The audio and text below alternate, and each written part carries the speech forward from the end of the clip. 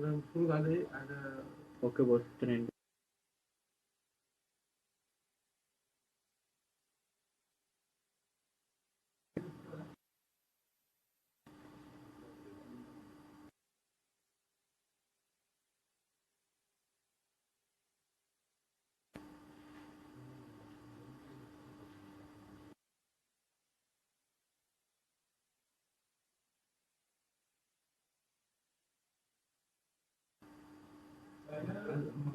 ما بيشتغل.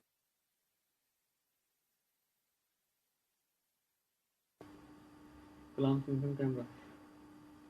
ها؟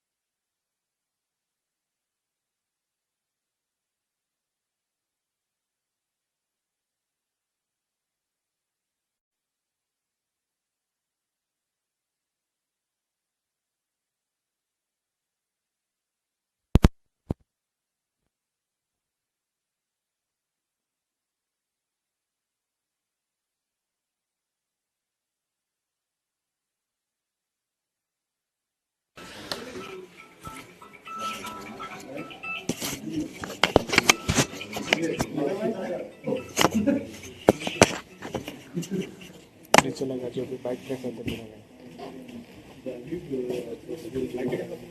हाँ ओके देखना अंदर भी है ना देना हुआ अंदर। ये भी अंदर ही रखो यार, इसको भी ना निकालो। क्या चार्ज हो रहा है अभी?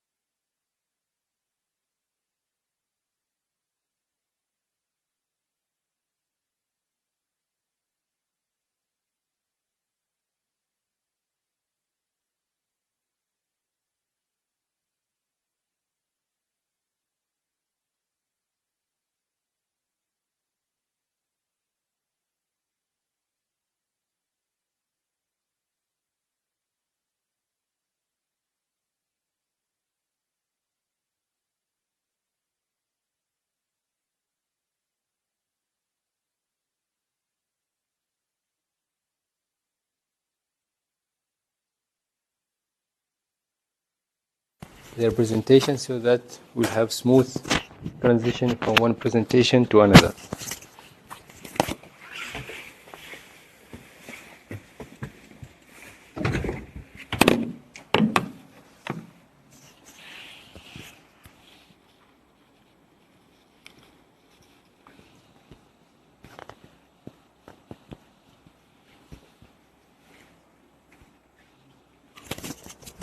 I think all the presentations are here, so without any further ado, we can start our first session on the second day. So, Bismillah ar-Rahman ar-Rahim. I would like to call Professor Siva Ramamurthy. Professor Siva is a professor at Vellore Institute of Technology from India, and he, inshallah, going to talk about exploring the pharmaceutical potential of traditional phytopigments. So the floor is yours, Professor. Thank you. Shall I? Yes.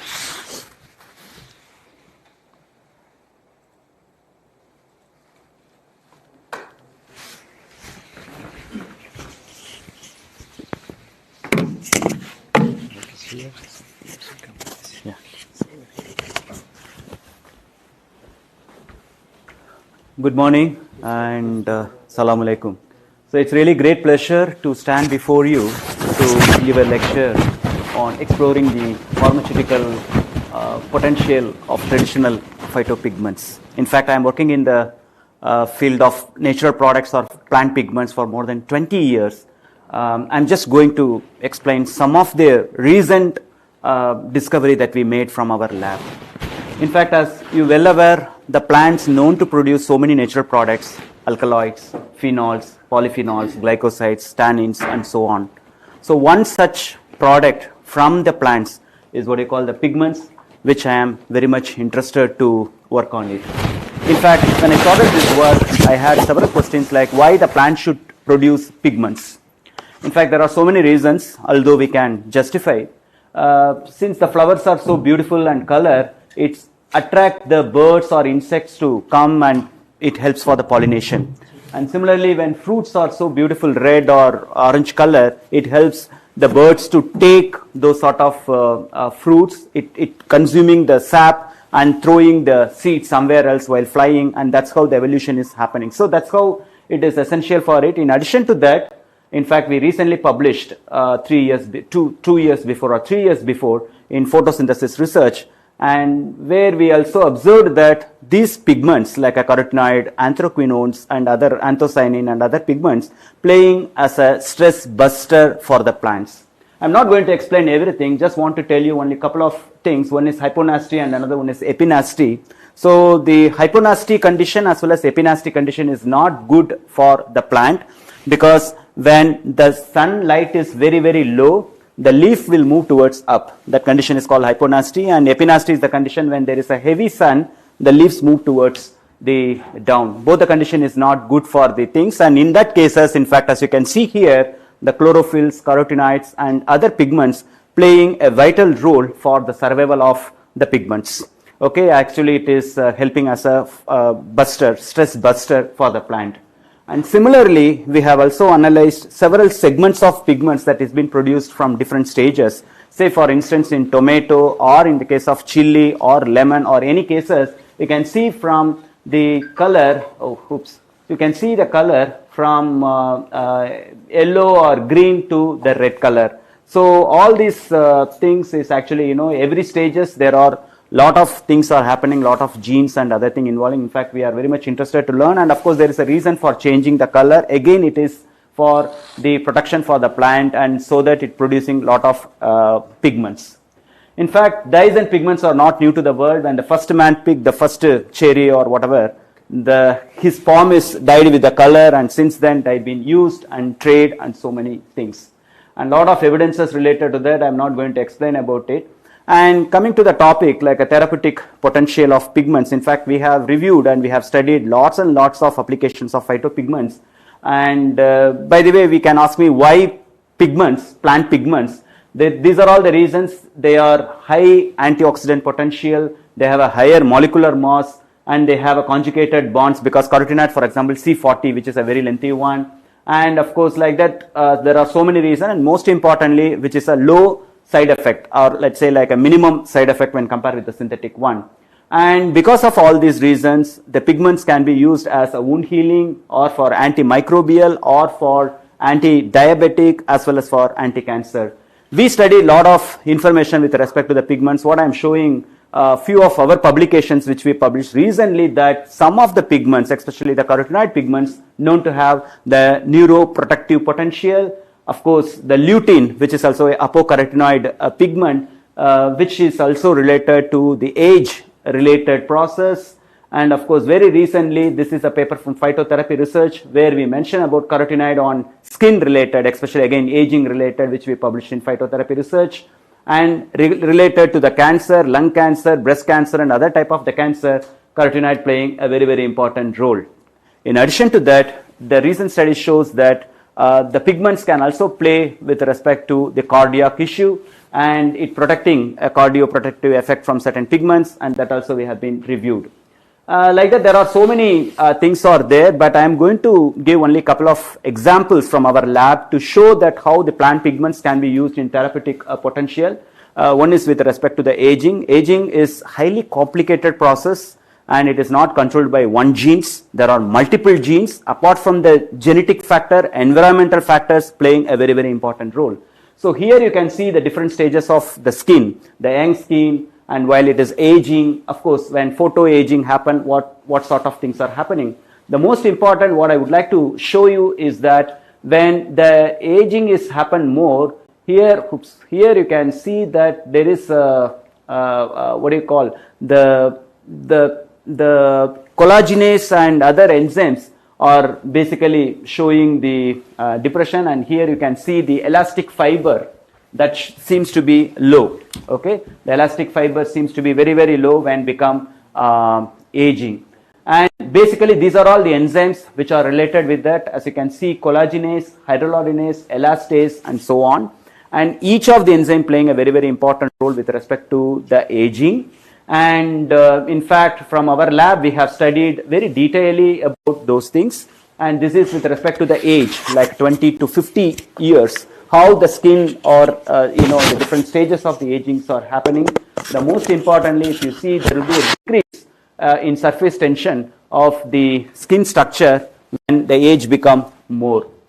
Now, what could be the treatment for all those photo aging or other related is maybe people can use for topical retinoids or laser treatments or other sort of treatment.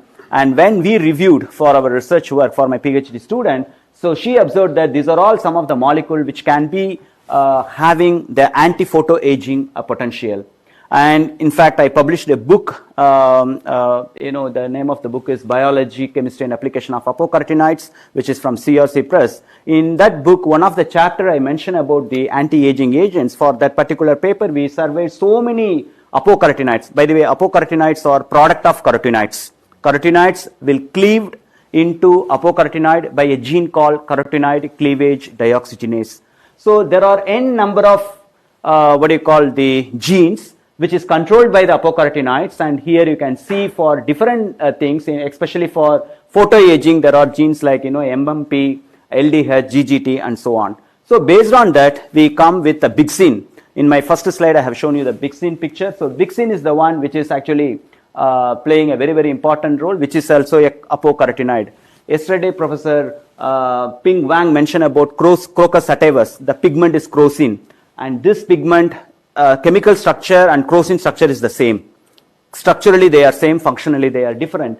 So what we have done is, this is what we have done. We made in silico studies, means like a bioinformatics studies. Then we have done in vitro study, and of course, finally, we have also done in vivo study. So for in silico or bioinformatics work, we have taken the molecular docking. So where we have taken 3 enzymes like collagenase, elastase, hydrolysinase, and we have taken control as EGCG, which is a well-known control for that. And as you know, whichever is having a low value is considered as a good binding one. Then followed by that, we have done the in vitro, in the sense like inhibition study using the enzymes. and we use different concentration of Bixin as well as the EGCG, which is a control, starting from 15 microgram to 50 microgram. And as you can see here, the Bixin significantly, playing a role or inhibiting all the three enzymes. And there are so many other pharmacological related studies like MM plot, then of course the Vmax, Km and LB slope, all those things we have studied with a different concentration of Bixin, and that shows, that shows a very good, I'm sorry, it's moving very fast. Okay. Then once we identify that it is working well with the in vitro, in silico, in vitro, then we have done with the cytoprotective action. And in fact, these are all the different concentration we have taken. And from this it is shown that it is protecting in the HDF cell line. We have shown that the Bixin showed a cytoprotective effect on UVA treated HDF cell. And then followed by that, we have also done the in vivo study with the animal after animal ethical clearance, and it is treated in the UVA. Then followed by that, we have done the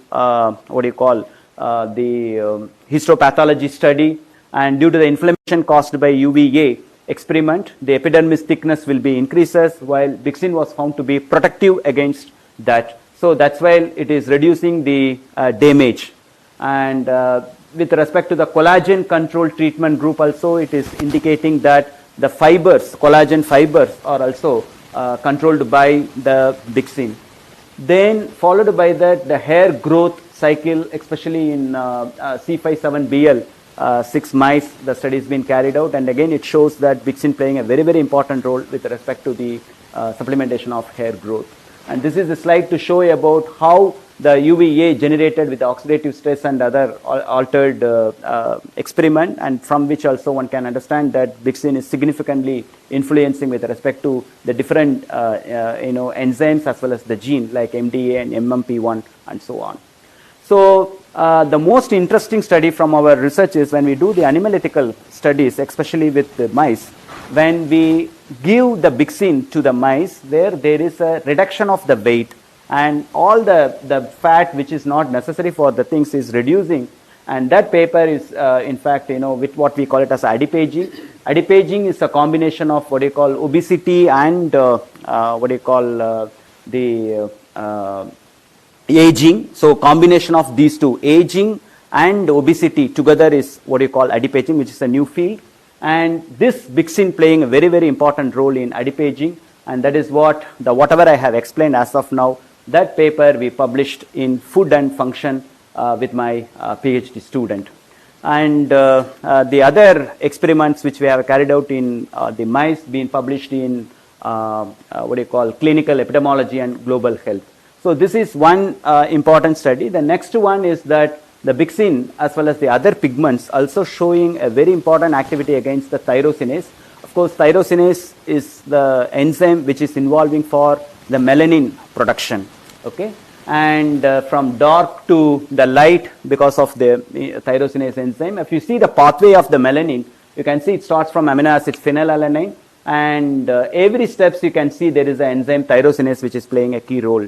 There are two types of melanin. One is pheomelanin, another one is a eumelanin.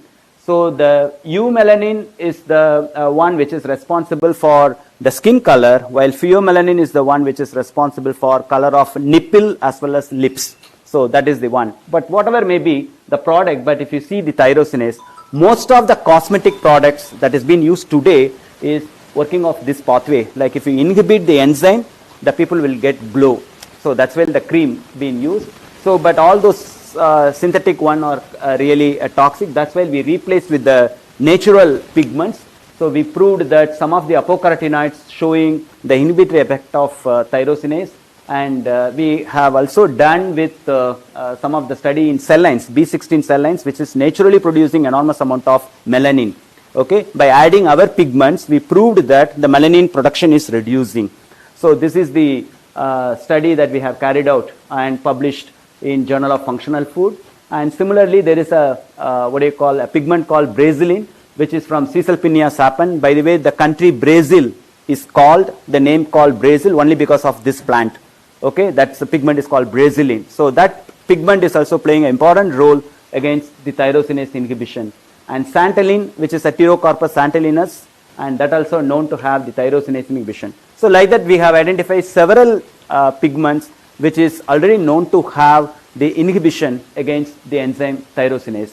This we have a patent. Here in this study, what we did is, after animal ethical clearance, we have taken mice in our lab. We shaved the backside of the mice, the hair will remove. Then the mice were injected into the UV hood. The light is on so that the UV light will expose to the skin of the mice.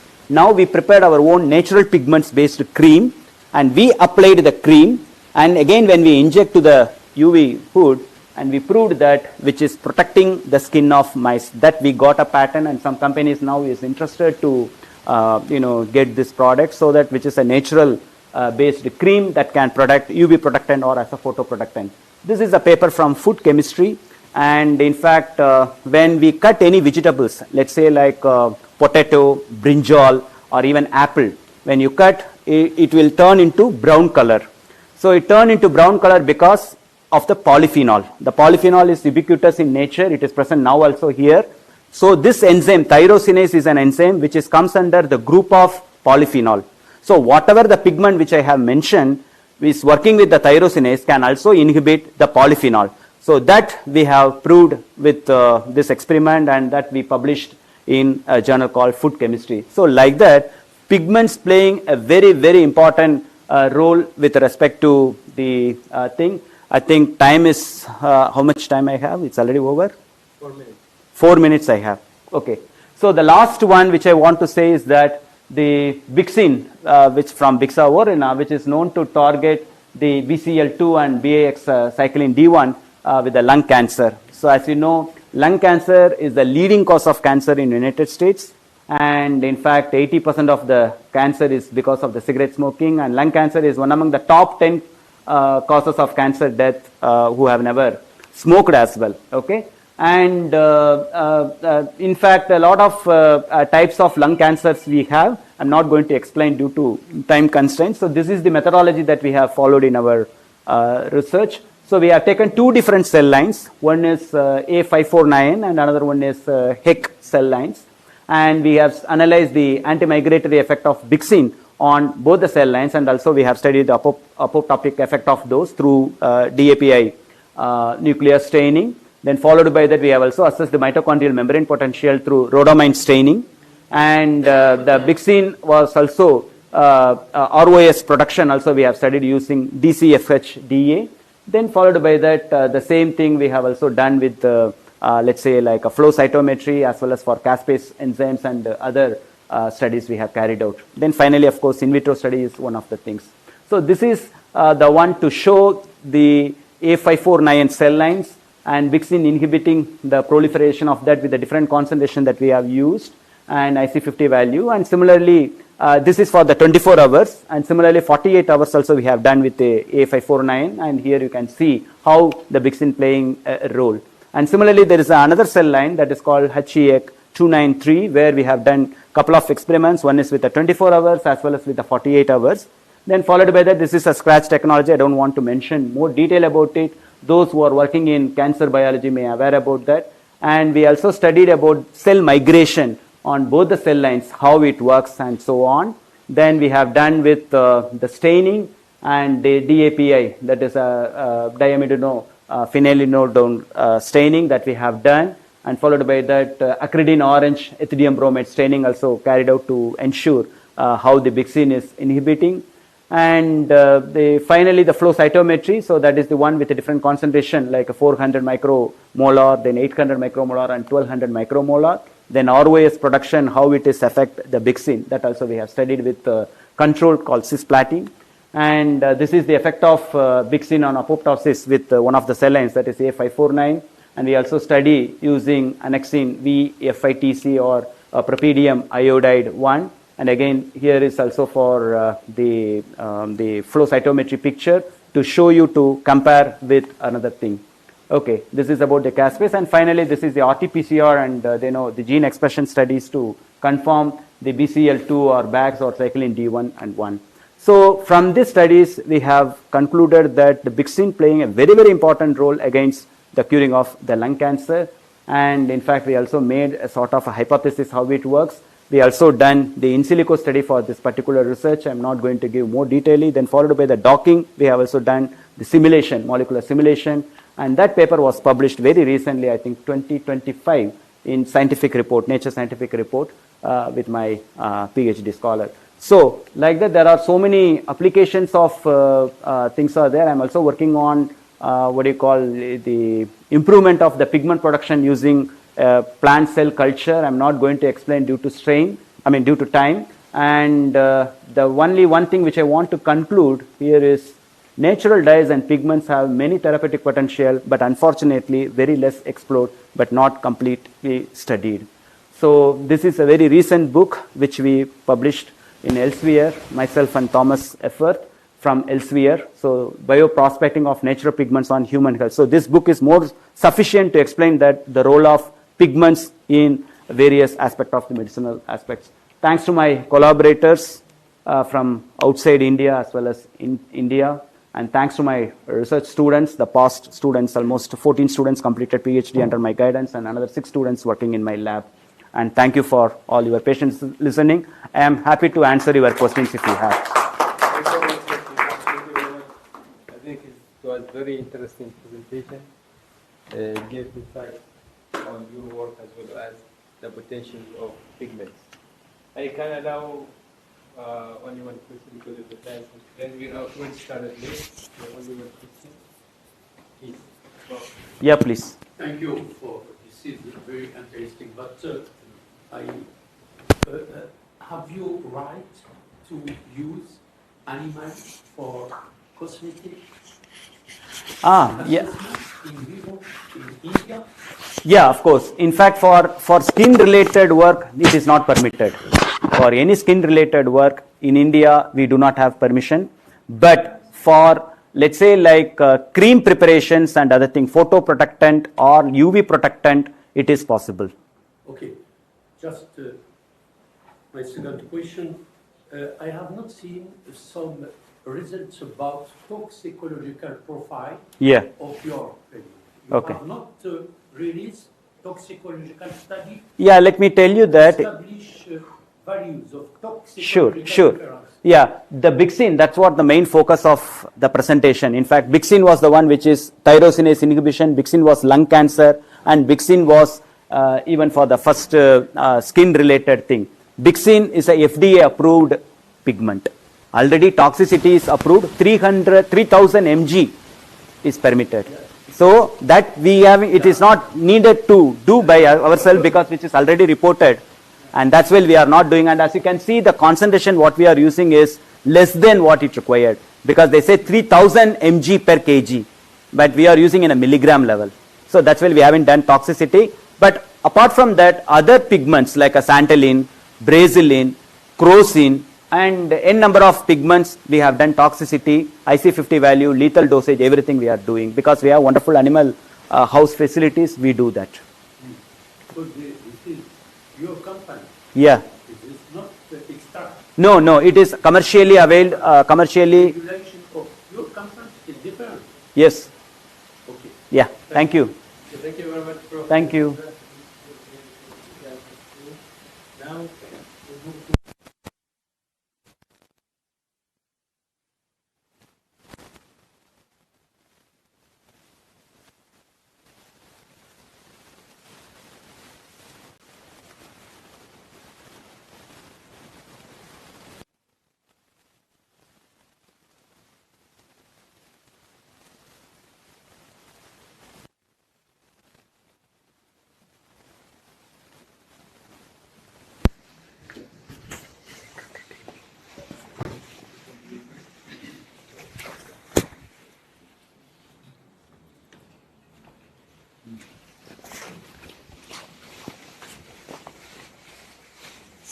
Oh, yeah.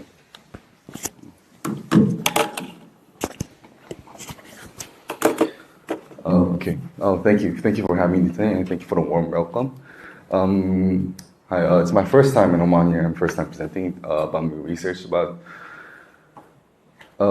secondary metabolites from medicinal natural products. So when Professor Roshan asked me to present some of the results, I had a like dilemma. Should I present the research about that we are collaborating, something that we're ongoing, but I think this is a good time to present like what kind of research I am doing and what kind of plan I propose. And then, so if there's any miscommunication, then I can send you the information that I can do. So I want to start with like, say, since we're all doing medicinal plants and we're all doing focus on natural products and natural sources, what are natural products, we can say? So natural products are any chemical substance that produces life, you can say that. So that's the definition of natural products. So me, as a chemist, then what is natural product chemistry? So for me, is to identify these lead compounds from these natural sources that we can develop as drugs, supplements, or even like functional food.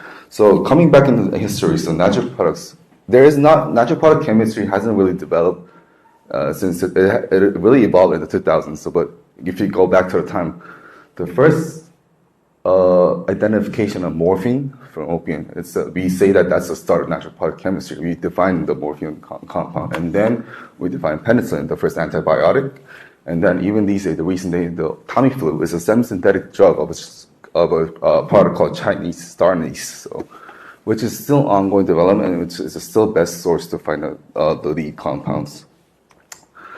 So then the modern days, natural products are not only focused on the medicinal plants, we're going into vast different sources. So we see plants, bacteria, fungi, and insects as well, edible insects we're talking about. So these plants can make unique secondary metabolites, and then they can defend against like other organisms. And fungus and bacteria also adapt in the unique habitat. They produce secondary metabolites to produce protection, and these are also potential lead compounds as well. And these unique secondary metabolites show bioactive potential, and these are the target that I actually aim for. So if you're talking about primary metabolites and secondary metabolites, so you say primary metabolites will be composed of lactic acids, lipids, vitamins, sugar molecules, polysaccharides, etc. And the secondary metabolites, we're talking about flavonoids, lignans, and carotenoids, etc. These are the metabolites that I actually look for. So as secondary metabolites are the target for natural product chemistry, I structurally elucidate this compounds, and I find the absolute configuration, which is important for as drug delivery and also pharmacokinetic potential as well. And identify its purpose of bioactivity as well. So the usual approach in natural product chemistry we'll go for like first extracting this. So it's either going to be a water or organic solvent as well, or different kind of like choice that you have. And then we go for solvent partitioning. So we go for a different polarity. So hexane, DCM, and ethiacetate, butyl alcohol. And the reason for polarity difference is to differentiate each category of secondary metabolites due to their polarity. And then everyone should know that HPLC is one of the key part of the natural product chemistry. It's one of the most commonly used for analysis, isolation, and like other different kind of purposes as well. And we also purify using the HPLC as well. And then you have different kinds of detectors, UV, RI, and etc. And then at the end, we go for TLC, MMS, and NMR to isolate a single compound and identifies the purity as well. The problem is that this whole process is way too time consuming. The thing is that, for example, if you take one medicinal plant to propose this research, it takes almost a year to identify all the components without any purpose, that's the thing. And then also the key part I want to mention is that structural elucidifying these compounds using NMR, MS takes a lot of time as well, because we don't have enough database as well, and the database is not always the perfect match as well. And then in the terms of drug discovery, if I may say, that whole drug discovery of the lead compound and validating the compounds in vitro and in vivo preclinical research process, it takes 4 to 7 years, which is a lot of time. So one of my key goals is that I want to shorten this to have a time efficient and much less labor, so that we can actually target the ones that we need and we want to focus on. So I wanted to shorten the part of the discovery and development phase. So this is where we go for the traditional natural product experiments. They have too many metabolites, and some of them is time and labor expense, and some of them are very repetitive. That's the problem. And then novelty is always not guaranteed in this case. So not necessarily the metabolite that we're trying to find. It's not the bioactive metabolite that we want. So in this case, I wanted to have a big data approach using the big data sets that we have. So these days, a lot of data science is improved in there, and we have a lot of database of natural products. So why not use all these databases that we have to to exclude the ones that we don't want and we want to target. So one of the key topics I want to talk about it's called Global Natural Product Social Molecular Networking System. So it's a term using with the mass spectrometer, or which we have an overtrap. It's called MS overtrap. So in this case, each metabolite has its own MS value, which is a different thing. And if they have their own MS value, then we can compare that to the library that have an open source. And comparing them, we can annotate these metabolites, which is a much efficient way. And not only if it annotates, it also shows the similarity to different metabolites that have been detected. So we can find a similar compounds that is also in the compound as well. So whole networking is an efficient way to de-replicate this process. So with those databases, so I want to show that there's a whole big database that we have in open source as well. So it's called one of them is called MZ-3, which is de-replicating this MS peaks and filtering out all the noise peaks, the unnecessary peaks that we don't want, and also linking that with GMPS and Sirius, we can actually help them classify the metabolite into different categories. And on the other database that we have is it's a database that's given from a Thermo Fisher instrument that is also used on NASA instrument as well. They have a compound discovery tool with an MP Atlas database, which also helps annotate the metabolites. So as you can see, there's a lot of databases. And which one do we have to choose? So one database is not always verified that we can identify these compounds. So we have to use. So in my perspective, I use all these databases, get all the data, and then match it and annotate and verify, and then we go for isolation purification. Then the question is, what do we target? That's the thing. But these databases also have a reference to the bioactivity as well to tell you which components have potential activity in them. So there are some cases in here. So I want to show some research cases that I planned with this integrated research plan. So let me show one of the cases. So for the uniflora, which Professor Ian also mentioned as well, and Professor Sean was told about it. This is a unique species that I think it should show more emphasis on it and more light on it. So this is to known have a wound healing effect, but not many research has been done about it to prove it has a wound effect and also what its potential is. So the one I focused on during my research is that I wanted to find a novel antifungal agent primarily. The reason is that not a lot of light has to be shed in the antifungal agent is that in big pharma and pharmaceutical company, they're not really interested in antifungal agent because it doesn't bring you money basically at the end. It doesn't bring you money because at the end the fungal get used to the antifungal agent and this becomes more side effects as well. And the clinical use right now is called fluconazole, but the thing is that in the USA, it's the species called Candida aureus, the fluconazole does not work at all. So that's one of the big problems going on. And commercial available antifungal agents have narrow active range and they have some side effects as well. So one of the natural product-based antifungal drug, natamycin, is also an ideal target, and also they have a broad spectrum range with less side effects as well. So with that purpose, we received the extract for uniflora from Professor Sean. We took the bioactivity and MS guidation. We took the fraction, which one had more active.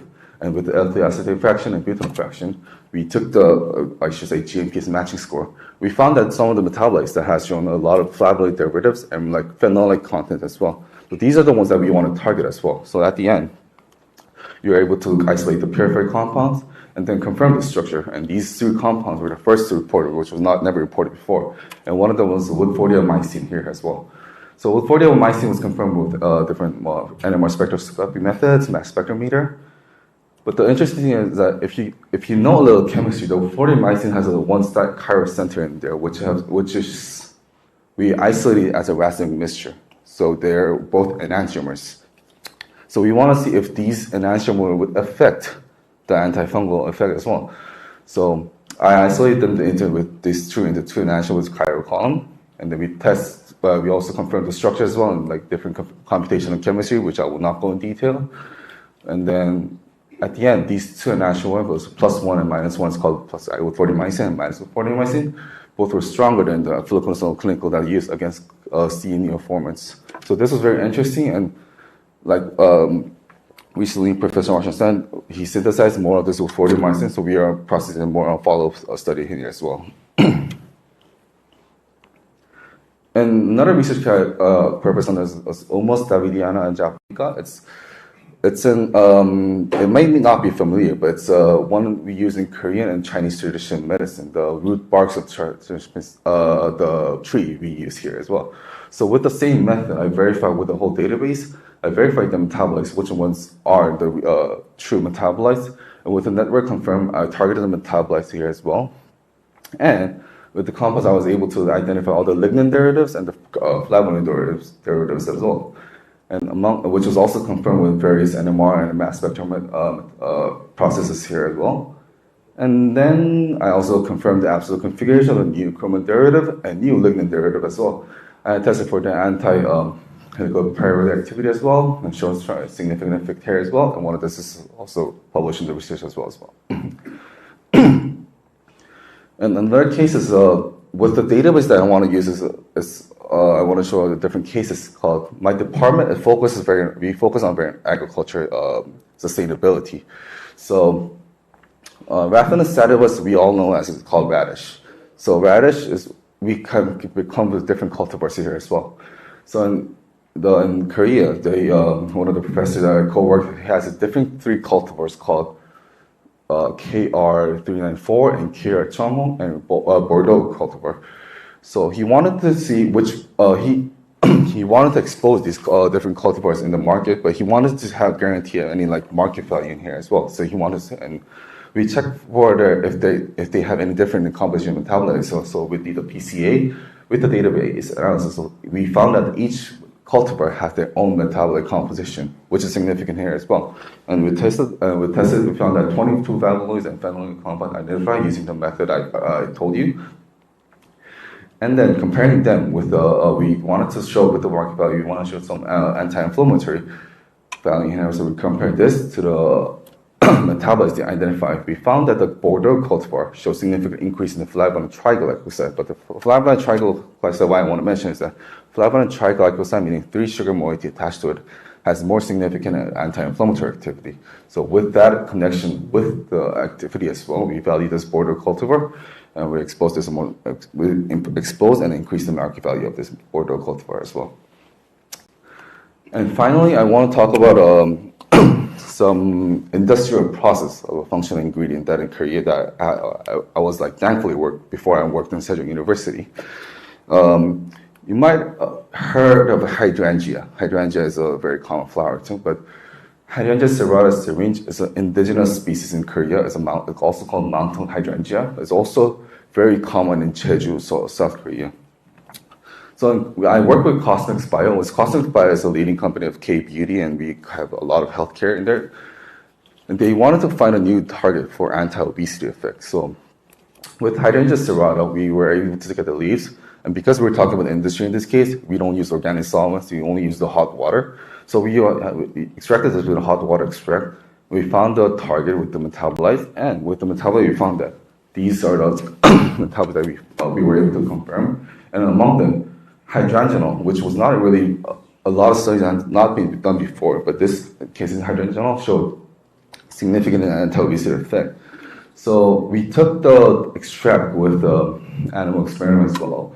We found that the body mass decreases over time, and lipogenesis also showed as well. So the fat mass and body weight decreases with the DB mouse model as well. And interestingly, the hydrangenol also showed the similar effect as well. So the extract and the marker compound both showed a similar effect in this case, which is increases the market value as well. And among them, we also went to the clinical trial as well, to showing the decreases of fat mass, body weight, the BMI, total fat, visceral fat, fat area ratio, hip circumference. And we were able to confirm that this is a more new functional ingredient in the Korean market. So, and then at this phase, we have to show, before releasing in the market, we have to validate this functional ingredient. So whether the content changes over time or whether does it affect over temperature as well. So I was able to set an expression date for functional ingredient of this hydrogenal content over time. we were able to figure it out. It lasted about 38 months between for the temperature. And then also whether it affects the variation of the formulations as well. So we took it in tablet form, soft capsule form, and jelly form, and to see whether that affect as well. So obviously jelly would affect the expiry dates with at least about 19 months. So we were able to confirm that as well. And now this is actually released in Korean with the 3 different brands called, it's not really localized internationally, but in Korean they were using this as a lot of like a diet medicine kind of thing. So it's more like tackling the obesity effect. And also at the same time, they want to tackle the beauty. So they use the word so like diet and beauty in the same term as well. So this is a brand that is also working, and this constantly we're working on develop a new functional ingredient with the same method as well. So the overall research plan that I take upon is that with the extraction and with the MS analysis, the whole molecular network system and the purification isolation system is a similar step. But the thing is that I want to shorten this time with using the whole metabolism approach and the whole mass data system. So I shorten the time. And with the time, we want to validate the other biological activity. And also with the metabolism approach, I want to standardize this content so that we can develop in the development industrial phase as well. So this is a research plan that I try to take upon. And yeah, thank you and special thanks to Professor Lachon for all the help. And thank you, and I'll take any questions here as well. Thank you very much, Thank you. Victor. Now the floor is open for questions. Please. Yes, hello. Yeah. Yeah. I was very interested in your 40 Floria compound that you identified. It looks like it's essentially a gallic acid with a flavonoid attached. Exactly. It looks to me like a pro-drug, which could be really interesting for drug delivery. Have you thought about taking the 2 separate components and trying them as a combinational therapy? Because I think what you find, less so for your antifungal work, because it's largely topical, but if you targeted, say, a gastrointestinal pathogen, you could find that going into the acid environment, it breaks into the 2 components that then work as a combination, one to potentiate the activity of the other. I think that would be interesting. Have you thought about doing anything? I think that's a great idea. I just received the sample yesterday, so I will work on that and think of an idea of that. Yeah, I think it'd probably be more effective for the gastrointestinal rather than the fungi, because fungi is topical. Yeah. But in the gastrointestinal, you're going to get the breaking into the 2 components. And I know from other things like EPCG and so forth, when it breaks down, you will get the gallo-moiety potentiating the other one. So. Thank you. Yeah, Jay, I have in fact, it was a fantastic presentation. I just have a basic question that sometimes it may be isoforms. It's very difficult to differentiate. As I mentioned, dixin, both are chemically safe. For instance, if you isolate from any sort of organism, how will you identify whether it is a dixin or a protein? Like similar sort of isoforms, how one can identify it? So that's what that. Okay. Oh, sorry. So, wow. So that's why I like the database I use is only like a screening method. At the end, like you said, there's so many isoforms, so you have to have NMR. And also, I haven't really go into details, but I use a lot of computational chemistry to confirm these isoforms as well. So at the end, you'll always have to use the NMR and computational chemistry, also some chemical reaction as well to confirm these isoforms as well. Yeah. Okay, thank you very much. That presentation was very fruitful. Thank you. Now we'll move to our second presenter, Allah.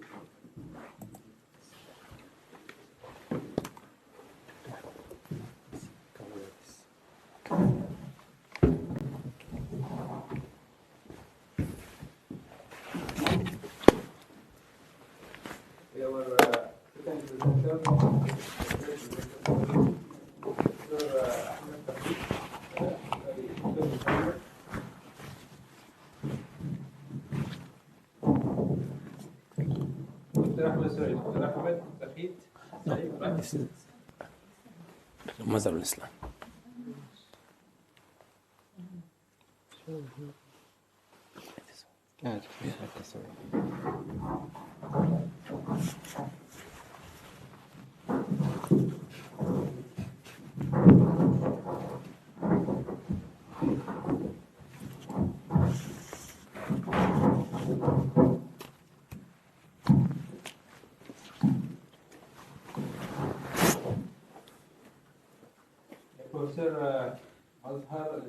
Professor Dhofar Islam from Dhofar University, and he inshallah going to talk about the sustainable composite hydrogels from local waste and Dhofar indigenous plant extracts, a frontier in natural biomedical material. The floor is yours. Thank you so much. Good morning, everyone. As mentioned here, you can see from the title, we are going to talk about two things. Just briefly, earlier in my career, I am basically a biochemical engineer. I worked on hydrogels called bacterial cellulose during my PhD, and after that, my research was mostly focused on developing hydrogels. Since I went to a very developed lab, so there we worked on preparing those hydrogels through different types. We developed different types of bioreactors for enhanced production, high quality, purity, and high mechanical strength of those. And secondly, then we went for developing its composites through in situ, ex situ methods, and preparing cell-free enzyme system for those composites. Since I joined Dhofar University and we tried to establish a new setup, then we moved to second part. I mean, we realized that Dhofar, the region is fully, it contains a lot of potential of cheap and waste resources. So we moved to develop those hydrogels from cheap, waste, and recyclable materials. So in here now, first briefly, I will talk about these biocellulose. If you can see, this is a bacterial product. There are specific type of bacteria which produce this cellulose, usually using sugar sources.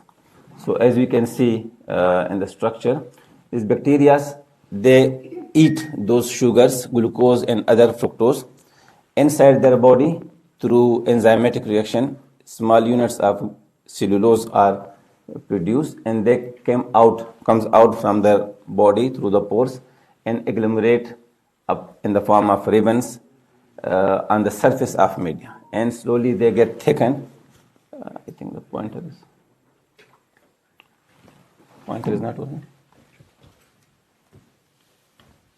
It's okay. There.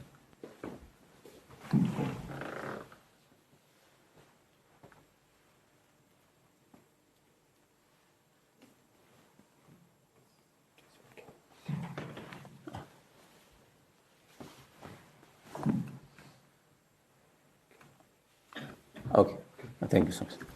So then they comes out, these fibrils comes out from the body and they agglomerate and they develop these gels, hydrogels. Now this gel is called bacterial cellulose, which is a form of cellulose but not obtained from plants, which is common source of cellulose. It's very pure. It does not contain any site of additional pigment, lignin or pectin, etc. Structures when appears, it looks like this, and if we see its SEM analysis, it's a network, 3D fibril network structure with porous geometry, with high crystallinity. If we can see the superiorities of bacterial cellulose or plant cellulose, we can see it has it's pure and high tensile strength. Water absorbing capacity is very high. Its water release rate is also low.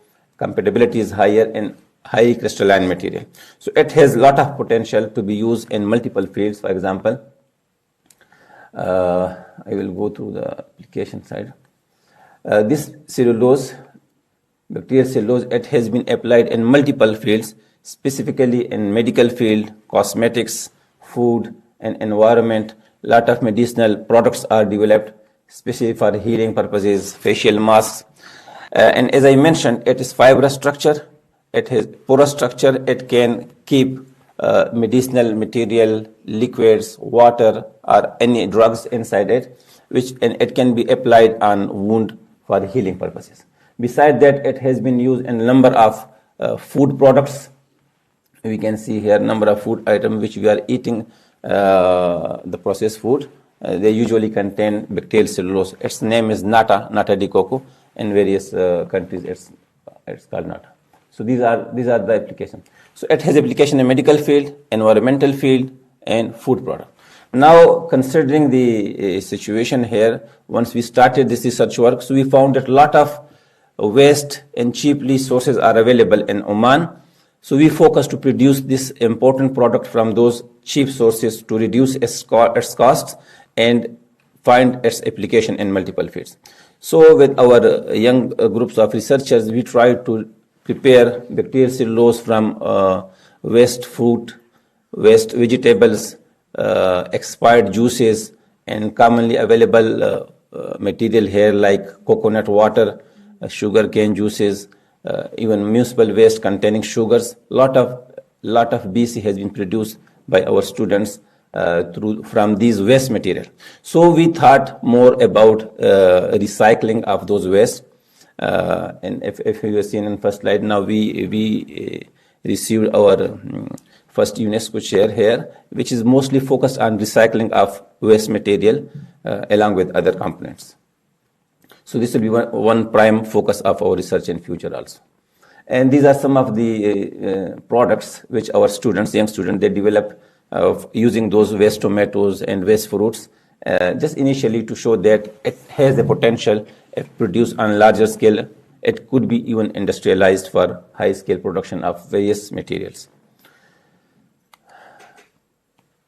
Secondly, the second part which I want to focus, when we realized that Oman, like from yesterday we are listening, a lot of medicinal plants are available here, which has potential to be used in medical field.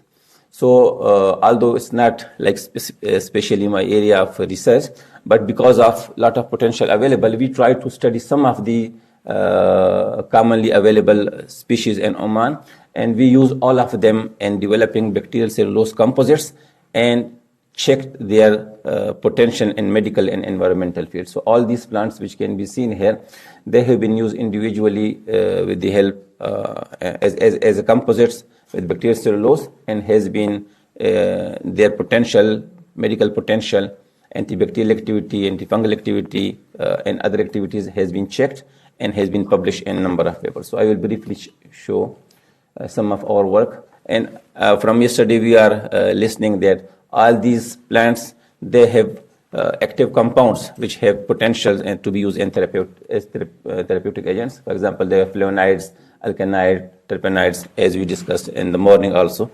Professor, they discussed it. So I will not go again to those details. But these are also, we are using extract now. We are not using pure compound. These extract we are extracting from plants. We are combining them with bacterial cellulose and applying them for different types of application. So here are some of our work which we have done. For example, we developed these bacterial cellulose using these different types of waste and many more than that.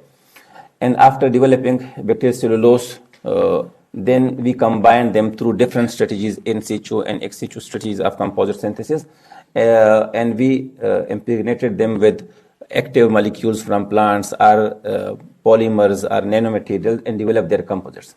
And then these composites have been checked for different potential, like for their antibacterial activities, and cell adhesion and proliferation studies have been done, healing studies have been done partly, and pollutant degradation, and so many other things have been already checked in our studies. So here I'll show you just a few examples of the studies which we did, the work which we have done here in Dhofar University, and we already published them. This is one of our work. We developed bacterial cellulose from food waste, usually because we see a lot of food is wasted, and we are now in discussion with the company BIA to come to them and check the potential of reutilization of these waste food. We developed that, and then we used 2 plants, neem and sage. Their extracts was collected. We developed their composites, checked their antibacterial activities and additional activities, and we have published this paper in IGBM. I will talk about their results in coming slides. Another study, another plant extract of Ishempany was used. Again, the same method, we combined them with bacterial cellulose, and we checked its different types of activity, its antibacterial activity, its holding capacity, structural effect which it gives to bacterial cellulose, and we published that paper. This just recently we developed the bacterial cellulose using coconut water, the waste coconut water, and then we combined this with cactus, as well as we incorporated multi-wall carbon nanotubes. We wanted that because it's a hydrogel, we wanted to improve its tensile strength also along with antibacterial activities, and we checked its tensile properties. The cactus, in previous study, we checked that cactus is giving its more flexibility to the hydrogel, while multi-wall carbon nanotube gives more strength. So you want to develop more strength in material, because if it is used in healing purpose or other application, more stronger material will definitely be having higher properties. So this work was just published last year. Another study, again we used the cerulata plant extract here from Dhofar University, from Dhofar region.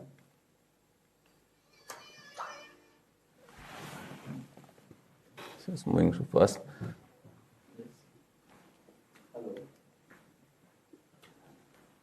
And again, we did a lot of different types of characterization and studies with that, and we have published that paper. We also combine Dhofarica and Sumifera plants, 2 plants, again with bacterial cellulose. Another study. Just I want to show the potentials of variously medicinal plants available in Dhofar and how can we utilize them in developing composites for multiple applications. This work was done with the cactus plant alone, and it has also been published. And last year we used the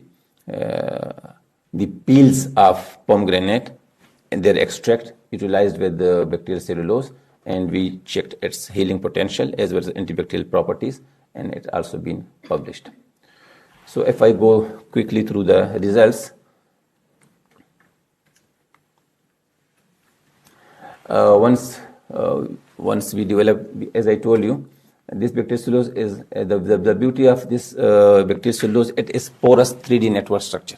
It has pores nano size or micro size, and whenever we combine this with some plant extract or sap, they get incorporated on the surface as well as inside the matrix.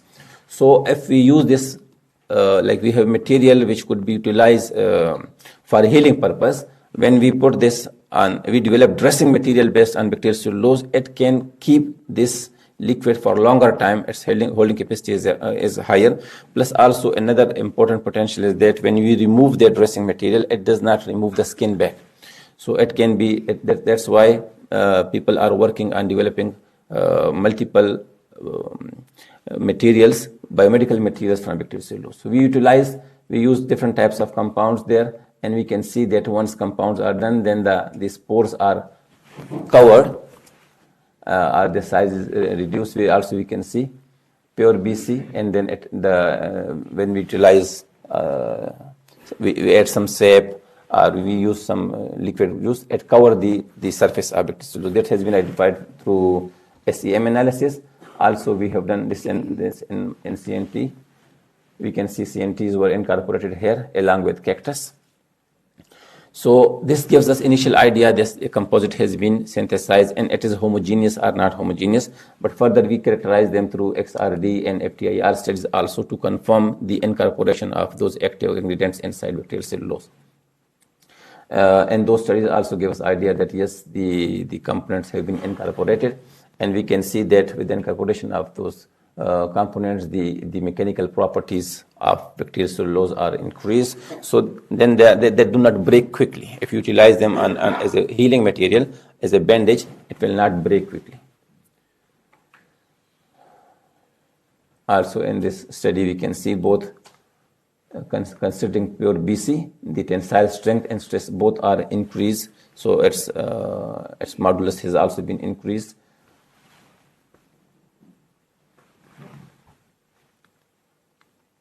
We checked the bactericidal. Pure BC is not bactericidal. It is non-toxic and non-bactericidal. So if we need to use it as antibacterial element, we have to put something like nanoparticles or those extract which we took from the plants. So we can see that all the plants which we utilize, they induce definite effect, antibacterial effect in the bacterial cellulose. So now if we are using this, specifically this is used that if we are using this as a bandage in contaminated environment, so along with the healing process, it also can protect the skins from further contamination. With all our composites which we developed from natural plants, we can see that antibacterial properties can be added there.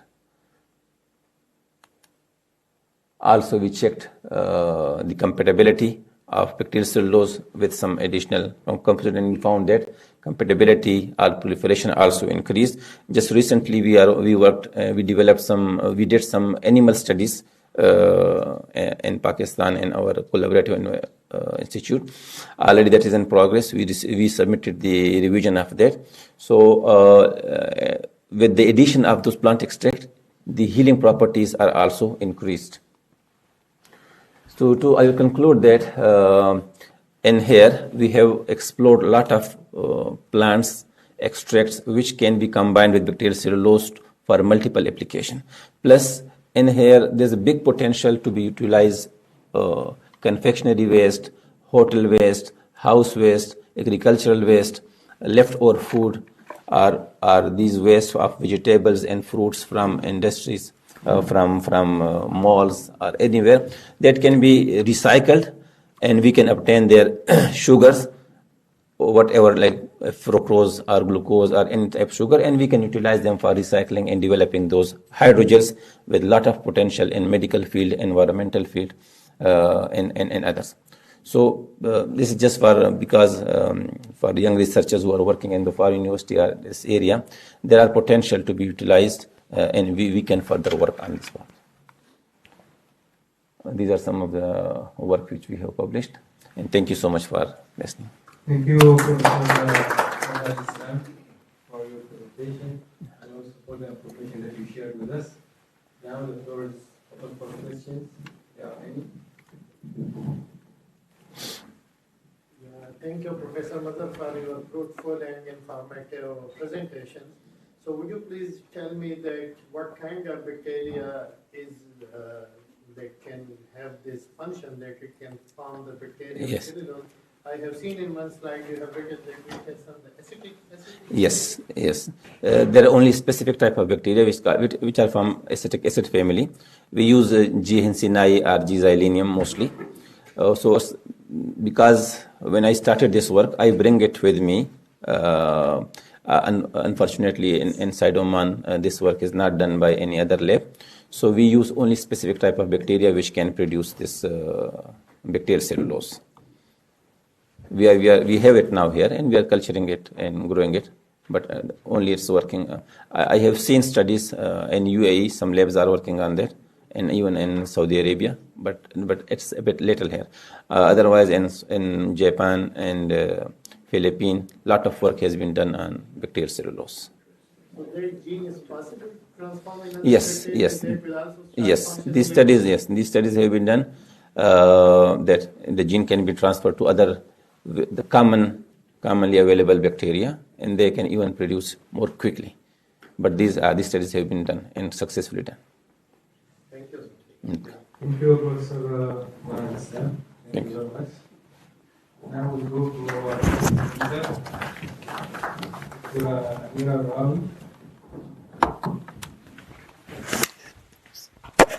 Dr. Amir Al-Rawi from the Ministry of Higher Education and Scientific Research, or MERA. Dr. Amir is going to talk about a novel investigation of the effect of clove and silver nanoparticles conjugated to clove on in gonorrhea and prostate cancer cell line. The floor is yours. Thanks so much. Good morning, everyone. I am Dr. Amir Al-Rawi. I am from Iraq. I am a professor in microbiology, microbial physiology. I am so honored to communicate with you in my topics. My research title is A Novel Investigation of the Effect of Clove and Silver Nanoparticles Conjugated Clove on Neisseria gonorrhea and the prostate cell line.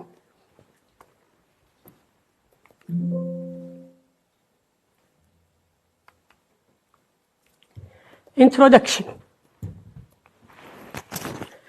Neisseria gonorrhea is the only member of the Neisseria genus that parasitize the human reproductive tract. This very fragile pathogen is specific to the mucous membrane of the human genital tract. Its transmission is essentially through the direct sexual transmission and annually cause an estimated 108 million cases globally. In recent years, sexually transmitted diseases rates have increased. It's account for $16.9 billion in healthcare cost. Sexually transmitted diseases can lead to severe reproductive health complications, such as infertility, ectopic pregnancy, and congenital infection. In addition, sexually transmitted diseases can increase a person's risk for acquiring and transmitting human immunodeficiency virus, HIV, infection.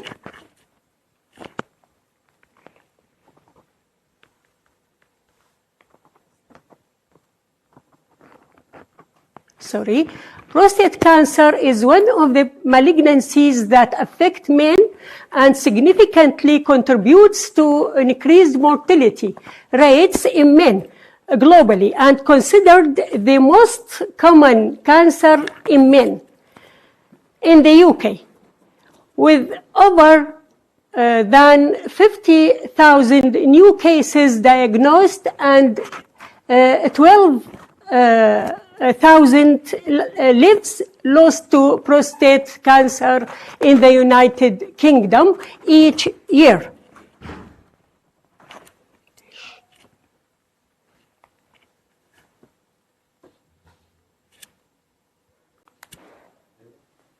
Due to the lack of prior studies that addressed advanced aspects of the Neisseria, in particular its relationship to prostate cancer, as well as the difficulty of isolating and diagnosing it, we wanted to shed more attention on its ability to biosynthesize silver nanoparticles and its characterization by using different techniques: TAM, XRD, FTIR, UV visible spectrum. Then evaluation the effect of both clove extract and clove-coated Ig nanoparticle on both Neisseria gonorrhea and prostate cell cancer cell line PC3. Materials and methods. Preparation of a clove extract. To prepare the clove extract, a mixture of 2 grams of clove powder and 100 ml of deionized water was agitated at 27 degrees centigrade for 4 hours at 100 rotation per minute. The contents were then filtered, and the filtrate were heated at 40 and to 45 degrees centigrade to obtain the extract. Now coating Ag nanoparticle. The clove Ag nanoparticles compound was prepared by gradually adding drop by drop of clove extract to the biosynthesized Ag nanoparticles with continuous stirring to ensure coating. Now the assay of antimicrobial activity. This disk diffusion method was used to estimate the effect of clove extract on the bacteria Neisseria gonorrhea. Chocolate agar was inoculated with a fresh culture of this bacteria, Neisseria gonorrhea. Then the prepared disk with ceftriaxone as a control were then placed on the inoculated agar and incubated in a jar for 48 hours. The assay of cytotoxicity. By using cytotoxicity test MTT to determine the toxic effect of clove plant extract on prostate cancer cell lines and normal cells, the results showed that the material loaded on the nanoparticles has high effectiveness against prostate cancer cell line, while the substance didn't show any toxicity on normal cell compared with the effect of extract alone. Also, this result that showed the effect of clove and conjugated clove nanoparticles on the bacteria Neisseria gonorrhea. This is the result of disk diffusion method. The synergistic effect of Ag nanoparticle and clove. Figure 2 showed Ag nanoparticles alone with control against Neisseria gonorrhea, and while the figure 3 showed Ag nanoparticles with the clove and control against Neisseria gonorrhea. This table showed the effect of a clove extract on PC3, which is PC3 is the prostate cancer cell line, and HDFN, which is the normal cell line. Table 1 showed the cytotoxic effect of a clove on HDFN and PC3 cell line, while the other figure showed the effect of a clove on cell line by using MTT assay. When we study the effect of coated Ag nanoparticle on the two cell line PC3 and HDFN, table 2 showed the cytotoxic effect of coated Ag nanoparticle, while the other figure showed that the value of IC50 for prostate cancer cell line when treated with coated clove with Ag nanoparticle was lower compared to the clove extract alone. The present study demonstrated that a clove extract possess a significant antibacterial activity against Neisseria gonorrhea with inhibition zone observed at higher concentration. The combination of a clove with biosynthesized silver nanoparticle produced a synergistic effect, markedly increasing the inhibition zones compared to the clove extract alone. This lightening the potential role of nanotechnology in enhancing the antimicrobial efficacy of natural compounds. Regarding to the cytotoxicity effect or cytotoxicity activity, clove extract inhibits the proliferation of prostate cancer cell line in a dose-dependent manner, but also exhibited a degree of toxicity toward normal fibroblast cell, HDFN. However, a clove coated with Ag nanoparticles showed a stronger anti-cancer activity against prostate cancer cell line while maintaining a lower cytotoxicity toward the normal cell line HDFN, as reflected by the reduced IC50 in cancer cell and higher IC50 in normal cell. This indicates the improved selectivity and therapeutic potential of the nanoconjugated clove. These findings are consistent with the previous report on the antimicrobial and anti-cancer properties of clove-derived compounds, particularly eogenol, and further support the growing evidence that metabolic pathways. Nanoparticles can enhance the bioactivity and cellular uptake of plant-derived agents. Overall, the study highlights the promising role of clove extract, especially on conjugated with Ag nanoparticles, as a potential dual-action therapeutic agent against resistant bacterial pathogens such as Neisseria gonorrhea and cancer cell line such as prostate cancer cell line.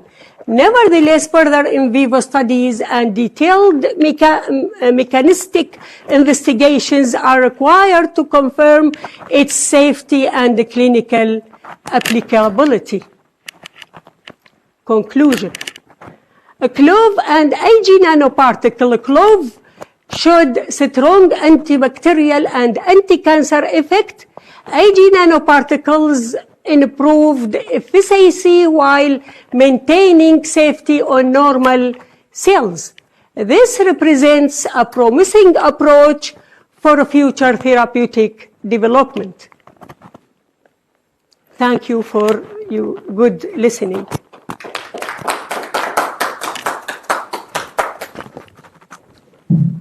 Okay, thank you, Professor Amira, for the presentation.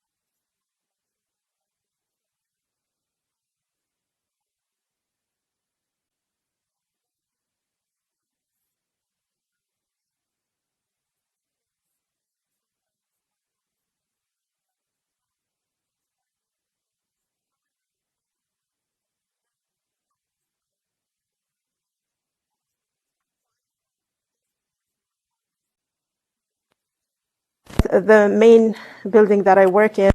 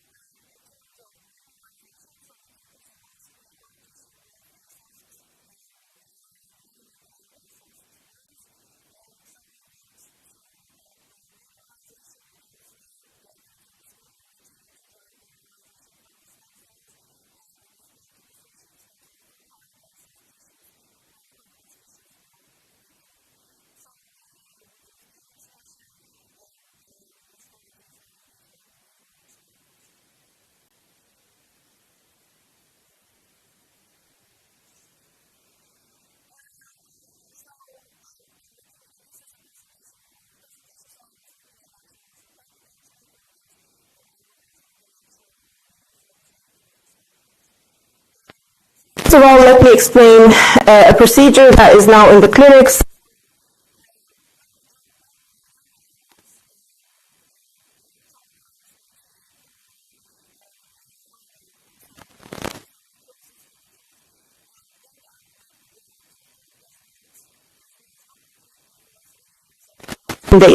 So young adults normally, when they traumatize their teeth, the tooth might be lost because of the lack of attachment, because the root is not complete. So clever dentists and engineers came up with something called the regenerative endodontics, and that is in young adults, where we remove the entire tooth nerve, and we through debridement, and we kind of stimulate the stem cells at the bottom of the root, and but that has to happen after thorough irrigation and disinfection using intracanal medicaments, and then after that the cells will go inside the root because it's very open and incomplete, and they will populate the tooth, the nerve space, and they will regenerate the nerve so the tooth can grow its root. This is a clinical procedure that is used in pediatric dentistry for young adults, so young permanent teeth. We use, at the moment, in this procedure, we use antibiotic paste to sterilize the canal. However, they have problems with 3 minutes. Okay. They have problems with tooth discoloration, cell cytotoxicity, and difficult to remove the organic biofilms afterwards. So I just want to whiz through to results. So one of the studies that we've done is to investigate the cashew nut shell extract in collaboration with the University of Brasilia. And we've looked at the antimicrobial effect against strep mutants and V. provilis, and we found that it has a potent antimicrobial effect, especially at the 100 microgram per ml of the LDT11.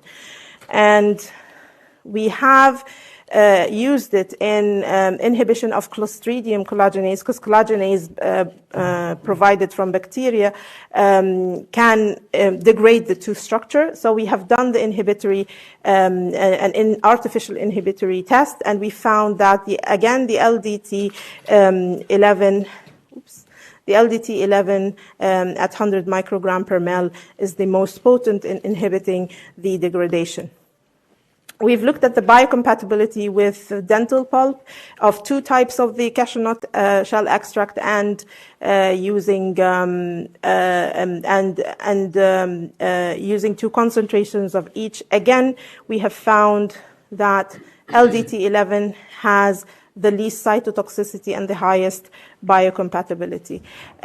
We've looked at also at cranberry extract versus LDT in root caries, and we have found that in general the cranberry extract has a better antibacterial effect than the LDT11, but we are yet to test the cytotoxicity.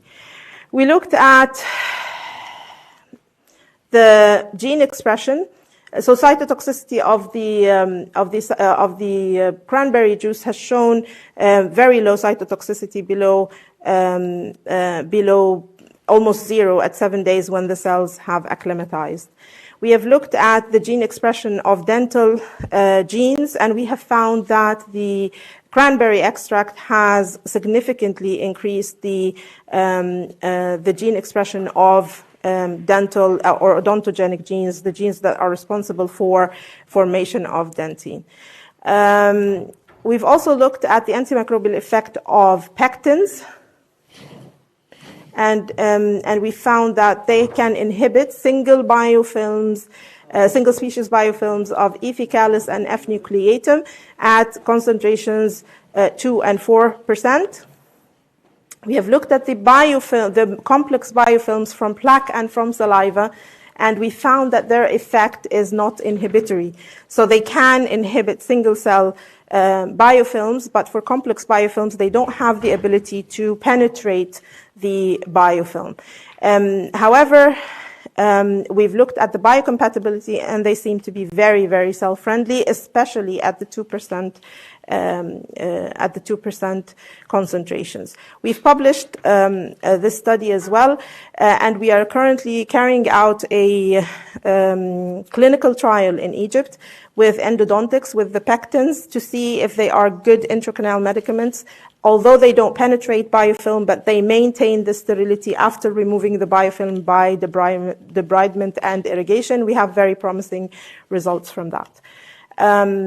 We've looked also at cell death rate, low cell death rate, and high proliferation rate, especially at the 2% of pectins. And I think I'll stop here. Thank you very much. Thank you very much, Laura.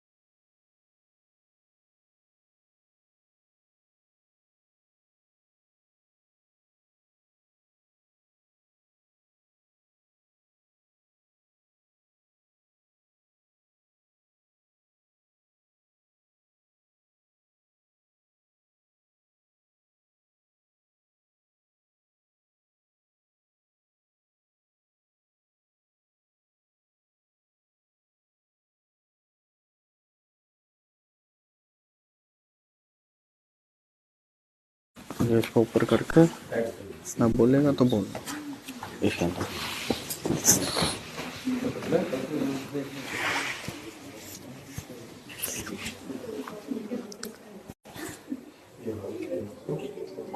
Hello, hello, hello.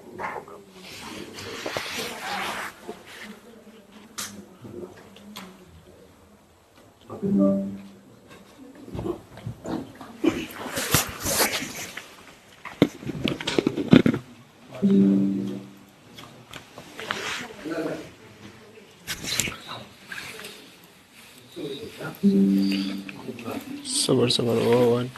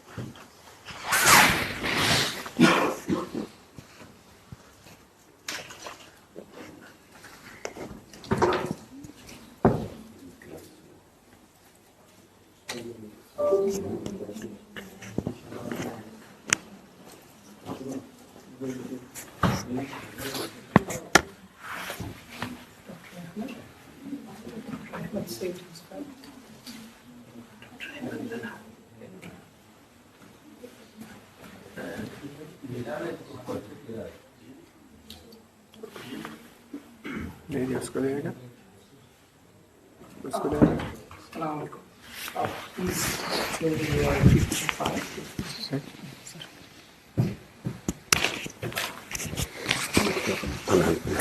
Yeah, Doctor. Assalamu alaikum. How are you? Nice to meet you. Can you help me? One minute. It's here. Okay.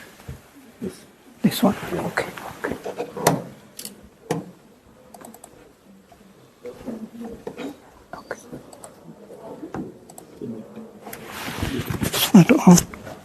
Where? Yeah.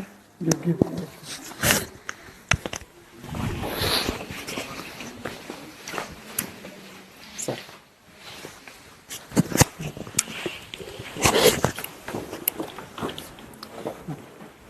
Your presentation is second. Second? No problem. Yes, no problem. Yeah. I can, this will be after break tea. Yeah. No problem.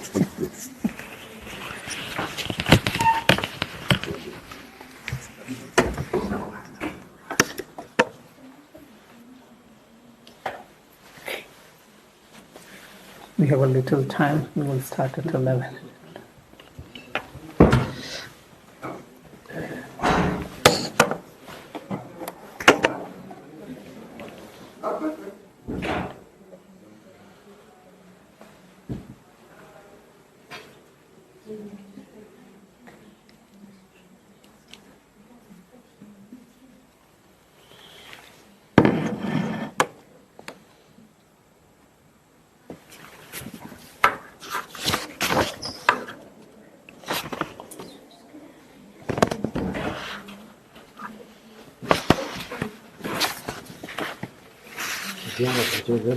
Bayda sare müşteri.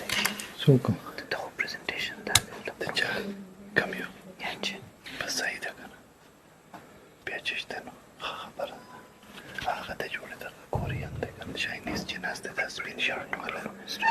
Basayı da.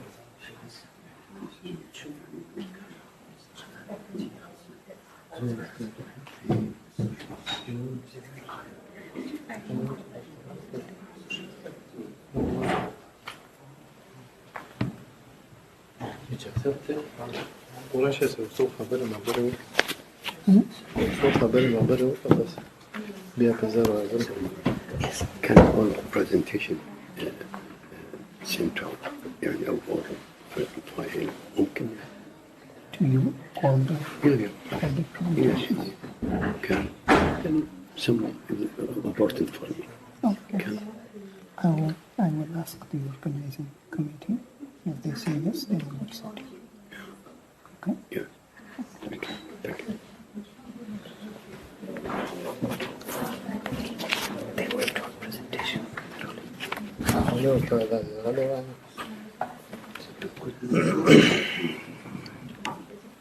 They will be around today. Yes.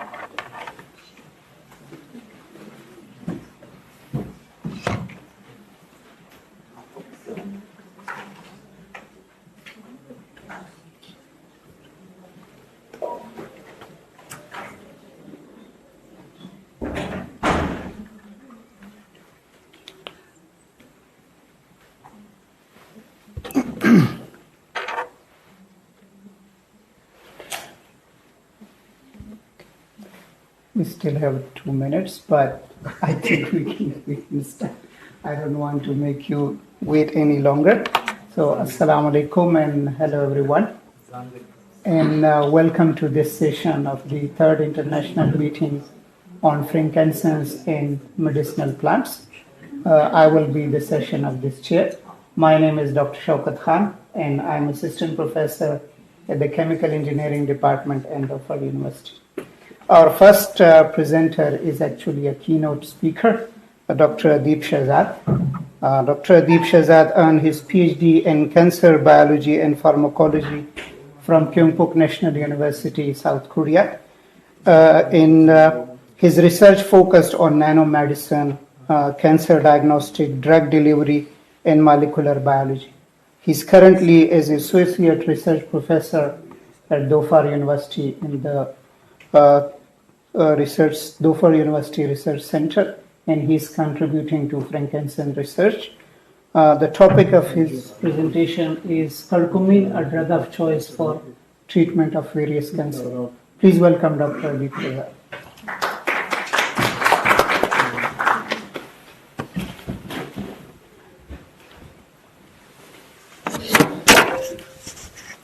Yes, I think it could be enough.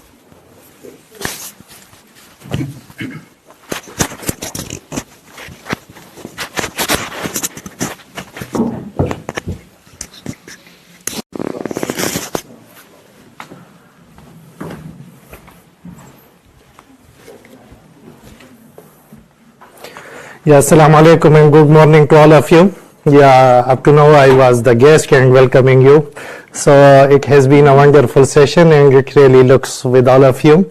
Thank you so much, Dr. Shokat, for the nice and kind introduction. So let me begin my talk with the title of presentation, that is the curcumin, which is a drug of choice for the treatment of the various cancer.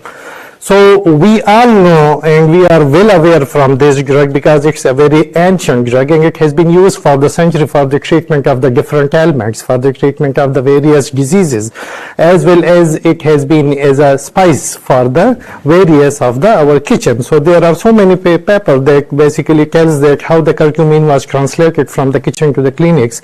So today I will go just for a brief research studies on the curcumins, what we have done so far, although I have extensive research on this drug.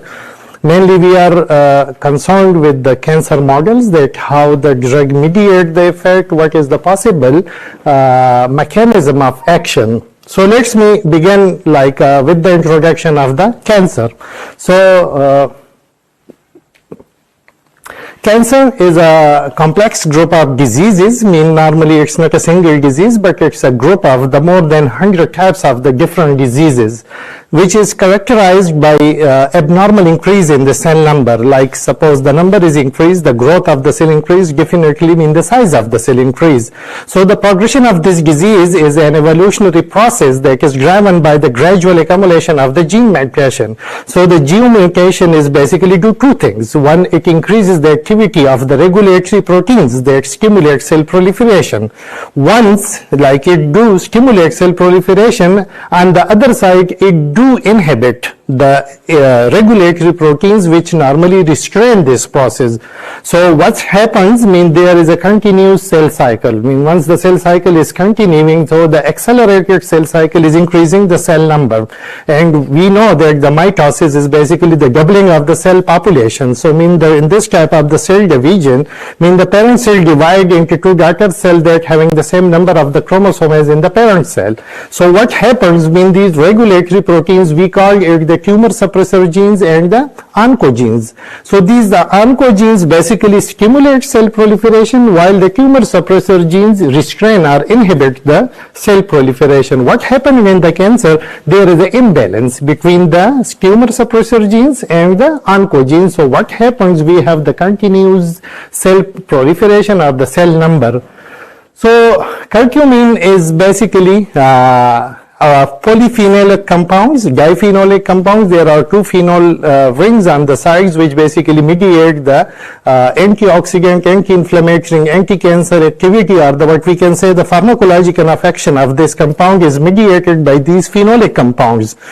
So it exists in the three forms. The first one, which is very dominant, that is the curcumin 1, then the curcumin 2, which we call the dimethoxycurcumin, and the bis-gismethoxycurcumin, and it is isolated from the dried ground rhizomes of the turmeric. So it has been used in the Chinese medicine, it has been used in the African medicine, it has been used in the Indian medicine from the centuries for the treatment of the various ailments. So these ailments includes particularly the more potent differently is the inflammatory diseases, which is for the arthritis, which is for the bowel disease, which is for the biliary disease, which is for the hepatic disease. So, I mean, it has been used for so many things. So, here we are going to. So why this drug is a kind of important or essential? The first thing, it is a low cost. I mean, what we are searching, all we are here, or mean the purpose of this conference, we are searching for the two types of the things. One, we need to isolate compounds which is cost effective. Like we, basically the anti-cancer drugs are very, very costly, and it's out of the reach from the poor people. So we can provide the cost effective therapy. The second things mean it has the pleiotropic effect, mean it has the multiple molecular targets, because in the cancer treatment they use the DNA inhibitor, they use the mitotic inhibitor, they use at a time they use some 5 or 6 different types of the medication for the treatment of the cancer. So if we have a drug that has the multiple molecular targets, mean it can affect simultaneously at the same time the multiple mechanism of action, so that can be the drug of interest, and they can be the drug of the use in the clinics. So here we can see, mean it do regulate a number of the signaling pathways. If we take a start from the left side, mean that is the Faz legend, we called it apoptotic pathways, mean extrinsic and intrinsic pathways. We have the two pathways. One is mediated, mean the cell death. Basically, there is a natural phenomena for the cell death. So this phenomena we can induce mechanically. Like suppose once the cell is going to aging or to going to some, it die by themselves. So we call it apoptosis, and this is the cell death. So what we do, we can use that pathway for the indirect or the direct cell death. So the first one is the Faz legend. We call it the extrinsic pathway because it do regulate from the outside. It means the Faz legend binds with the receptors and they activate a number of the caspases, and these caspases ultimately cause the chromatin condensation, and there is the cell death. The other one we call the intrinsic pathway. That intrinsic pathway is mediated by the mitochondrial membrane permeability. We call it the MOMP, mitochondrial outer membrane permeability, which basically release the cytochrome C upon the stress from the mitochondria, and when there is the cytochrome C release or the SMAD2, they are do activate the junction of the caspases, which we call that is also the caspase 9. In between there is a inhibitor of the apoptotic proteins, which basically inhibit these two to prevent what we call the drug resistance, the cell survival mechanisms, or the recurrence of the cancer is mediated by the such proteins. The other one is that is mediated by the oxidative stress, mean ROS generation. Everyone knows that these are the free radical ions which are essentials byproducts during the process of the metabolism in the living organisms. So they do mediate the number of the signaling pathways, they do mediate the number of the reproductory mechanism, they do affect on the different cell signaling pathways. So mean it do connect with the ROS generation. The other one we called it cell survival pathway, that is the RAS, RAF, ERK, MPK. So these survival pathways also protect the cells and enhance the cell proliferation, because so many studies like in the cancer, RAS is mutated in more than 35% of the cancer. Similarly, we have the JNK and CJUN. Then the another one, this is one that is the, we call it the inflammatory, mean the NF-kappa B, nuclear factor kappa B, which is comes in the direct contact with the COX-2 from the inflammation, because the COX-1 is not constitutively expressed, only the COX-2, because the COX-1 and COX-2 are the two different enzymes, so only the COX-2 is expressed during the cancer, and it induces the activation of the NF-kappa B.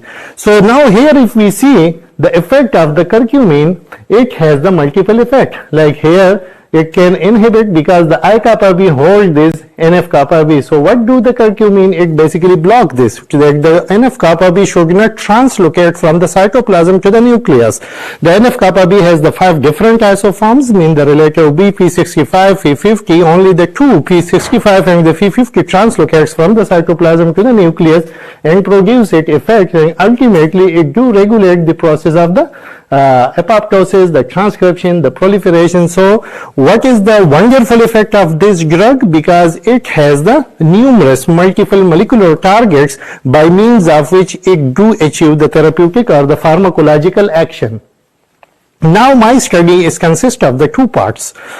We have checked whether the spliceosome, because the spliceosome is basically very, very important machinery which basically during the transcription it removes the intron of the from our transcript, and only the exon is basically go and that is make the protein. If there is a defect in the spliceosome, definitely the resulting protein will be defective. What we have discussed before, the oncogenes and the tumor suppressor genes. If it is on the oncogenes, so they definitely mean the resulting protein which is made for the removing the intronic part. So what will happen? It will increase the proliferation. So here we have checked the effect of the PRP4. PRP4 is a pre-mRNA processing factor 4, which is basically one of the splicing factors that use in the assembly of the spliceosome. Spliceosome is basically consists of the more than 12 different transcription factors, or what we can say the splicing factors. They combine together, they make a machinery, and our DNA is going like, suppose the process of the transcription and translation, it is a two-step process. Mean the DNA is completely coded to the single-strand RNA, which do contain the exon and the intron. Then the spliceosome removes the intron and only exons are joined. Then the exons comes and go outside from the nucleus, and the nucleus there the translation is taking place, which we call the protein and the protein synthesis. So here we have checked the PRP4, the effect of the curcumin and the pre-mRNA processing factor 4, because the PRP4, the spliceosome or the splicing factor is when it is upregulated, or mean the expression is increased, it do cause the development of the cancer. So here we have used the HCT15 cell lines, human colorectal carcinoma cell lines, and we have used simply the different concentrations. So from the first we have checked that which concentration of the curcumin is effective. So we reach that only the 30 micromole, because the 40 and 30 is producing the same effect. Then we went with the only the 30 micromole of the curcumin for the different times hours. So it do produce the apoptosis. Then we have checked that what is that mechanism. So mean P53 is a tumor suppressor genes, wild type and the tumor type, while the pro-caspase-3, because it is in the pro form, normally this is the 32 kilodalton, while the ecto form of the caspase-3 is 28 kilodalton. Then we have checked only the pro-caspase-3 and the PRP4. Like here it is simply say that after the 24 hour they all are the decreased. Then we isolated that either this effect is at the protein level or it is at the translation level, at the mRNA level. Then we have isolated the RNA and check it with the RT-PCR, and then we run the northern blot for that. Mean the western blot and the northern blot both confirm that yes, it do decrease the expression of the P53, the PRP4 and the caspase. Then we have checked the cell morphology, that what it do with the cell, because normally when there is a cell death, when there is a apoptosis, the cell shrink. Mean the shrinkage due to the chromatin condensation, it tells about, mean there is the process of the apoptosis. So we have checked, and once we see when the curcumin is 30 micromole, there is a cell shrinkage, while once we increase the more dose, it with 50 micromole, it do produce the same effect. Then the normally we check the RS generation with the DCFHDA, which is a dye which is diffusing the cells and reach to the nucleus and cytoplasm, and we check with the fluorescence microscopy. So here we can see that in the control there is no fluorescence, but once we treated the cells with the 30 and 50 micromole of the curcumin, it do produces the fluorescence.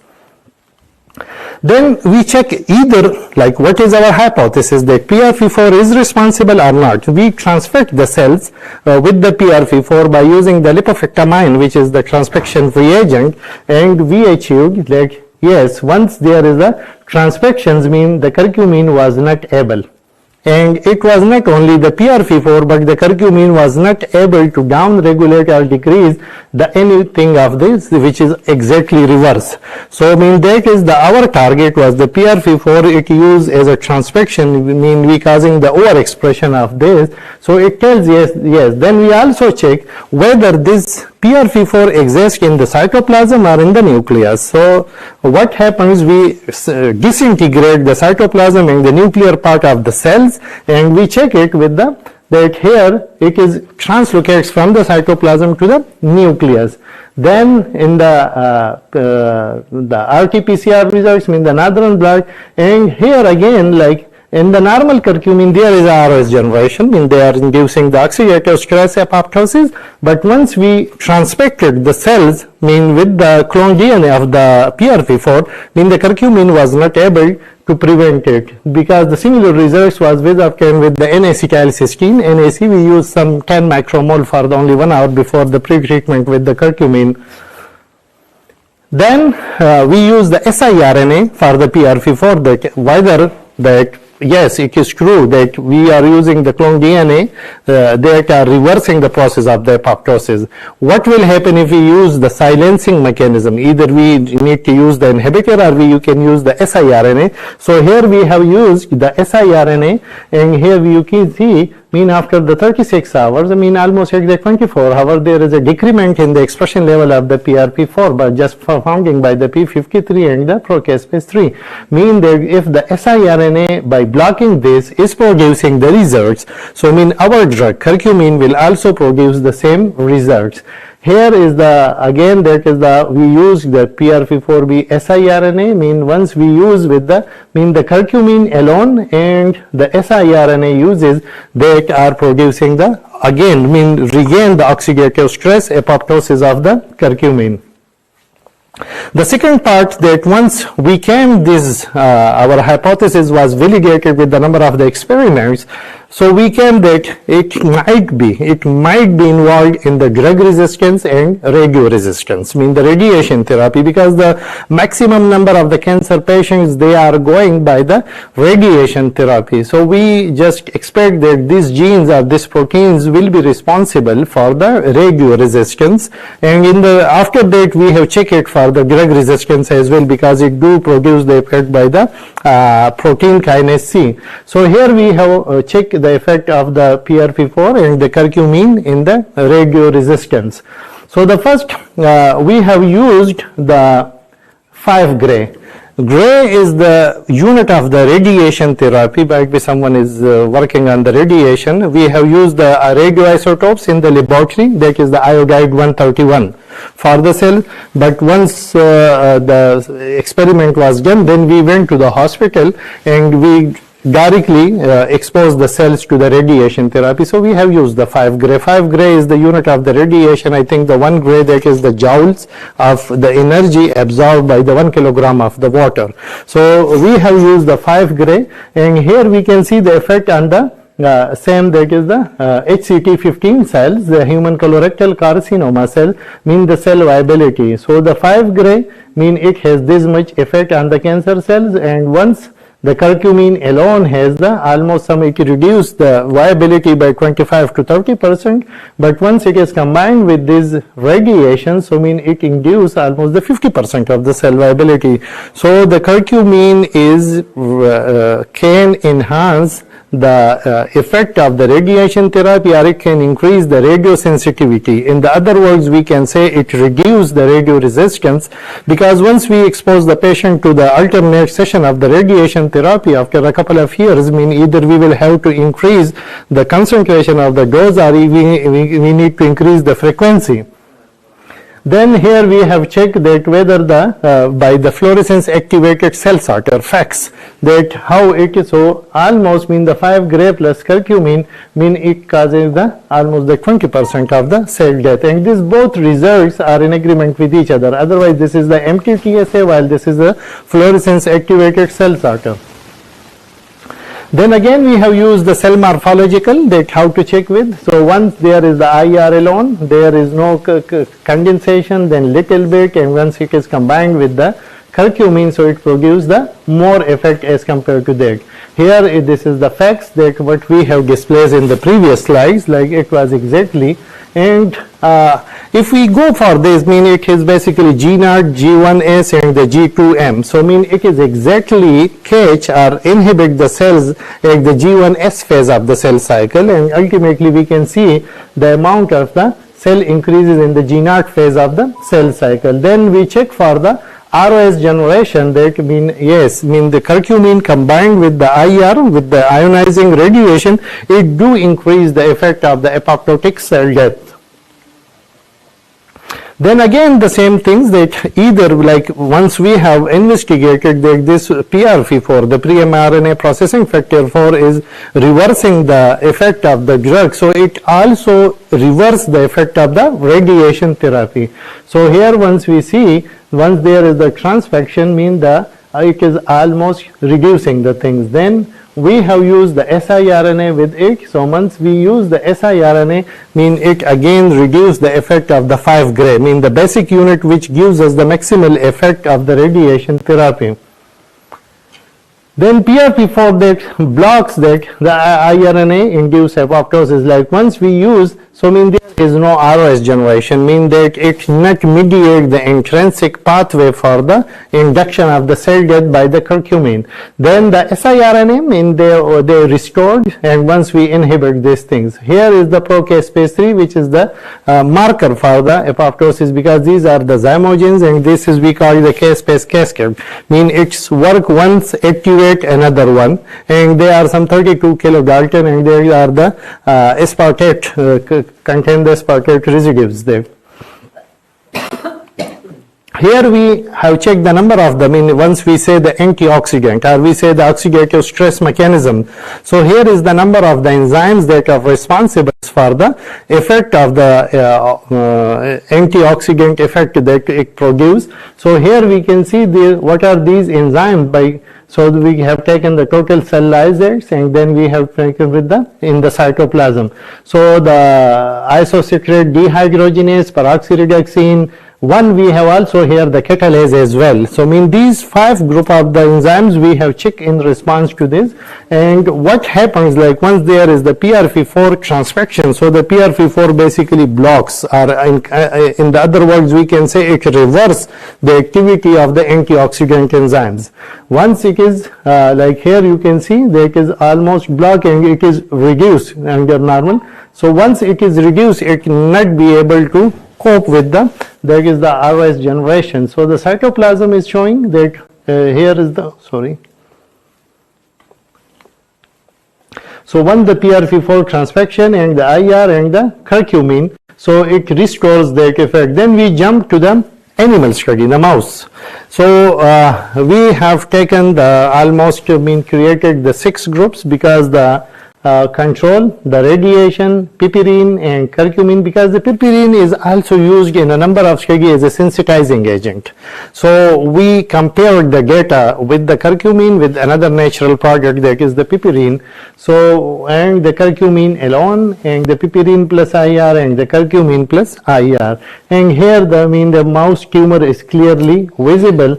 At the end of this we have the measure by the vernier caliper the tumor volume and plotted it here against in this graph like is that, and we can see the curcumin and the IR has very profound effect, like almost it is the double of the, like if we see the IR alone, the ionizing radiation alone, and here we see the curcumin alone, they reduce the tumor volume but not up to that extent. So once we combine curcumin with the ionizing radiation, so it produces a wonderful effect, it enhances the radiosensitivity of the curcumin. Then we check with them with the antioxidant enzymes, that either the antioxidant enzymes which basically working to reverse the oxidative stress mechanism. So what happened when the curcumin and IR was combined, the ionizing radiation, it is in the cell lines, that is the in vitro, and it is the in the tissue, like we have taken out the tissue and then using the triazole reagent, cell lysate buffer. We then extracted the protein and then we block it here as a Western block. Also, it was a heterogeneous mixture of the cell population, but it was a successful experiment, and we have done this. This is the conclusion of the study. Mean the turmeric, it is like in shape exactly it is like this. There are the capsule, there are the ointments, there are the different dosage form of this drug. This is the structure. Mean these two phenolic compounds, these phenolic rings are responsible for the therapeutic activity. Then it has been used in the HCT, which is the human colorectal carcinoma cell lines, and the we have checked it with the melanoma B16 F10 cells in the mouse. The mouse was not the immunosuppressor, it is the normal mouse. It took not more than 10 days to develop this kind of the tumor. And then we have used this radiation chamber by having some MOU with the hospital, and they are the research center, so they have the two, one for the human tissue, one for the animal tissue. So we have used this as a direct, just it took not more than a second, like we put our cells and our mouse and it just check, and it was the 5 gray. So, and here is the tumor volume was decreased. So thank you so much for your attention, and it has been a wonderful morning with you people. So if you have any question, I would like to answer. Thank you. Yeah. Yes, if, we can take one question. Yes, thank you. Yes, please.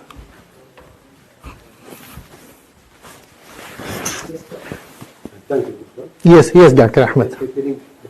Yes. Plan for how you obtain. You know, it was just simple. Yes, simple extract of the piperine. Yeah. Yes, the normal piperine we have in the powder form, and we have used almost, I think, 20 milligram per kg, just for the comparative analysis, because piperine also used as a radio sensitizing agent. So we just compare it with the 20 milligram per kg of the piperine. So it is not from the plant, it is just available in the market, the simple ready-made piperine. And curcumin was supplied from the Sigma Aldrich. They have the almost 500 milligram, yes. But it is, problem is this, that it is light sensitive, it is temperature sensitive, it is pH sensitive. And also, like every time we make fresh sample, because it exists in the two structures. One is the enol form and other is the keto form. So mean the tautomerization is basically reversing the effect as well. So every time we make the fresh sample, then we get the good results. Mean the samples after 1 day or 24 hours is not good for. So because the yellow color almost visible, the yellow color is fed. So that is the. Yes, please. Thank you very much for your wonderful presentation. My name is Yes, thank you so much. Zayano, I'm Dr. Zayano Usman of the College of Medicine. Mm-hmm. My own is thank you for all this. I was thinking of the topic is about the cancers, and you are concentrating on only colorectal.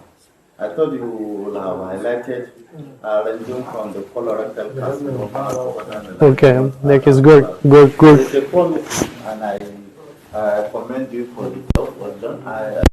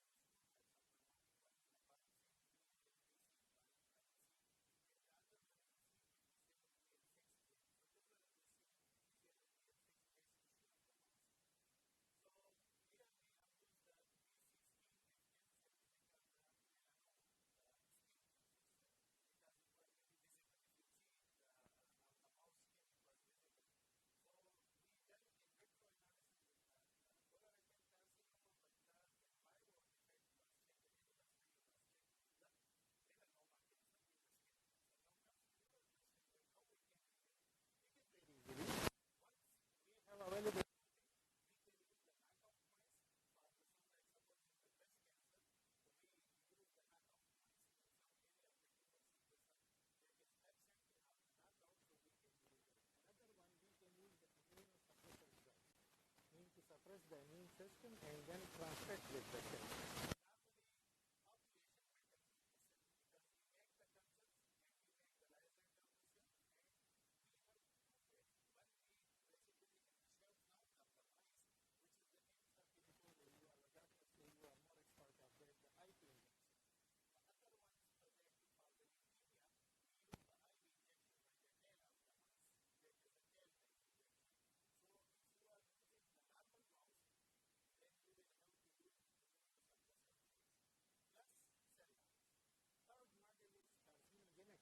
Like I also work with the GMDA or some of the other models for the skin, some to have the carcinogen in the chemical it kills cancer. But that is the big one. We target the hyperplasia and the inflammation and get the cancer. So once you develop the model, then benign and cancer, like because the benign is normally growing on the one stage. So it is a type of the solid tumors. So the solid tumors is always increase in the size of the at one position. So few cancers, depending upon the flow of the blood in the body, like suppose the brain tumor will go to the breast cancer. The breast cancer will go to the lung and the colon cancer. So depending upon the flow of the blood, then you have the different markers. The easy way to check the marker here are the histopathology, taking each cancer. Like suppose the sacrifice the mouse and check when it is confirmed, then we can proceed further. Yeah, thank you, Sandra. Thank you.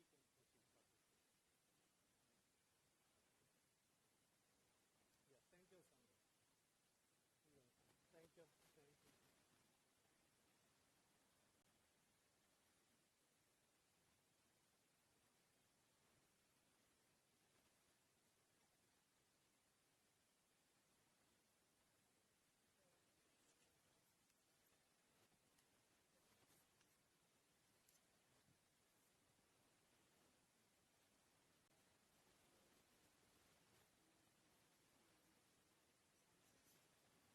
This topic of presentation is a chemical study of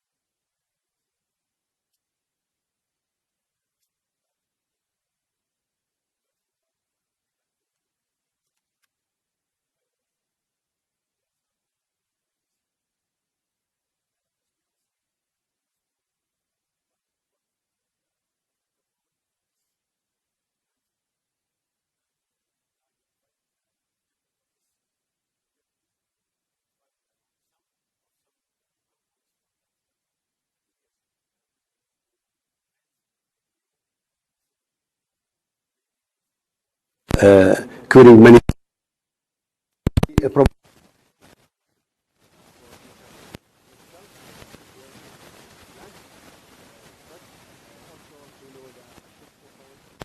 What do disease?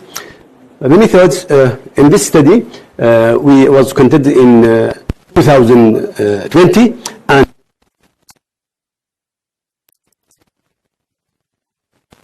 use 3 species of Trigonella, Trigonella, and use sexuality technology using alcohol and petroleum ether, organic solvent, and then detecting the active compounds by this technique HPLC. The result in this study, we saw that very different between the three species of Trigonella. Trigonella is well known worldwide growing genus of the Fabaceae family. The plant have various medicinal properties. Plants are one of most important source for medicines. Today, the large number of drugs is used and derived from plants like morphine from Papaver somniferum, the active compound, and the ashwagandha from the Withania somniferum, ephedrine from the Ephedra glabra or Ephedra vulgaris, والاتروبين from the plant Troba belladonna. This plant can use in anti-cancer, antibiotic, anti-gastric, anti-diabetes for many purposes. The materials, 3 types of identified plants from Trigonella belong to the family, kingdom Fabaceae family, or Fabaceae, or we talk Legumine or Fabaceae, same. The genus is Trigonella. The three species we use, Trigonella philips, Trigonella aurantica, Trigonella viramocracum. The first one and 2 wild, and the second planted plant. We use prepare 10 for rotation time, 10 standard, and depend for rotation time when the ferric acid resorcinic gallic acid, coristin, salicylic acid, camphorone, trigonine, coumarin, cinnamic acid, and caffeine. This standard we choose. We depend on some research and what active compound appear in Trigonella. The table 3 showed the presence of standard. When we do the research, we like appear some standard. The standard in the first one, Trigonella philips, we choose. We identified gallic acid and salicylic acid and trigonine, three active compounds. The second species of Trigonella, aurantica, we can found four active compounds or 4 standard. Depend on the standard we can identify is gallic acid and salicylic acid and trigonine and coumarin. The third species, Trigonella viramocracum, 4 kind of standard of our active compound. Depend on the retention time, we can identify that ferrolic acid and gallic acid and trigonine and cinnamic acid. HPLC the way is depend on out using the succinate and two solvent, organic solvent, petroleum ether and ethanol, and after that we choose the crude and enter in HPLC technique, and we can obtain the rotation time. Depending on rotation time we prepare, we can identify what active compound is it. And result after that I will explain. Table 4 shows the average of retention time retention time. We depend on retention time when we can diagnose and identify what is the active compound and chemical compound diagnosed by HPLC technically for the ethanol extract of the studied plant sample. 1, 2, 3, 4, 6, 9. This for a standard. We have 10 standard. I was not write the 10 because it is not appear. Or maybe some active compound appear, but we have no standard for it. We cannot diagnose it. And the trigonella Philippe appear three active compound, trigonine, salicylic, and gallic acid. The second trigonine acid وكومارين وساليك acid وده 3 اللي trigonine وgallic and gallic acid وفيريليك and cinnamic. The result trigonella Phillips, the first one can appear three active compound depend on the standard division, gallic acid with trigonine and salicylic. We found seven peak, and we can identify just 3 because we have no standard about this peak. The second trigonella aurantica, the result showed that the presence of 9 phenolic compounds, but we can identify diagnosis just 4 because the lack of the standard division. The four kinds is gallic acid, salicylic acid, coumarin, and trigonine. The third species, Trigonella biramicraucum, also can we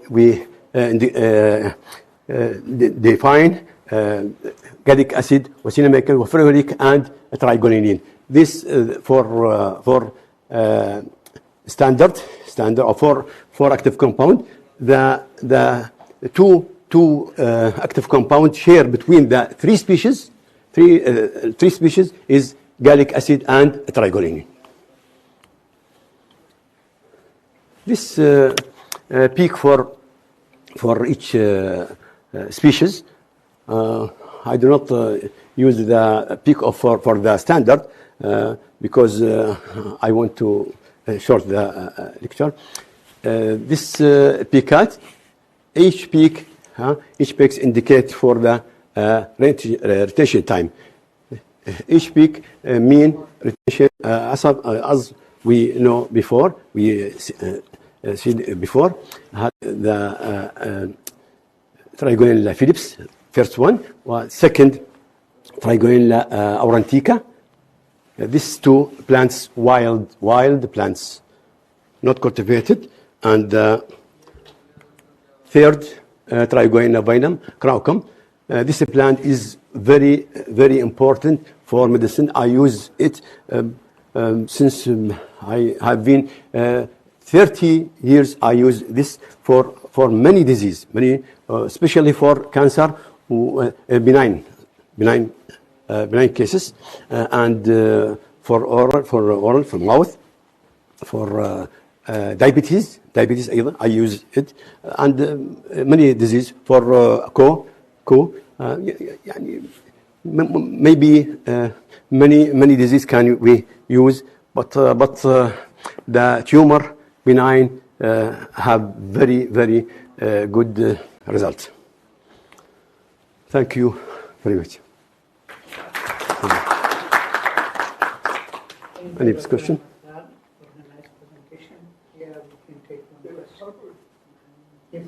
Yes. Sorry, once again, I commend you Thank for you. your presentation also. I remember Dr. Dean Usman. The site where you went to the dam site. Is there other areas? Why dam site? Why did you go to the dam site to obtain the plant? And then did you use it for bleeding? I saw coumarin and also salicylic acid, salicylic acid. Yeah. Did you use it also for pain as part of the uses of the plant? traditionally in the native ground. Yes. What do they use it for? They included for anti-bleeding. Coumarin, which we use for bleeding disorders, bleeding in case of like heparin, stop bleeding. So do you try the plant as an extract for it for bleeding, and as well as for also diabetes and pain? And then why downside? I think there is other places that you can get it in Iran, beside, but you are specific in getting it from the downside, from the side of the dam. Yeah. Thank you. Thank you. Thank you. I choose this plant. I use it for humans. But as our research, wide research, we not study for this. Yes. Okay, Dr. Ahmed, thank you. Shukran. Thank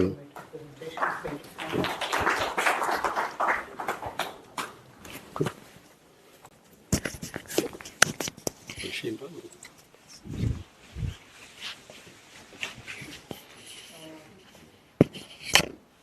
Our next presenter is Engineer Faye Al-Mashadi. She recently graduated from the Department of Chemical Engineering, Dhofar University, with distinguished grades, and she is currently serving as a lab technician in our department. And the topic of her presentation is enhanced antibacterial and biocompatible bacterial cellulose, halo, pertumesa, latex, hydrogels for advanced wound healing applications. Please welcome engineering.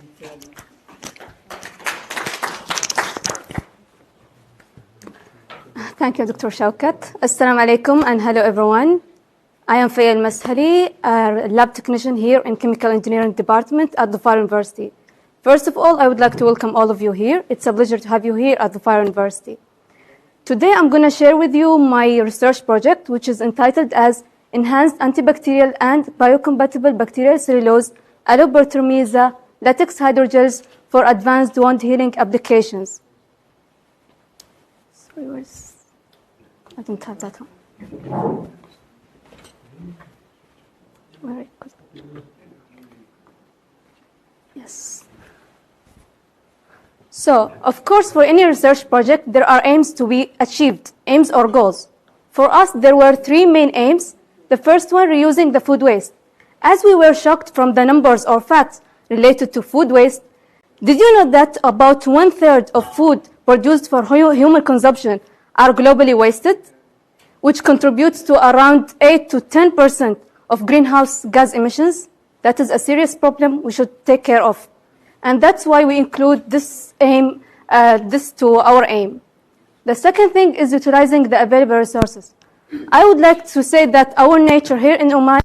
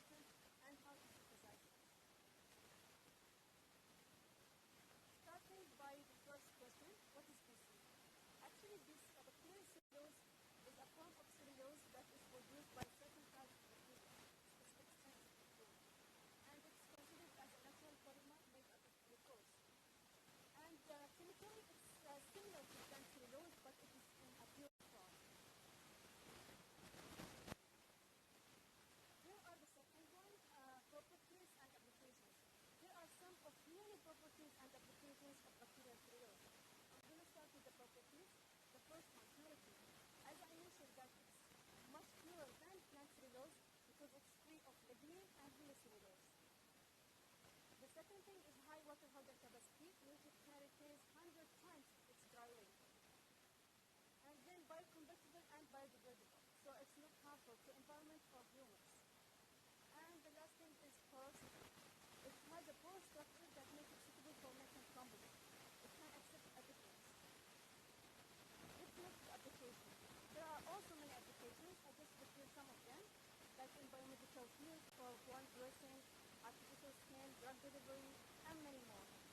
In food industry, it can be used for food packaging, or we can eat bacteria cellulose. And it can be also used in cosmetic and commercial products. Then, PC. Actually, we need only two main things to make PC. The first one, a sugar sauce, and the second one is the bacteria cells. The bacteria cells will consume the sugar sauce to form a pure cellulose in the liquid air interface, and then we can harvest it easily. Of course, there are some limitations and a way to overcome them. It's our job to find the solution to overcome those limitations. The limitations are lack of central properties. A native PC has no antimicrobial properties, no electronics or other properties. So, the way to overcome them is that we can impart our target properties to the native PC. Like what we are doing in my project, that we are using plant extracts to impart the antimicrobial activity to the pure PC, bacteria cellulose. And the second thing is high production cost. As we are using sugar sauce, so it might be expensive. The solution is, as I said in the very beginning, about using the food waste. We can use that as a cost-effective method. Various plants in Oman. Again, as I said in the beginning, that Oman is known for its biodiversity.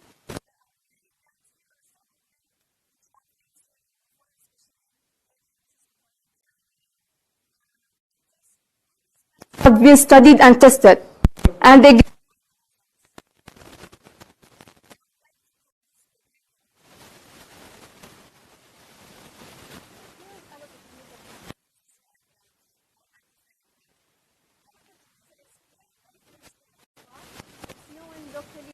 Dhofar for Arabic people. It is used in folk medicine here in Dhofar. It treated different diseases.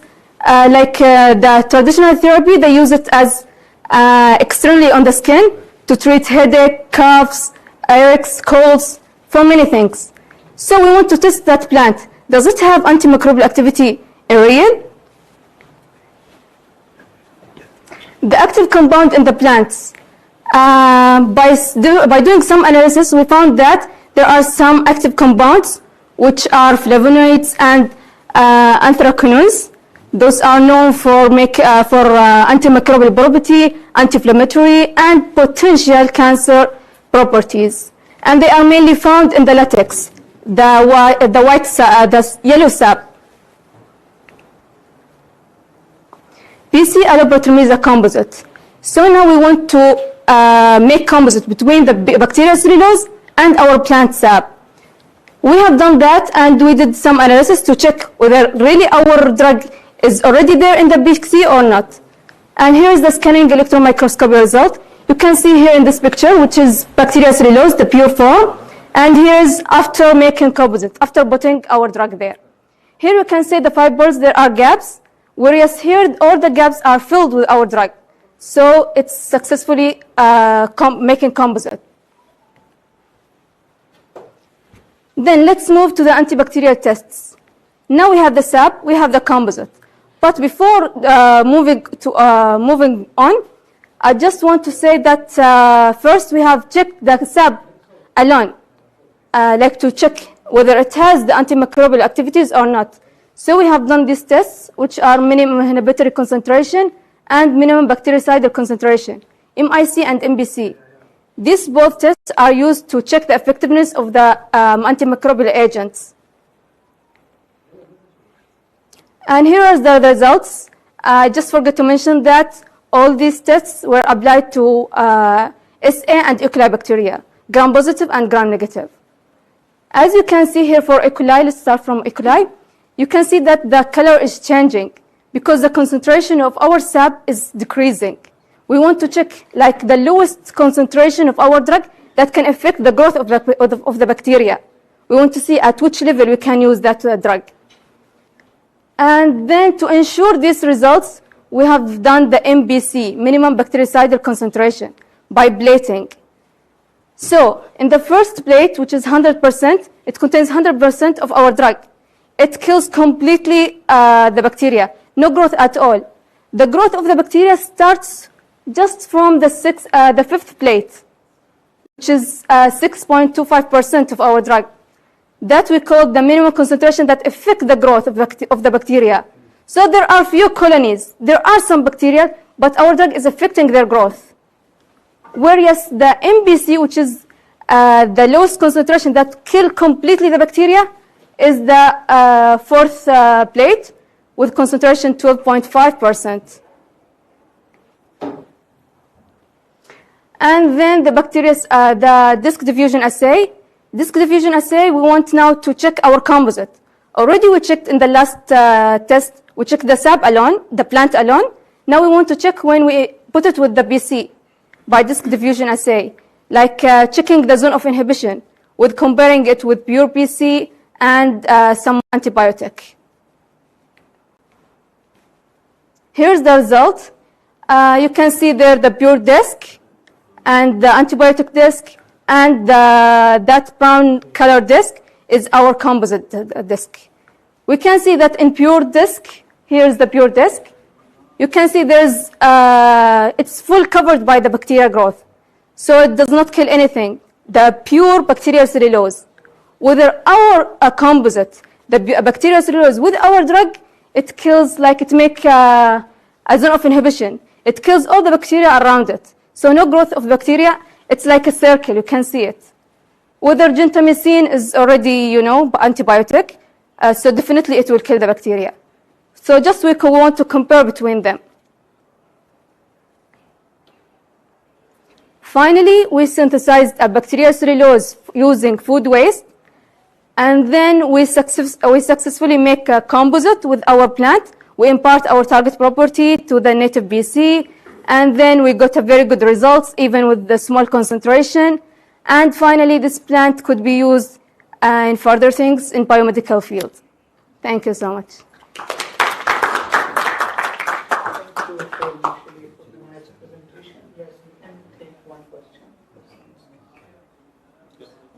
Yes, please.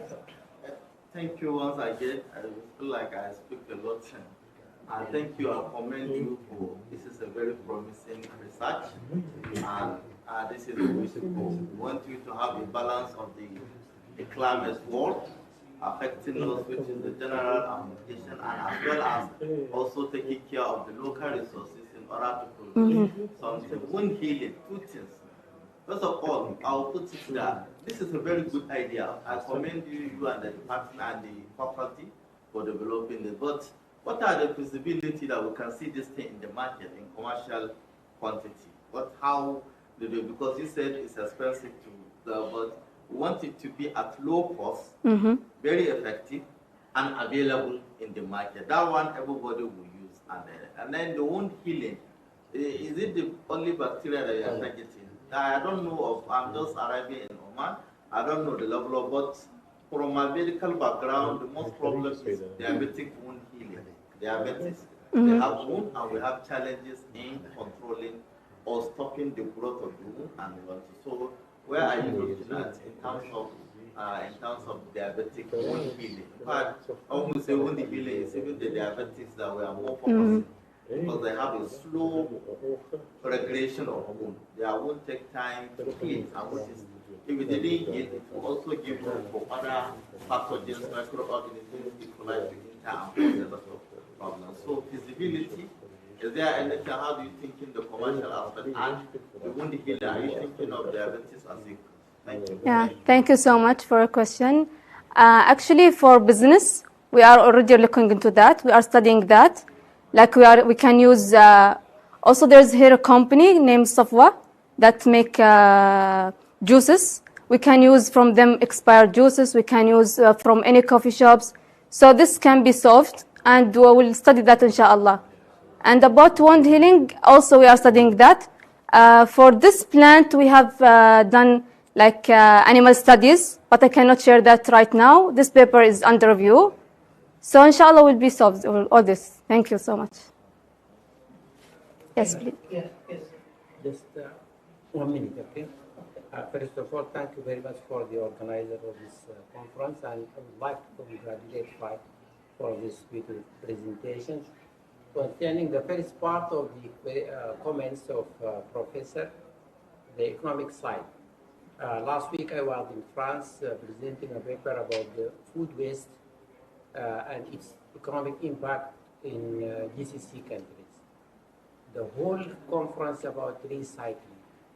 I just want to give you a brief idea about the economic side of this recycling in GCC countries. The waste food is about estimated about 90 to 25 kilograms per person per year. Imagine how much, okay? And then the whole industry, I think its value is 1 trillion. This is how it's estimated in 2030. $1 trillion dollar. This is the industry value of this. So it's very important, and concerning also the climate change, the environment, it will have a very, now it is a trend in the world. Thank you very much. Yes. Thank you so much. Thank you. Thank you, Doctor, for your valuable comments. Thank you, Engineer, for the presentation.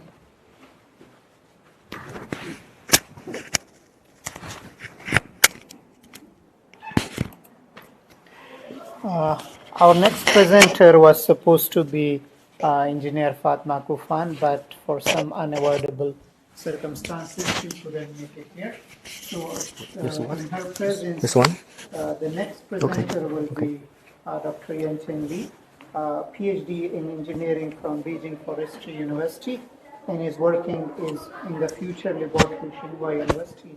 His research centers on biomass composites, phase change energy storage, and low carbon material application. And the topic of his presentation today is synthesis of low carbon materials and their application in spatial design. Please welcome Dr. Yanchen. The floor is yours. This one. This? Yeah. Okay. Okay, distinguished guests, it's very honor for me to be here in Oman to chat with every researchers. I'm Li Yanchen, come from China, of the Future Lab of Tsinghua University. Today I will share my topic about the synthesis of low carbon material and their applications in spatial design.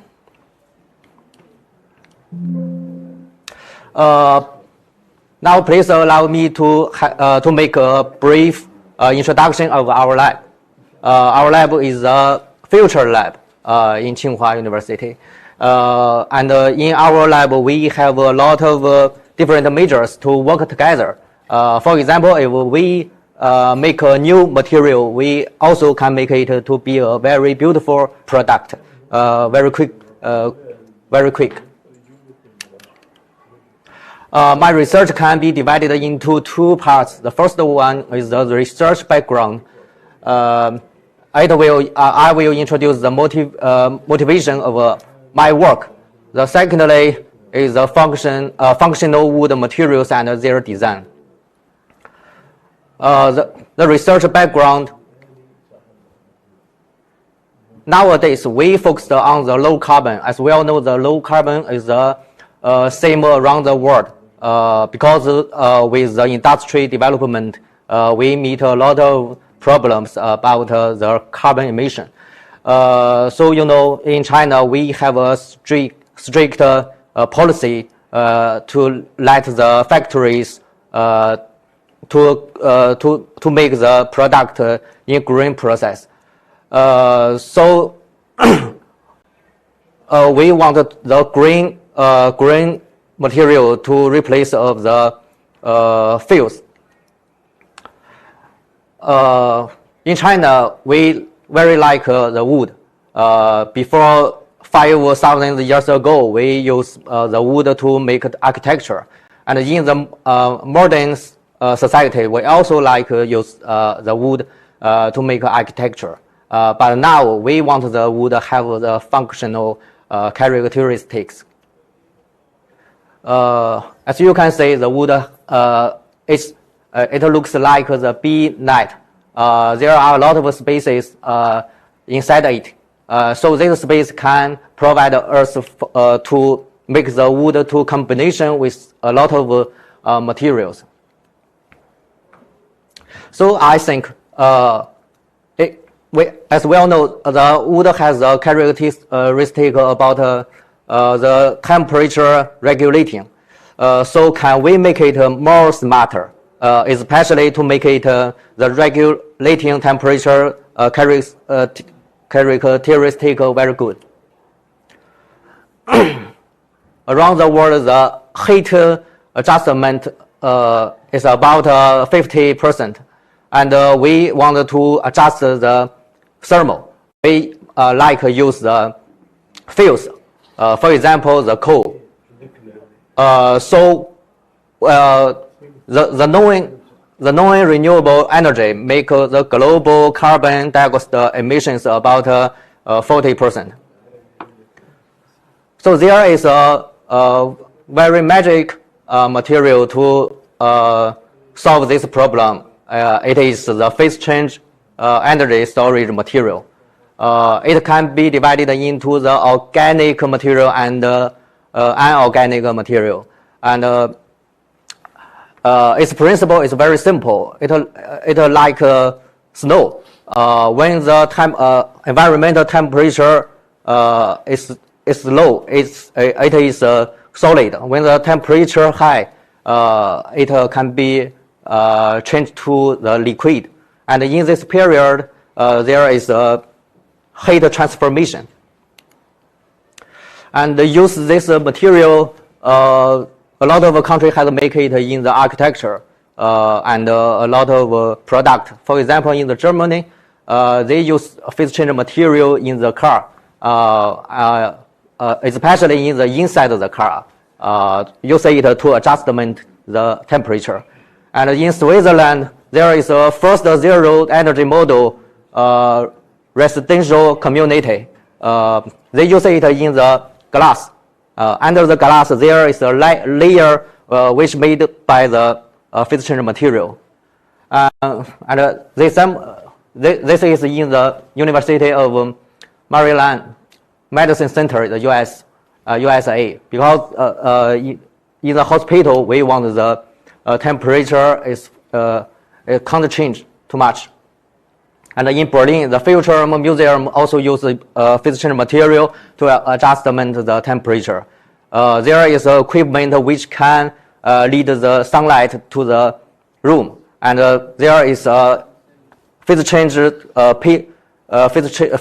board in the wall. It can absorb the sunlight and make it to the internal energy. And when the temperature drop, it will transfer the internal energy to heat. And my work, I want to combine the phase change material with wood, and we make a wood which can adjustment the temperature. It not only has the characteristic of adjustment temperature, but also has the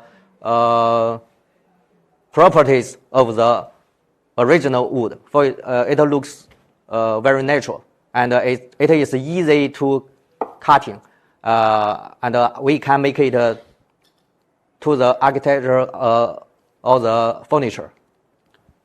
But there are two issues for us. For example, if we want to make the phase change to combination with wood, the phase change material is it's easy to leakage. As you can see in the number 8, when the temperature high, it can be changed from the solid to liquid. So if we don't change its properties, maybe it will leakage from the wood.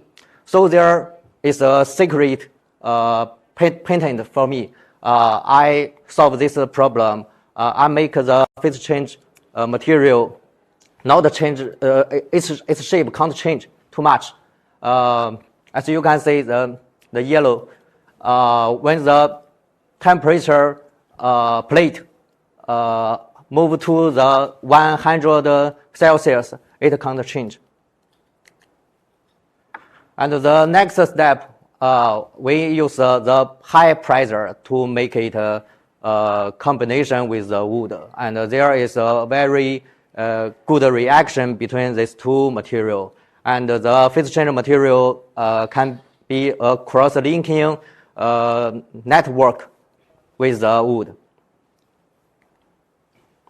Finally, we use phase change material wood to make a model house. The left is the original wood house, and the left is the phase change material house.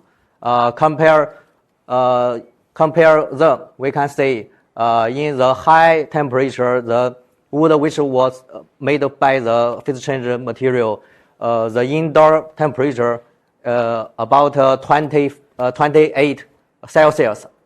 And in the period of cooling, the indoor temperature is still higher than the house which made of the original house. This is because the original wood, the heat conductive is by the pores, and the pores is too much, it can't store too much heat. And after the management, the phase change wood, the heat conductive is the wave. But there is another issue for us because the phase change material, its heat conductive is very low. So we want can it transform the photo to thermal so quickly? We use the nanoparticles to combination with phase change material. For example, the carbon black or the AG. After manufacture, we can see the nanoparticles can make it the shape very well. And we also use 200 cooling and heating cycles. It's a Saupai don't change. So in the future, the phase change wood can be used in a lot of regions, especially in the construction. For example, in the daylight, it can absorb the sunlight and make it to the internal energy. And in the night, maybe the temperature drop, and the phase change wood can make the internal energy transform to the heat. So we can make it to the board, the flooring, or the furniture. We try to develop it in this region. For example, in the e-car, use it to adjustment the internal environment. And in the smarter agriculture, in the long distance transportation container. And the China will send people to the moon before 2030. And there is a very big question how to make people feel good.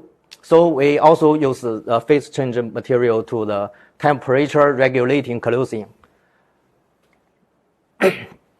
We also try to make the wood, the PG, and the plastic to the composite. It looks like particles, and it's easy to be manufactured. And it can be used the pressure equipment to the panels. Now we also try to make the phase change floor, and I think we can make the frankincense, wood powder, and phase change material together. When the floor adjustment the temperature, it also has the properties to adjustment the scent. For example, when the temperature is high, we will feel the scent is very strong, and when the temperature drop, we feel the scent is low. So maybe this is a very good try. So this is my research. Thank you all. Thank you, Dr. Lin Lee. Now the floor is open for questions. If someone has any question, please. Okay, I have. Okay, yes. I know about the wood. The wood. Yeah. How is it resistant from the climate? The wood I use is balsa wood, which is the plant can in the hot weather. Yeah. The wind, how it, the wind is affected if high wind. Yeah. This wood, actually, every wood can be to make the phase change wood. It doesn't matter.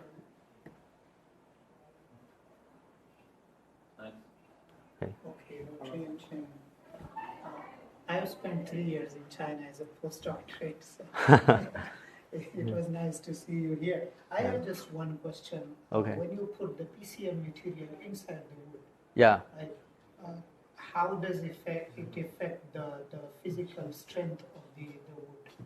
Because we use wood for stability in the buildings, right?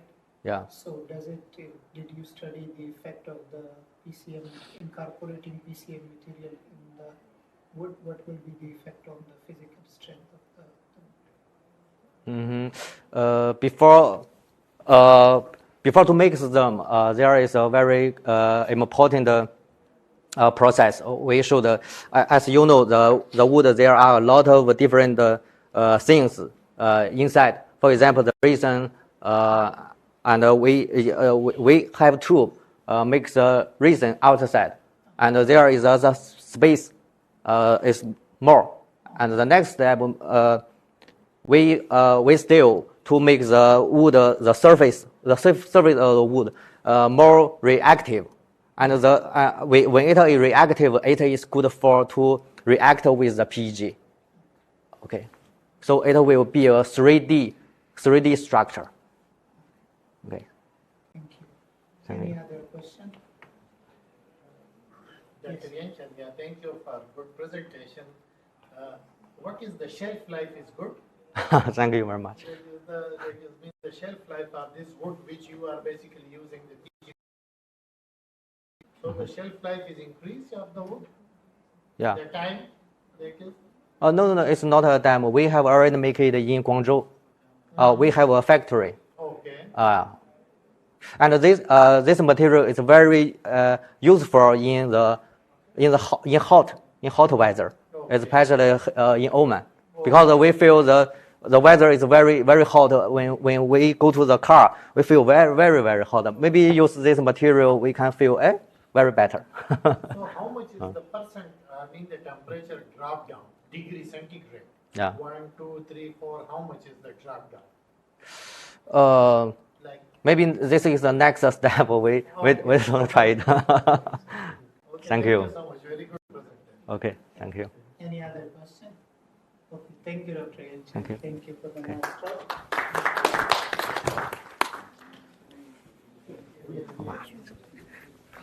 Our next presenter was supposed to be Dr. but she presented in the morning. Now she is chairman. Okay. And now our third research assistant at the Department of Soil, Water and Agriculture Engineering in University.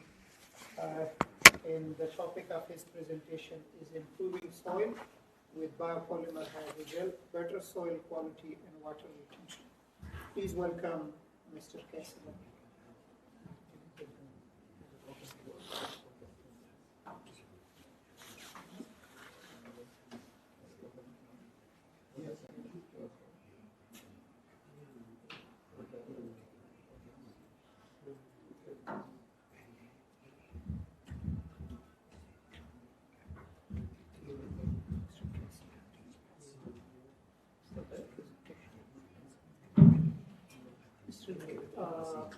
Mr. Cass is not available. I'm trying to call him. Okay, please try.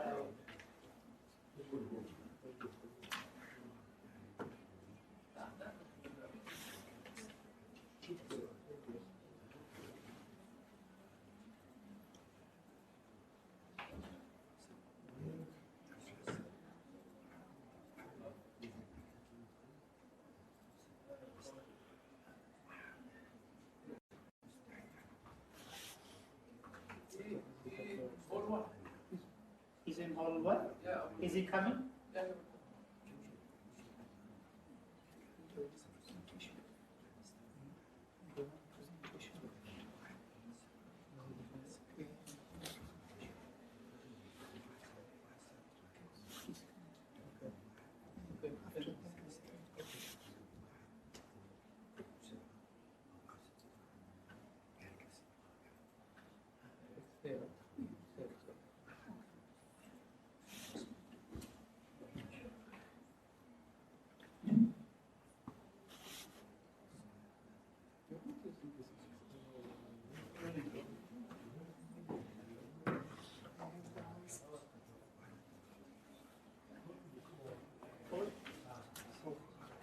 Okay, you can talk about this.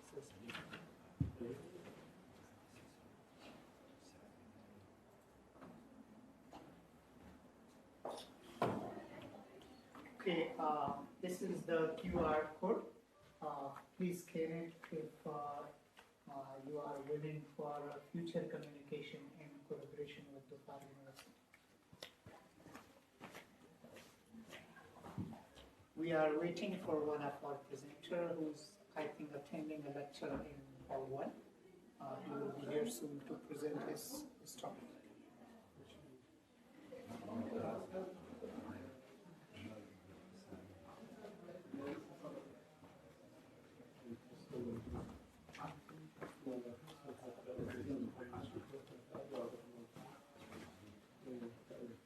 أنت رايح لكم هناك؟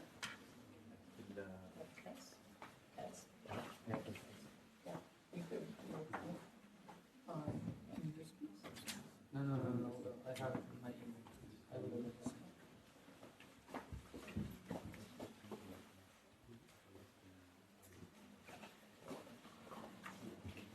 Apologies for the delay.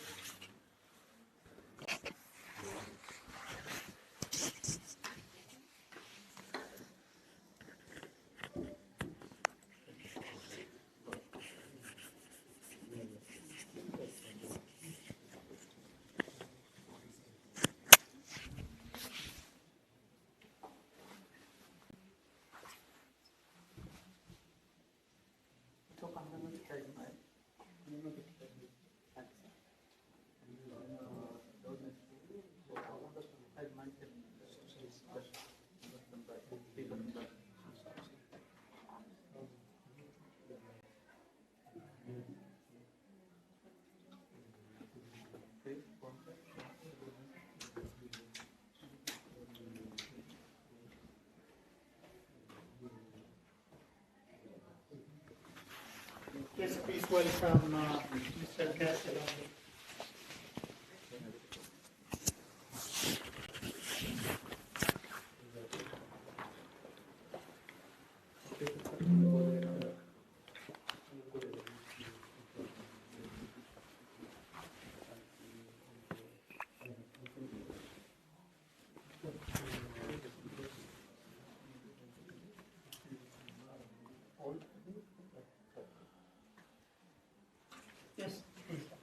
Hi everyone, sorry to take so long. My name is Qais Al-Amri from Sultan Qaboos University. This project is collaborated with Moscow State University, and my supervisor is Dr. Afrah Shkeli. My project is about improving soils with biopolymers hydrogels for better soil quality and also water retention. When we look at this picture, so when we see the ocean, we assume that water is endless. So that assumption has shaped how we consume it. So irrigation water with huge volumes of water, adding more chemicals to force the growth. And as you can see here, that desertification is increasing and more lands is in Arabic land and water scarcity we are facing. So we have to think about something new, something creativity, something biodegradable that cannot harm the environment. So I think about hydrogel. So first I will add water to my hydrogel, and then we'll come back at the end.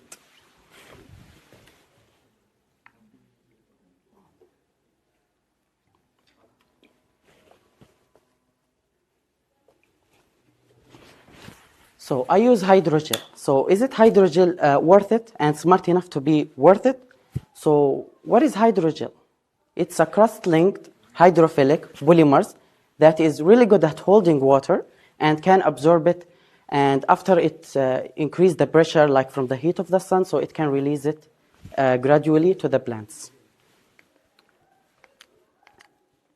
So my objective on this project, it's about synthetic, so producing 3 kinds of hydrogels.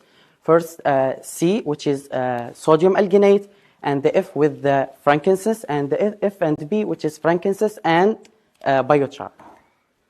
So first, we have to think about our source. So I think about sargassum, which is sodium alginate, brown algae. So brown algae is considered as from the waste, from the beach, as you can see it everywhere. So I try to turn brown seaweed into sodium alginate. So I use this process. First we add acidic solution, which is calcium carbonate, and then after that,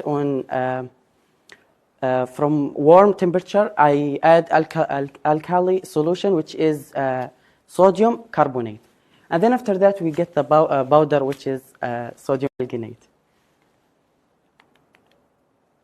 Okay, so for my adding, so to add the value, okay, we have hydrogel, which is sodium alginate, but it will retain more water. It will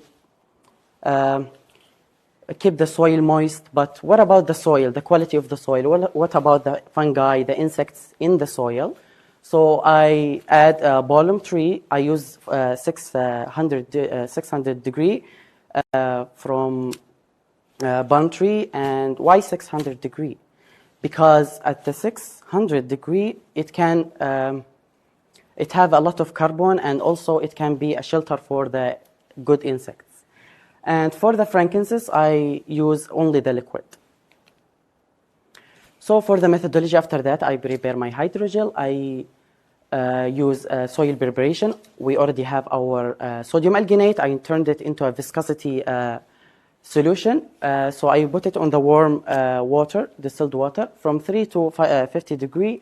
And then after that, I try to sterilize it, so just to avoid the clumps.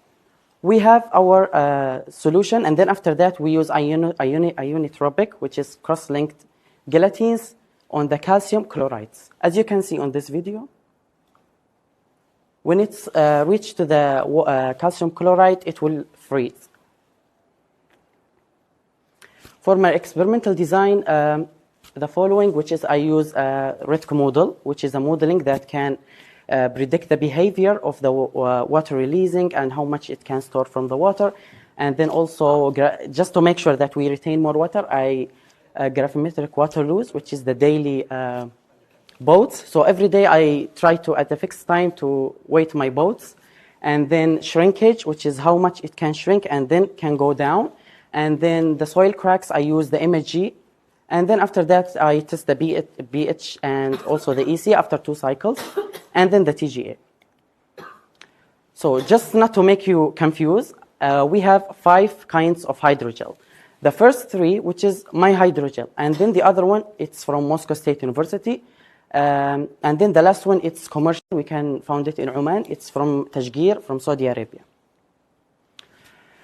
For the RETC model, we only use something that's called a pressure plates. Pressure plates, it's like a plate. You can put your mixed hydrogel with the water, and then after that, it will make it in 6 points of pressures, from 10 kBA until to 10,000 kBA. Okay, so as you can see in this picture, from 10 to 1030, this is the field capacity. Field capacity is where the plants that can take the water easily, so it can keep the soil moist. If there is any other attacking, so it can protect. And then after that, we have this one, which is the transition behavior, which is from where the plants have a permanent wilting point, where it cannot even absorb the water, but the hydrogel, it can help at this point.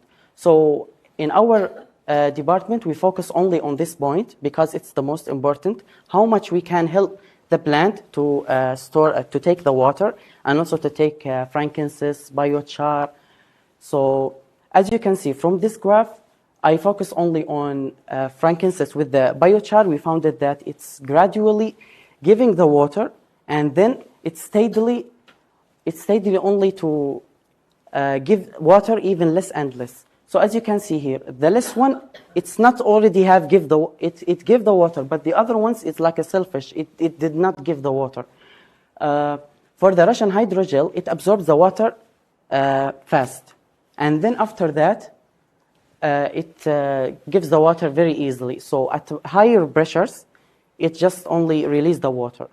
But the sodium alginate, it didn't. So sodium alginate, it can absorb the water very slowly, but after that, it will release the water very slowly. And then the gravimetric water loss, as you can see, the same behavior, it happens. So this is just to make sure that the pressure plate, which is the soil water retention, it's the same as the behavior of the gravimetric water loss, which is only weighting the boats every day at a fixed time.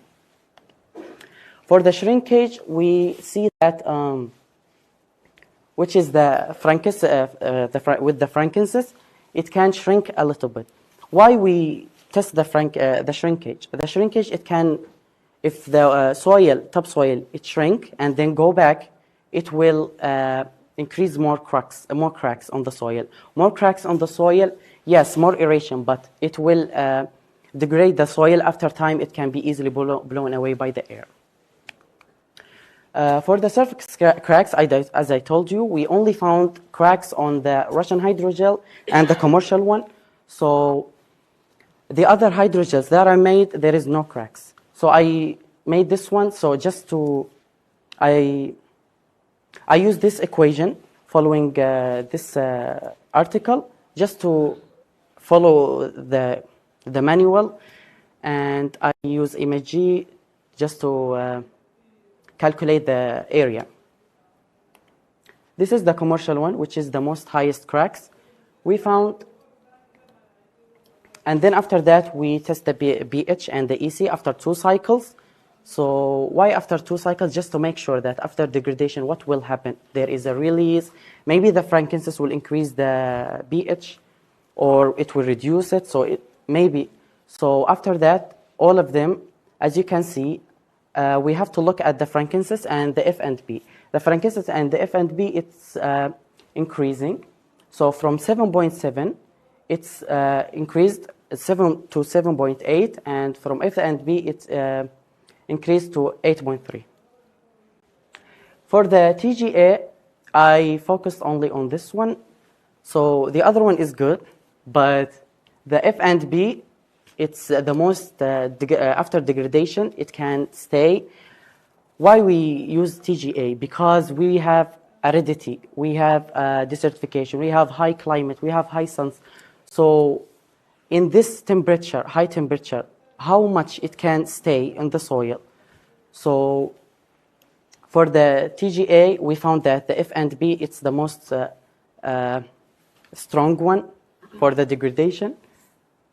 This is the discussion I already discussed. For the recommendation, I use I already used the first one and the second one, which is the soil enumeration and testing at the seeds or the crops. But we left with analyzing the CO2 emission, and also the most important one, I highly recommend it to see how hydrogel will affect on the allelopathic plants. Why allelopathic? Because exotic plants release something that's called allelopathic from the roots or from the leaves, just to make sure that there is no plants are near. At the conclusion, so is it smart enough to be worth it. So on the first, I added water. As you can see, on this one, it have hydrogel, and this one, it doesn't have any hydrogel.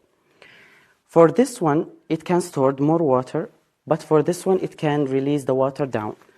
So at this moment, we only use like this one, hydrogel. It can store more water. It will be better for the soil. And also, we only use small amounts for the sandy soil.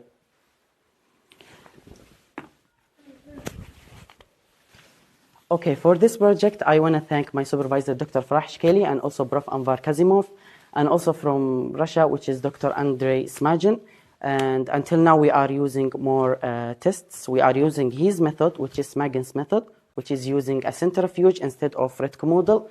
And also, we are going to test CO2 emission and also soil microbial and the fungi. And I want to thank Dr. Where is he? Dr. Madhar al-Islam. Thank you.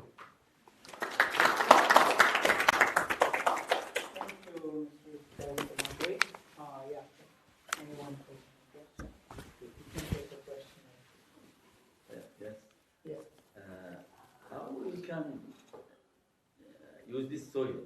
As I understood, it's a new work. How to improve the soil? Yes, because it can absorb water, and the water is not evaporate or like that, and it's safe water. That's simple meaning. But this need long process to get this type of soil. I understand. How you can make it for anyone use it as a simple soil? You mean to use it on a small scale? Yeah, small scale or big scale. For small scale, you can use as this one.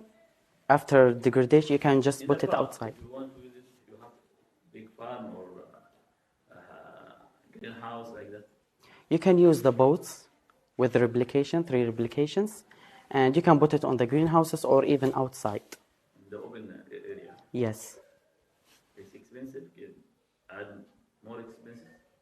Expensive, you mean the hydrogel is expensive? Materials to use it in your land. No, it's from waste, so I turn from waste to something. So it's not expensive. If you want to make it more expensive, you can use starch, not sodium alginate. Thanks. Thank you. Any other question? No? Thank you, Mr. President. Thank you. For the nice presentation. And with this, we came to the end of this session. And I thank you all. I thank you all for attending this. And I hope it was a very informative session for all of you. Then we have a group photo for all the presenters here. If you are willing. Yes, just to close the session, we have to go with the. Yes, if we could have all of you here for a group photo.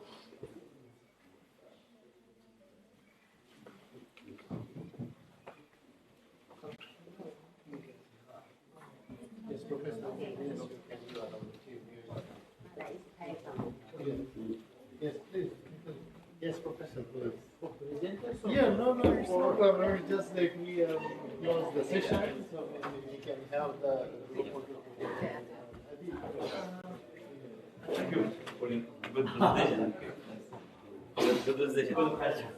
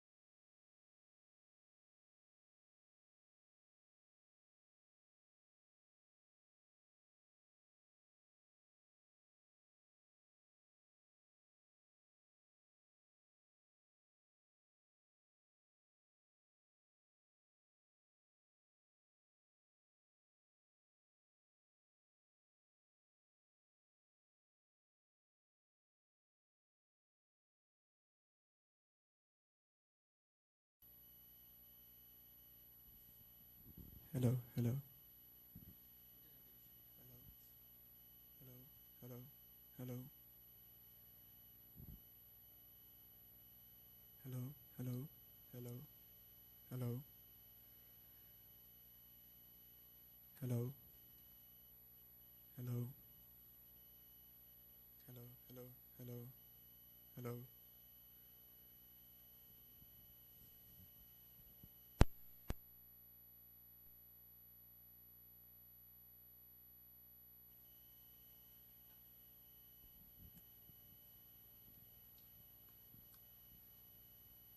Hello. Hello, hello, hello.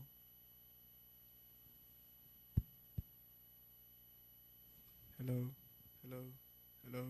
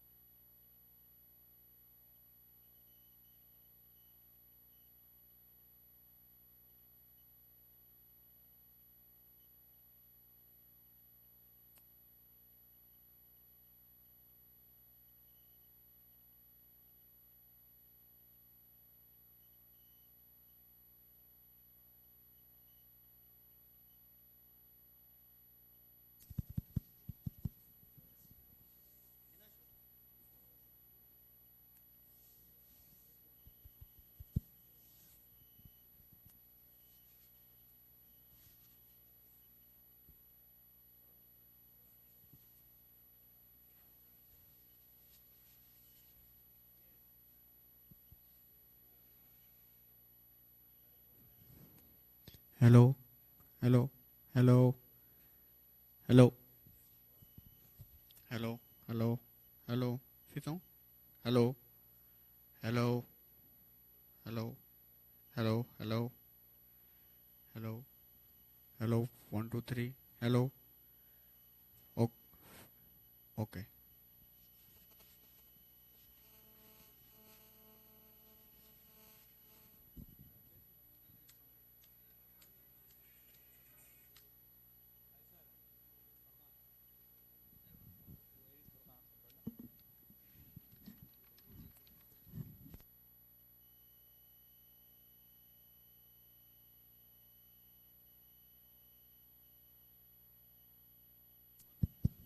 Hello. Hello. Hello. Hello. Hello. Hello. 1, 2, 3. Hello. Hello.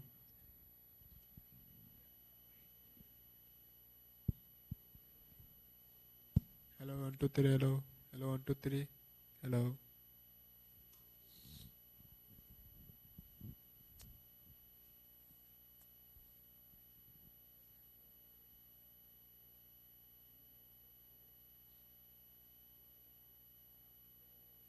Hello, hello. Can you hear me?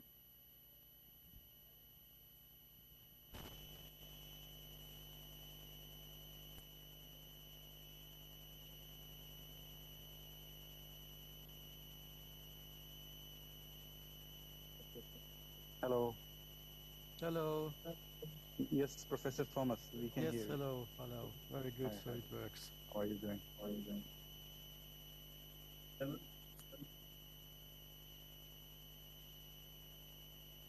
So, Prof. Thomas, we can wait for a while. For Yeah, other that's persons. okay. Fine? So, Right. most important is that the connection works. Yes, it's working.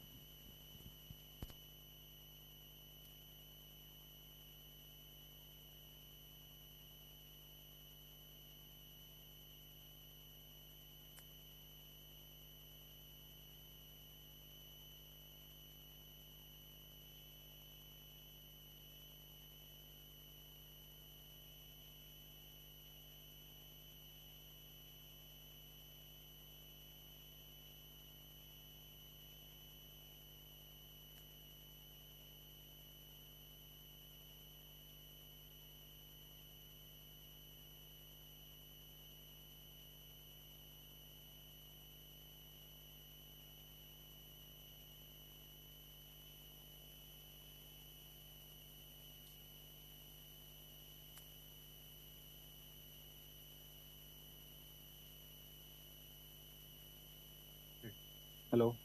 Hello. Hello. Hello.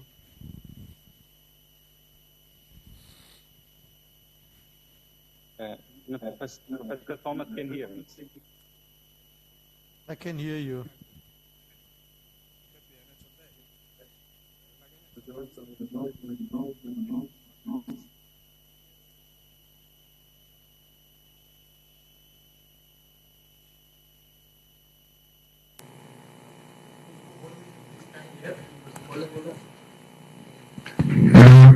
Hello. Yes, Professor Thomas, you can share your screen with us. Should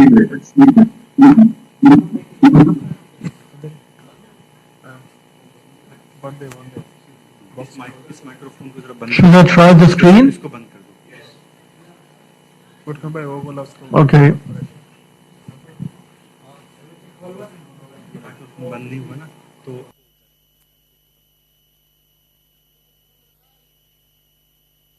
Can you see my screen?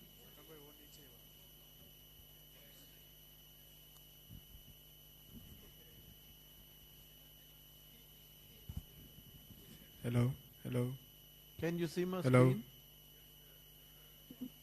Yes, Professor Thomas, we can see your screen. Yes, Professor Thomas, we can see your screen. So can you please make it full size?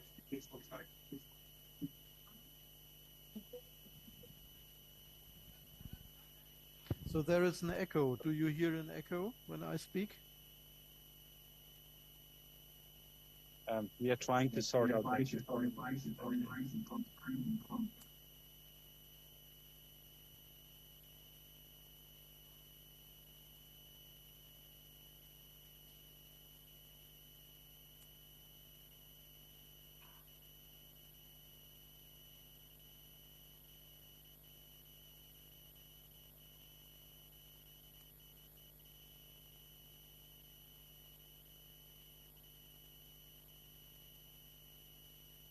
Yes, Professor Thomas, you can hear. Yeah. Right. Okay. Let me just give a brief introduction about Professor Thomas. Actually, this is a hybrid session. We have some guests here in the hall, and we have some guests online.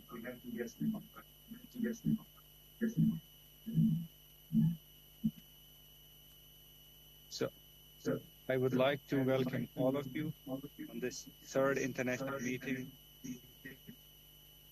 on frankincense and medicinal plants.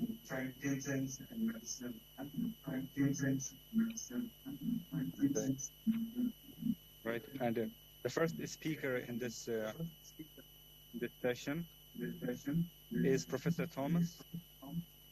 Professor Thomas is from University of Johannesburg, Germany, actually known as Gothenburg, Germany. And he's talking about artificial intelligence in research of phytochemicals and medicinal plants. Professor Thomas, please go ahead.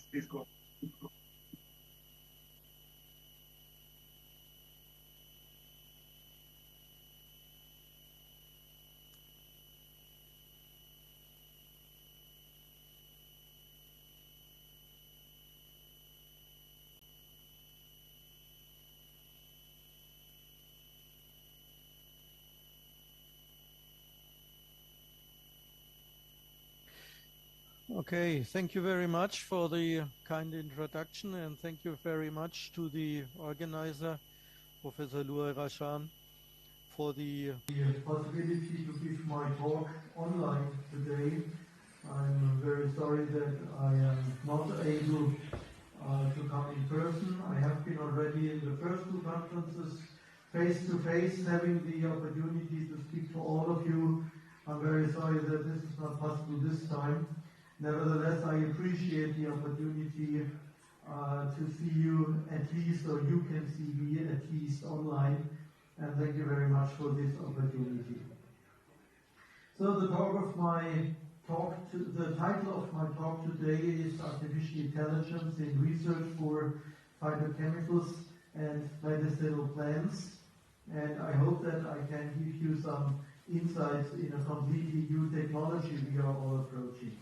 Before I start with my talk, I would like to ask you kindly not to use the slides you see from me for connecting with the social media. Please don't take photos and use it for LinkedIn, for Facebook, for whatever social media, because of course the data I'm showing you are copyright protected, so you would all get into trouble. If this appears in the social media, it is quite nice to use them here in a connected area of a conference, but not in the World Wide Web.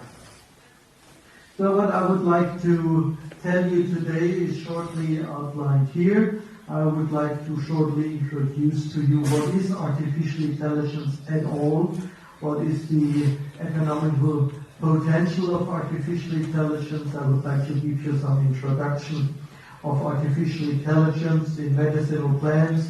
Medicinal plants also have perspective in food research. This belongs together, and I would like to give you examples of our own research in drug development. And finally, at the end of my talk, I'd like to give you some perspectives for the future on artificial intelligence. So the first question, of course, is what is artificial intelligence at all? And you can go to the Encyclopedia Britannica to find an answer to this question. Artificial intelligence is when a robot performs tasks of intelligence beings. Normally, we as humans are doing intelligence tasks, and intelligence is the adaptation of a situation to new circumstances. And this is a term in contrast to instinct. We have 5 major components of artificial intelligence research, and this is regarding learning, reasoning, problem solving, perception, and the use of language. Let me focus today on learning and research, because as a university these are our major topics we are focusing on, and learning has 2 aspects. The first aspect is memorizing. Memorizing is quite easy. Memorizing is learning by trial and error. And I'm quite sure that most of us have already about artificial intelligence in the context of chess control.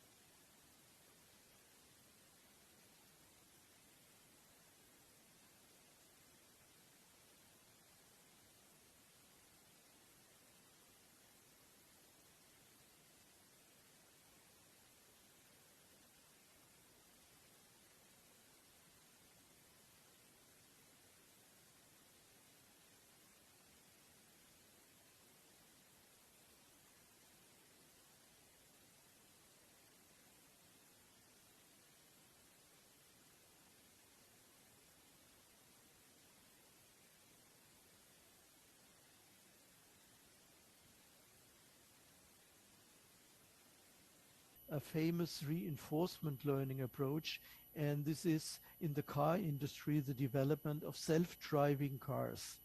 A self-driving car has a machine learning implemented which gets stimuli from outside. If there is a wall, if there is somebody wanting to cross the street, and all these are feedbacks coming from the environment, and the car, the machine learning car, has an incentive to drive fast, to drive slowly, to stop, to drive left, to drive right. So this is an interesting novel example of reinforcement learning. So in my talk today, I will mainly focus on supervised and on unsupervised learning.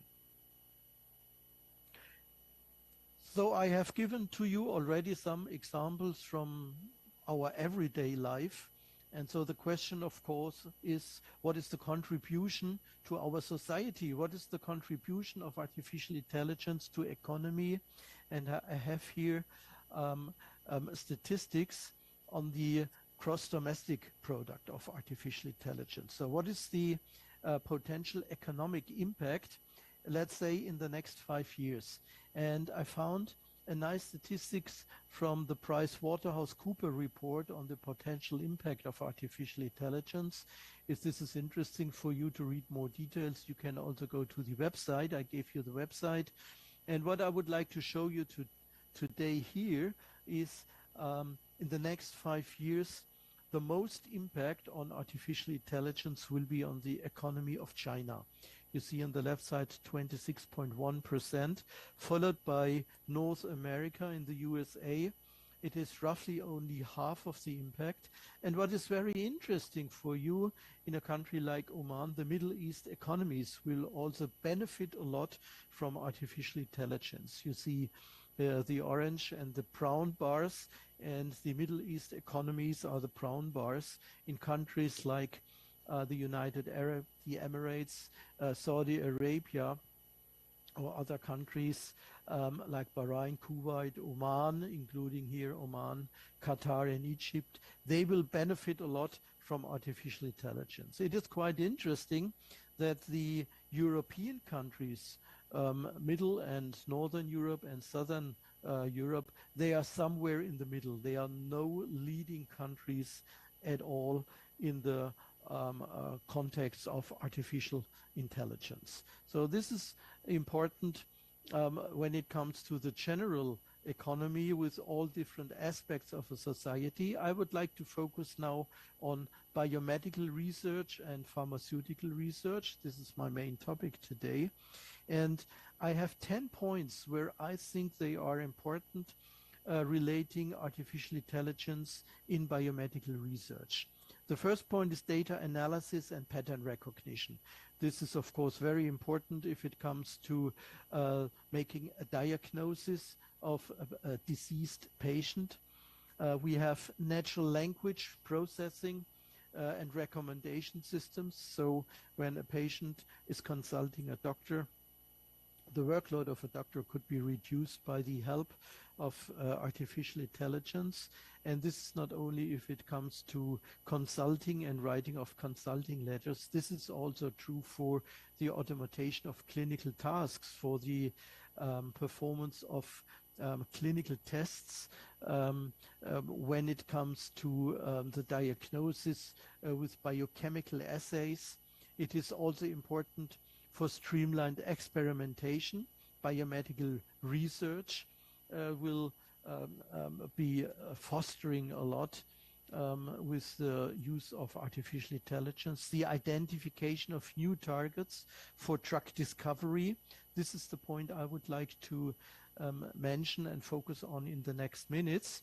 And new drug discovery is a part of personalized medicine. What we would like to have in the future is that we have a lot of options that we can make a personalized diagnosis, and based on a personalized diagnostic that we have at hand a personalized medicine. So we can say this person would need drug number 1, 2, 3, another person would need drug number 5, 4, and 6. So personalized medicine is the strategy for the future. And this, of course, would hopefully lead to improved patient outcome, to better healthcare delivery systems, and in places in the world where we do not have a good infrastructure, in rural areas, for instance, telemedicine will also be benefit a lot from artificial intelligence. So I have pointed out now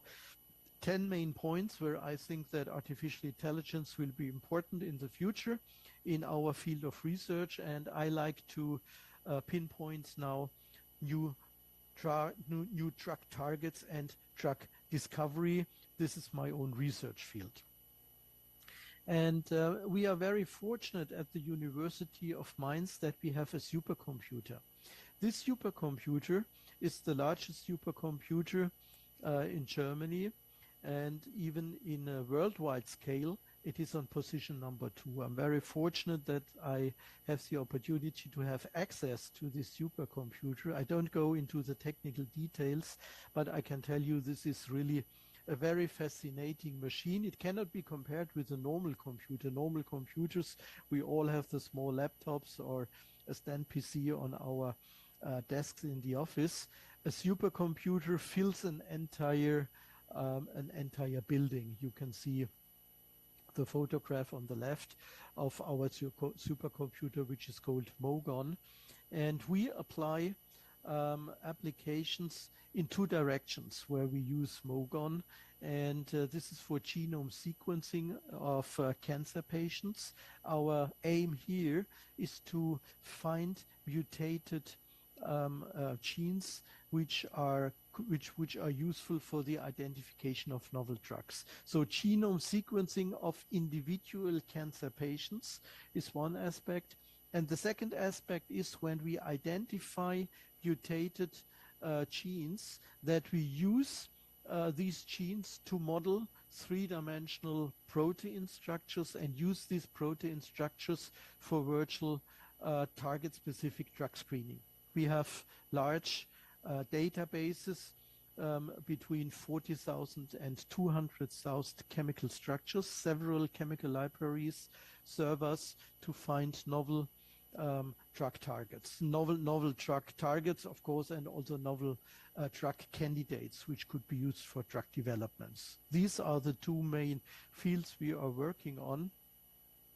And I like to give you one example, a very easy example, where I think that this is very important, where you can see the benefit of the use of a supercomputer. We have here a cell line.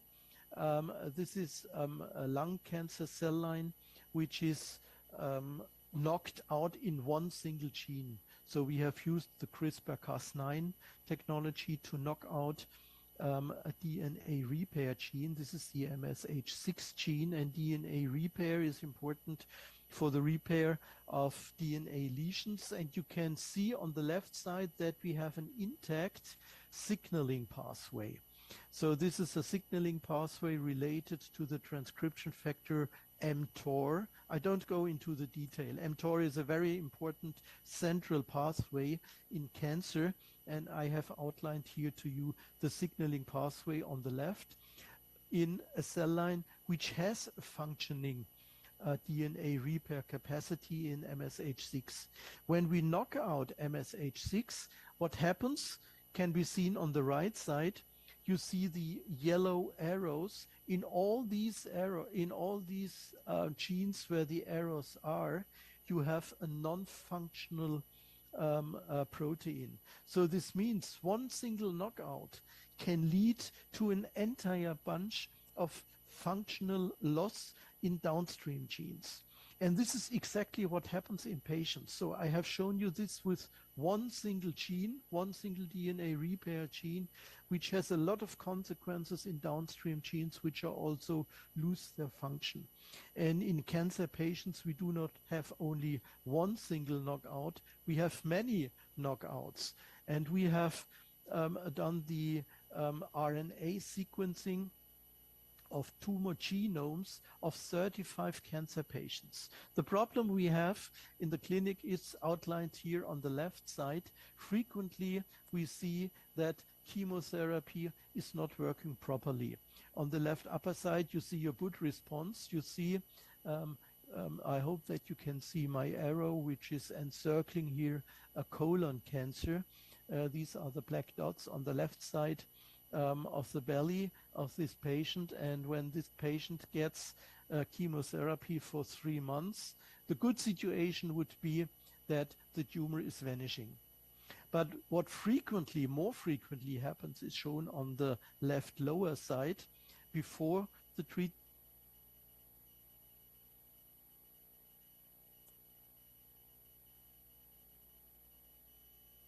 there is no change. And the question now is, can we have an insight into the molecular architecture of this tumor to see what mutations take place to explain why chemotherapy is not working. And this is what we have done with 35 patients in a collaboration with the University of Mainz, the University Hospital. We have sequenced 35 patients, the tumors of 35 patients. And the first step, what we have done is that we looked into the number of mutations. Very easy. We had different tumor types: leukemia, lung cancer, breast cancer, pancreas cancer, and so on. And we simply counted how many mutations take place. And it was really threatening what we have observed. We found the lowest number of mutations was 35,000. You see the red arrow on the right lower side. And the highest number was more than 150,000 mutations. This is the red arrow in the middle at the top. So you have to imagine these poor patients, they have between 35 and 153,000 mutations. And you can now imagine with that many mutations, it is very easy that a chemotherapy fails. Even you should rather wonder if a chemotherapy is successful. So we have now material, I would say, for the next 200 years, if we go step by step through all these data we have obtained here. I like to give you very few examples what we are doing with all these data. So what we all know from the past, let's say 3 decades, is that we have signaling pathways. This is shown on the left side. You have an input which binds an input protein which binds to a receptor. The receptor is activating signaling kinases in the cytosol, and at the end we have an output, a transcription factor, for instance, which leads to the growth of a tumor cell. This is what we all know.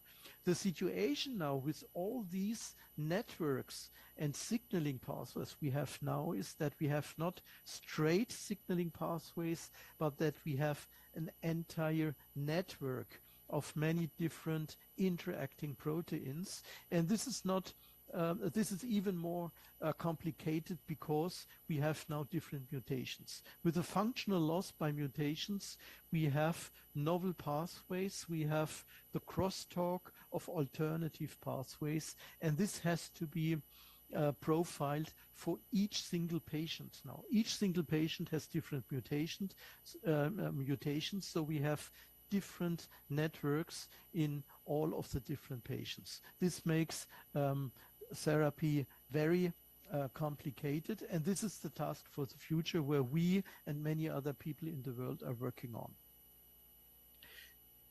When we have now the information of all the different proteins, we would be able to reconstruct an entire organ, an entire cell, an entire organ, and even at the end an entire virtual body. When we have a virtual body in the computer, then we might be able to predict what happens with certain mutations. So the precision medicine goes into the direction to develop a virtual human body, and with a virtual human body then we can reconstruct what certain mutations in a real patient would do and predict how the therapy would work. This is the concept for, let's say, the next 10 years. What we were doing now is that we were focusing on one single protein or one family of proteins which are necessary for the development of resistance. These are multi-drug resistance proteins. You see on the animation on the right side that drugs like doxorubicin enter a tumor cell and then are immediately pumped out so that a patient could not be cured from the cancer because the intracellular concentrations are too less. The concentrations of drugs. And what we did now is we have used a sublibrary of 350 natural products, which we have isolated together with our partners during the past 20 years. And we have performed a virtual drug screening whether these compounds are able to block the efflux process of these multi-drug resistance transporters. This can be shown in the middle on the animation. You see the crystal structure of this multi-drug resistance transporter, and you see that we have compounds, natural products in the middle, which are blocking the channel, and by blocking the channel, then the efflux process cannot take place.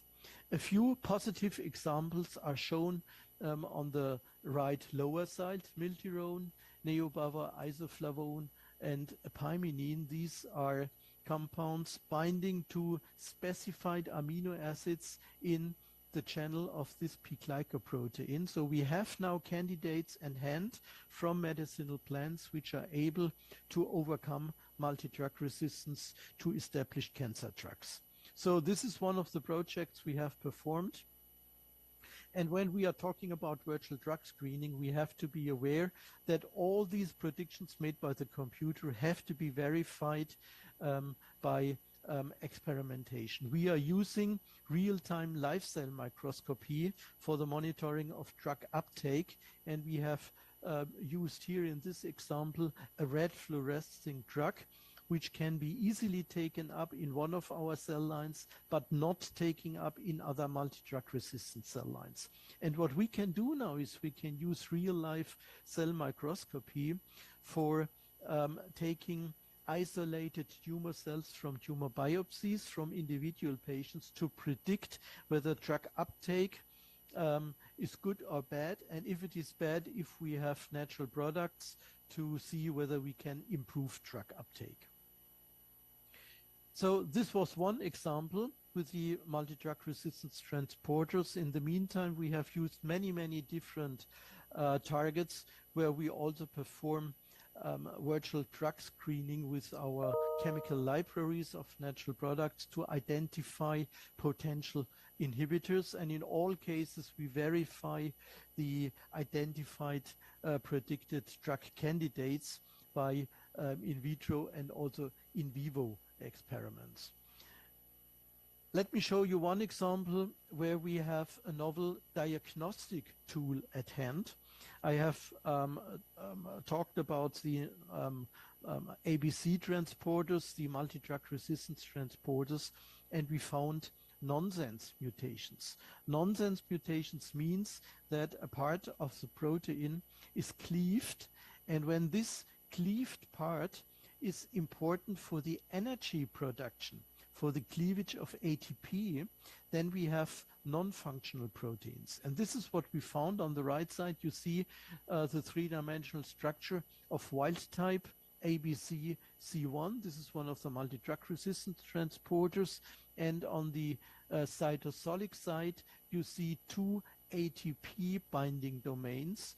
And with a nonsense mutation, one of these ATP cleaving sites is missing. So this means the ATP, the energy, is missing for the transport process.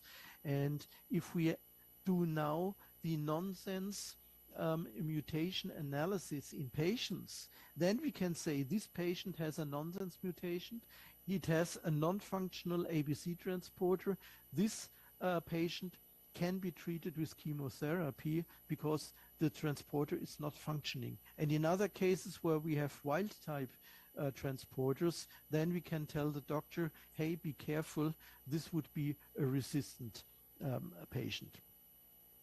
And this is not only a single mutation. We found more than 1 dozen of different nonsense mutations. And this is not only true for one ABC transporter. This is also true for 12 different ABC transporters, which are necessary to confirm broad spectrum multi-drug resistance. So we have now a broad diagnostic tool where we can say this patient would be sensitive or resistant to chemotherapy. During the COVID times, we have developed an organoid model in our laboratory.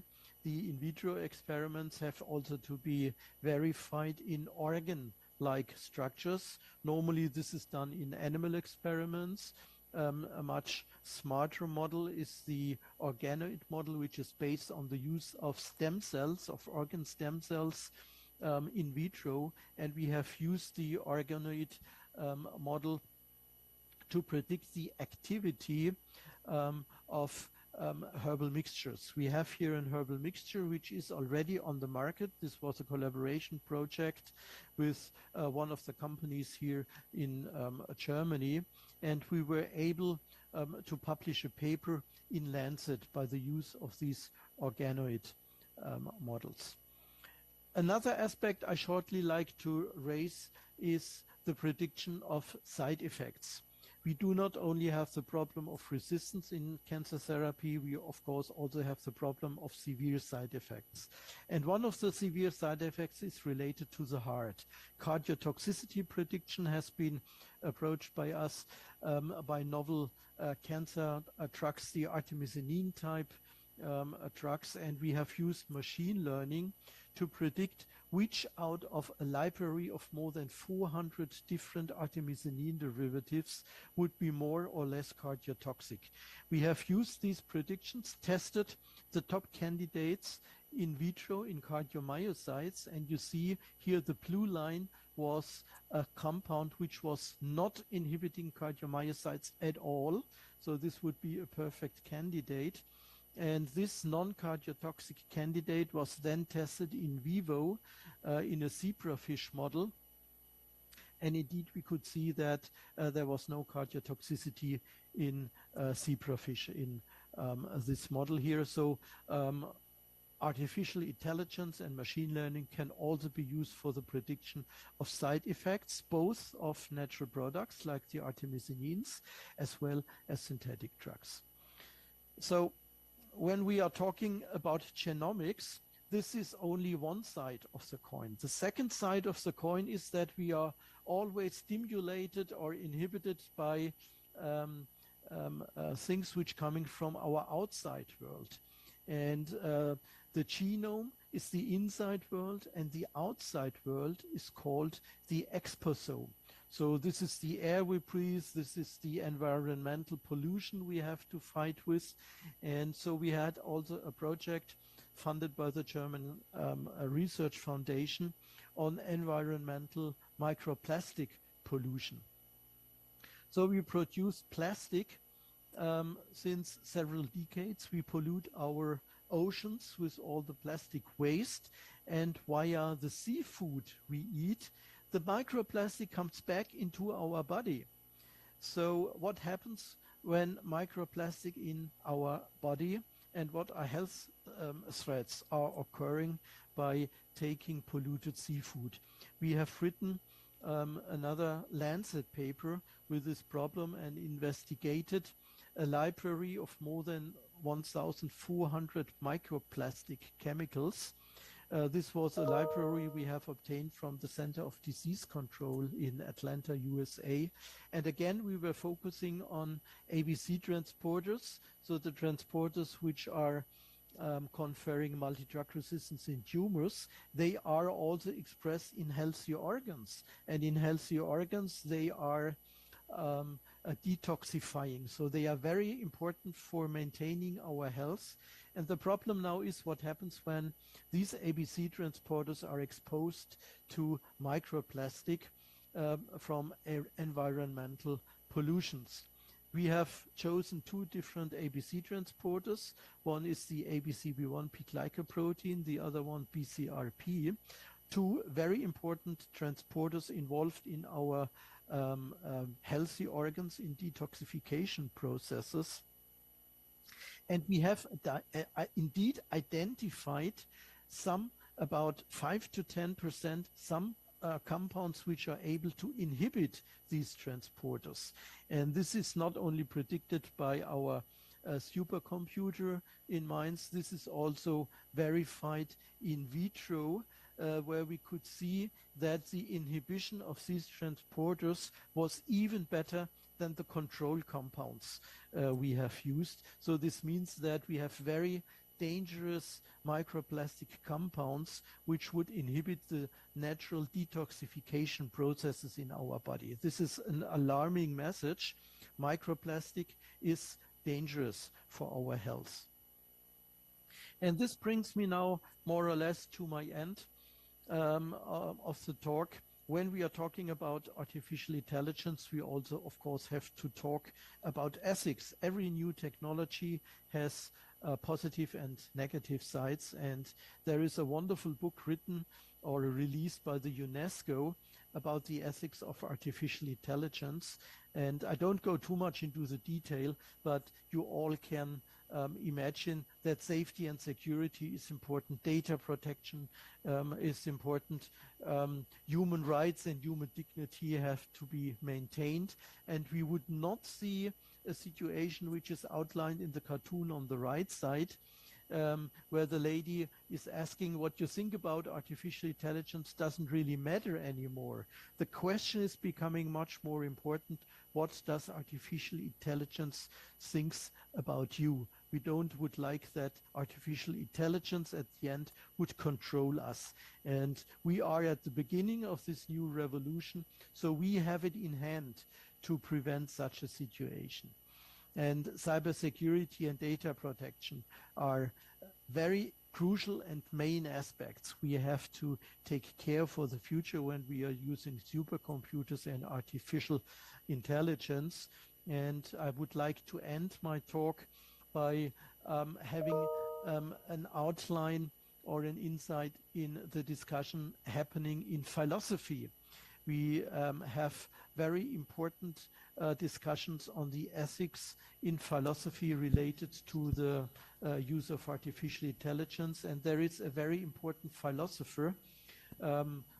He's Thomas Kuhn, and he wrote a book on the structure of scientific revolutions. When I was a postdoc, I read this book. It was really a pleasure, and I would really recommend to all of you the structure of revolutions. The main thesis is that advancement of science is not taking place transiently by a steep increase of new knowledge.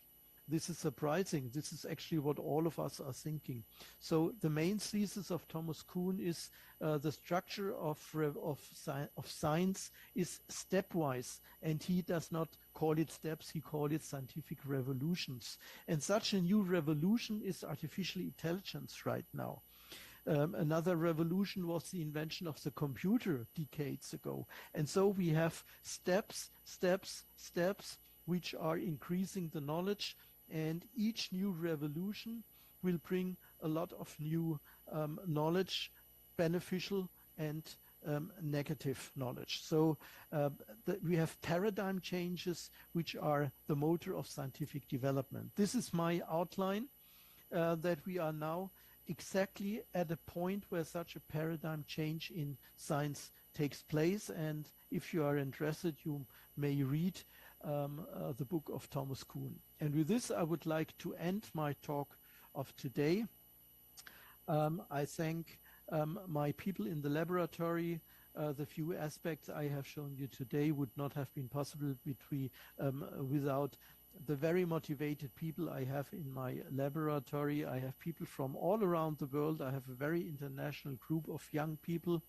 I thank them very much for their enthusiasm. I also thank all the organizations giving us the funding to realize this research. And at the end, I thank you for your attention. Thank you very much.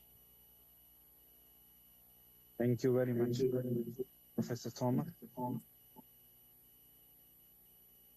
if anyone like to ask a question, please go ahead.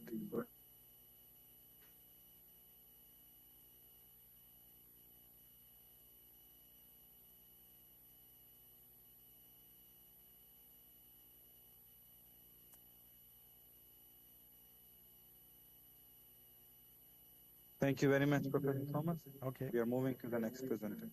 Thank you. Bye-bye. Goodbye. Bye-bye.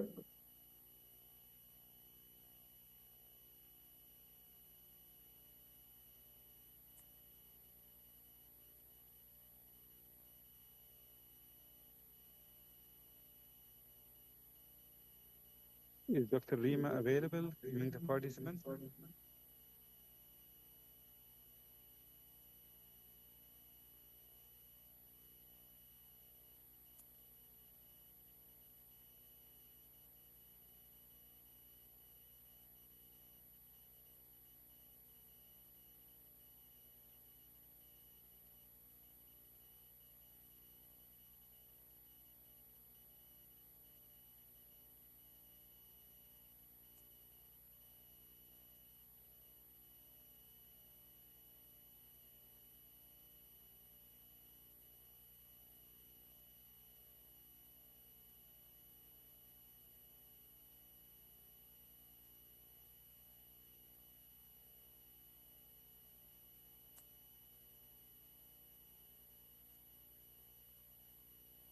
Yes, could you, do you want me to start? Yes, it looks like Miss Rima, Dr. Rima is not available.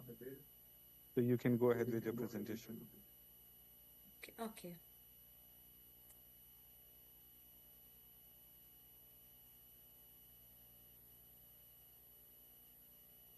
Is it clear for you?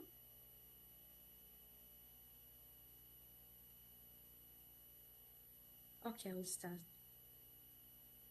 Good afternoon, everyone. My name is Nur Sultan Shibli, and it is my pleasure to represent my team in presenting our research project titled Pharmacological Screening of Phyllanthus Species Native to Oman, an in vitro study. So globally, around 80% of people still depend on herbal medicine for primary health care. This is largely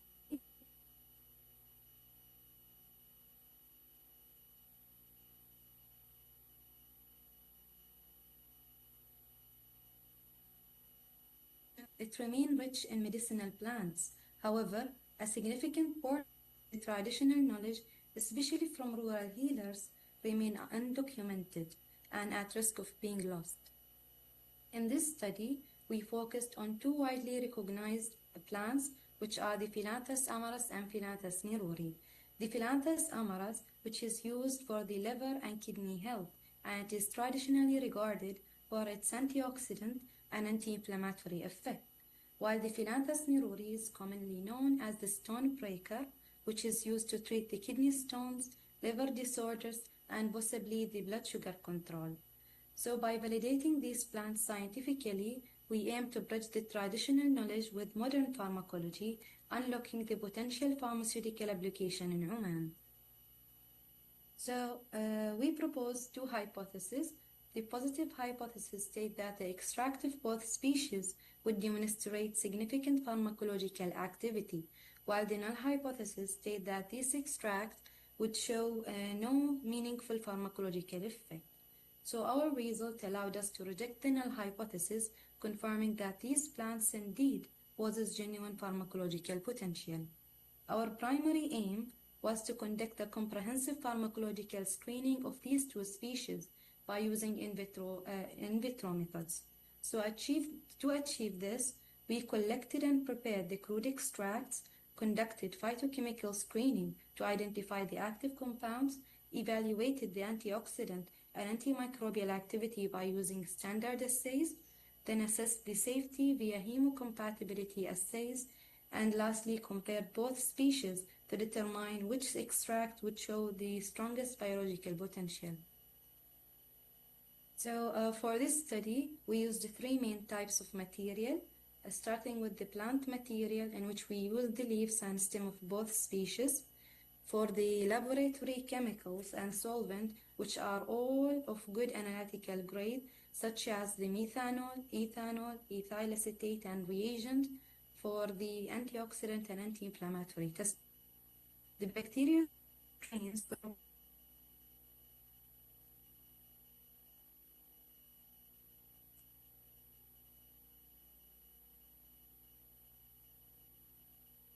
our results were reliable, and scientifically valid. So before we go into details, here's an overview of all the experimental method we followed, starting with the plant collection and preparation, then extraction by using different solvent, then the phytochemical screening, antioxidant testing by using the DPPH, then antimicrobial testing by using the disk diffusion method, then the hemolysis assay, and lastly the anti-inflammatory testing by using bovine serum albumin. So each of these methods played a unique role in understanding the biological potential of these plants. Starting with the first step, which is plant collection and preparation, the Philanthus amaras were collected fresh from the Oman Botanic Garden.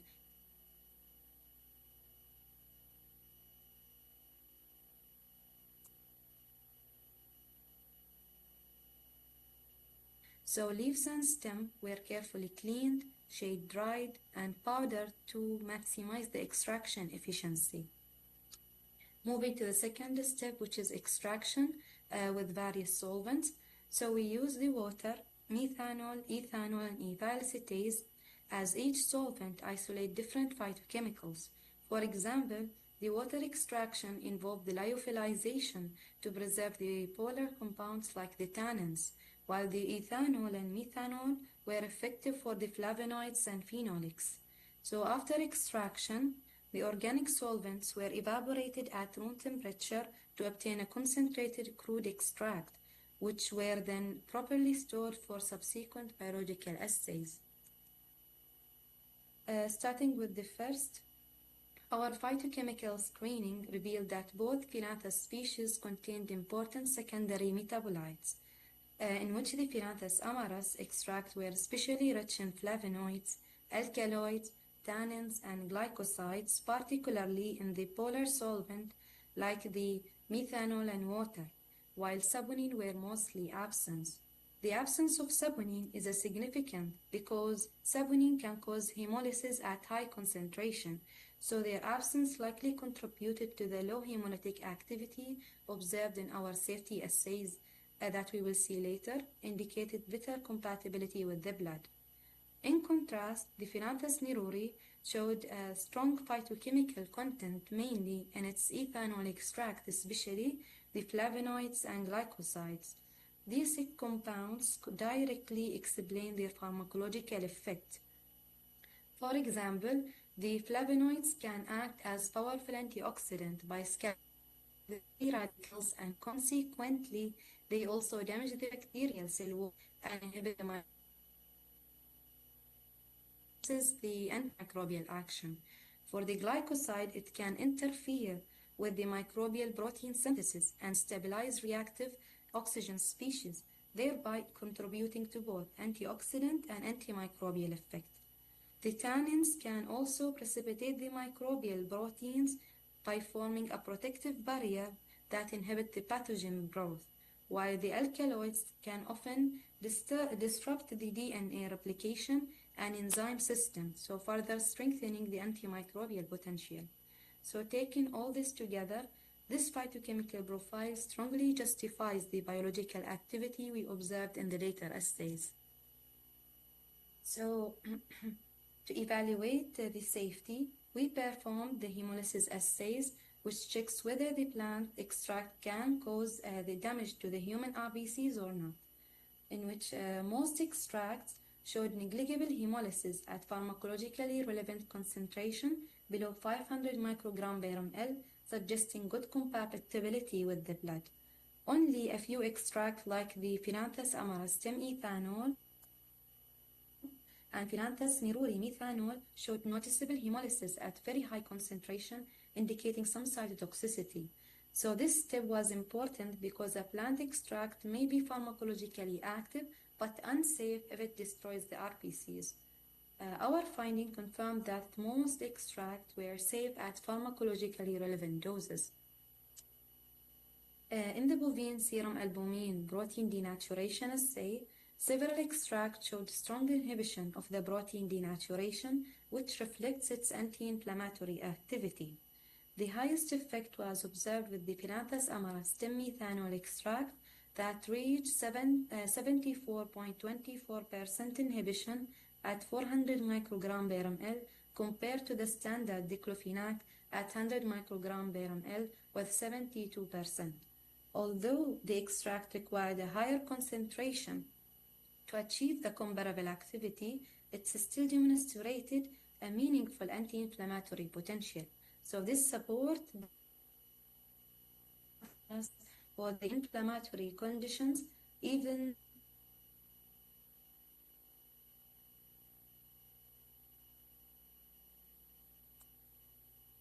pH radical scavenging assay, which measure the ability of the extract to neutralize the free radicals linked to the oxidative stress and chronic diseases.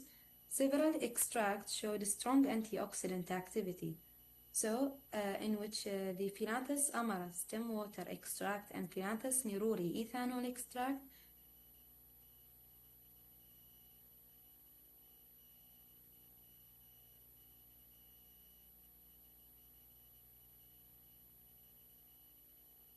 %. This indicates that these extracts are even stronger antioxidant than the ascorbic acid, confirming their potential in protecting against the oxidative stress-related conditions like the diabetes, the cardiovascular diseases, and cancer. Lastly, we tested antimicrobial activity by using disk diffusion method by comparing inhibition zones with the standard antibiotic ampicillin, which is a broad-spectrum antibiotic effective against both gram-positive and gram-negative bacteria.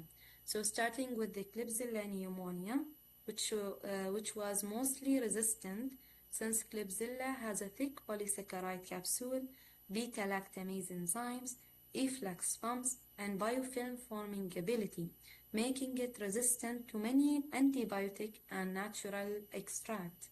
However, the Philanthus neruri ethanol and Philanthus amara leaf methanol extract showed inhibition zones of 18 mm and 15 mm respectively at 500 microgram per ml. Moving to Staphylococcus aureus, which was the most sensitive strain, showing inhibition zone up to 22 mm with the Philanthus neruri ethanol extract comparable to the ampicillin that achieved 30 mm, indicating that the extract poses stronger antibacterial potential against this pathogen.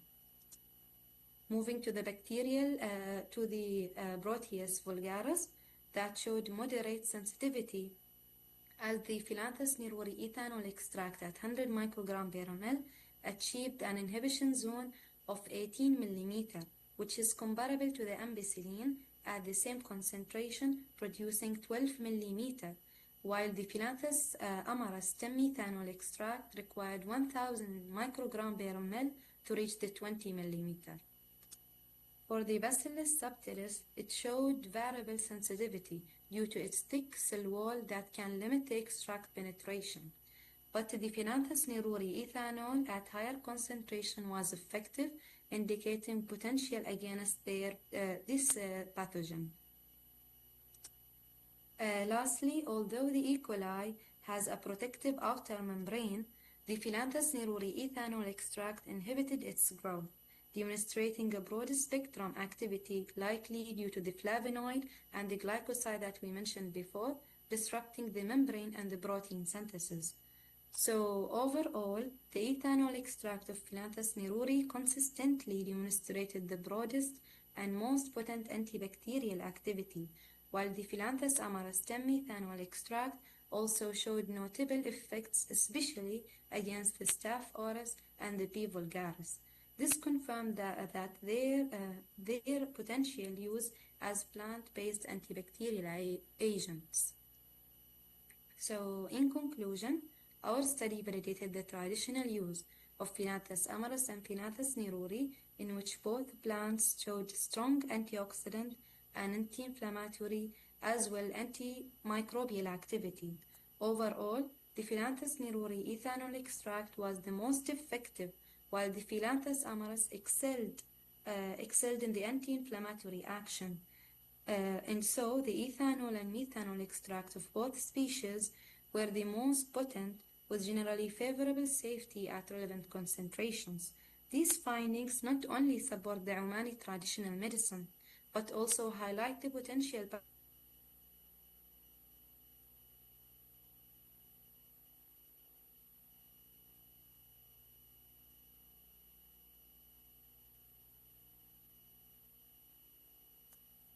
development of standardized and safe form for the medical use. So this concludes our presentation. On behalf of my team, I sincerely thank you all for your kind attention. We hope this study contributes to the preservation of Omani traditional knowledge and inspire the further future pharmaceutical research. Thank you. Thank you very much, Ms. Noof.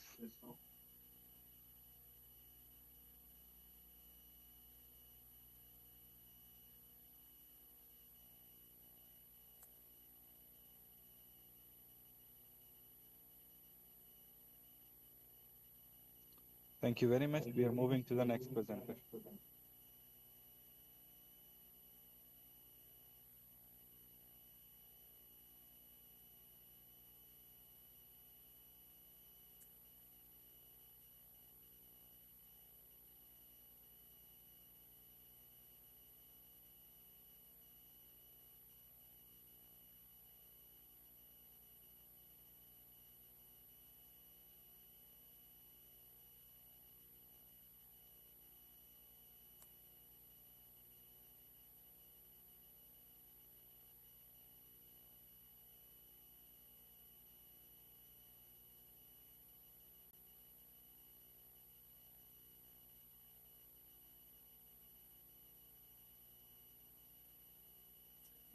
Engineer Asir, can you please share your presentation? Just 1 second.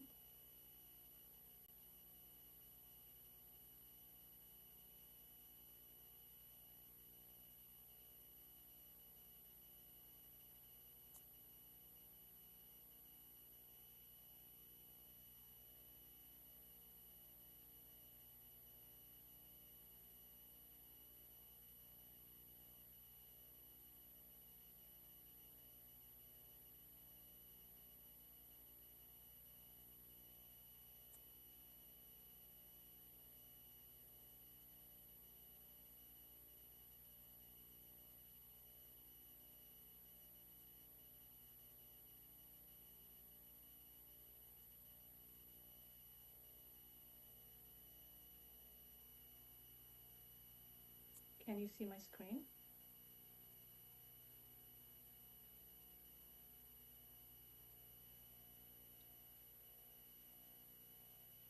Yes, we can hear you. Go ahead.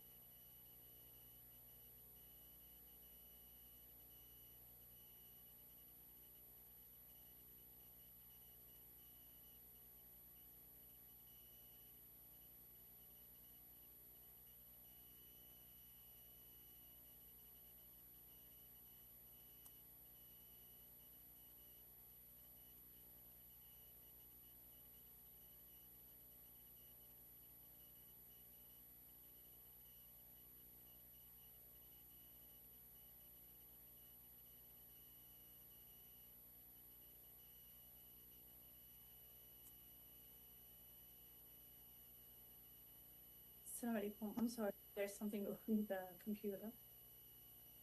Just 1 second. No problem. Please open your presentation.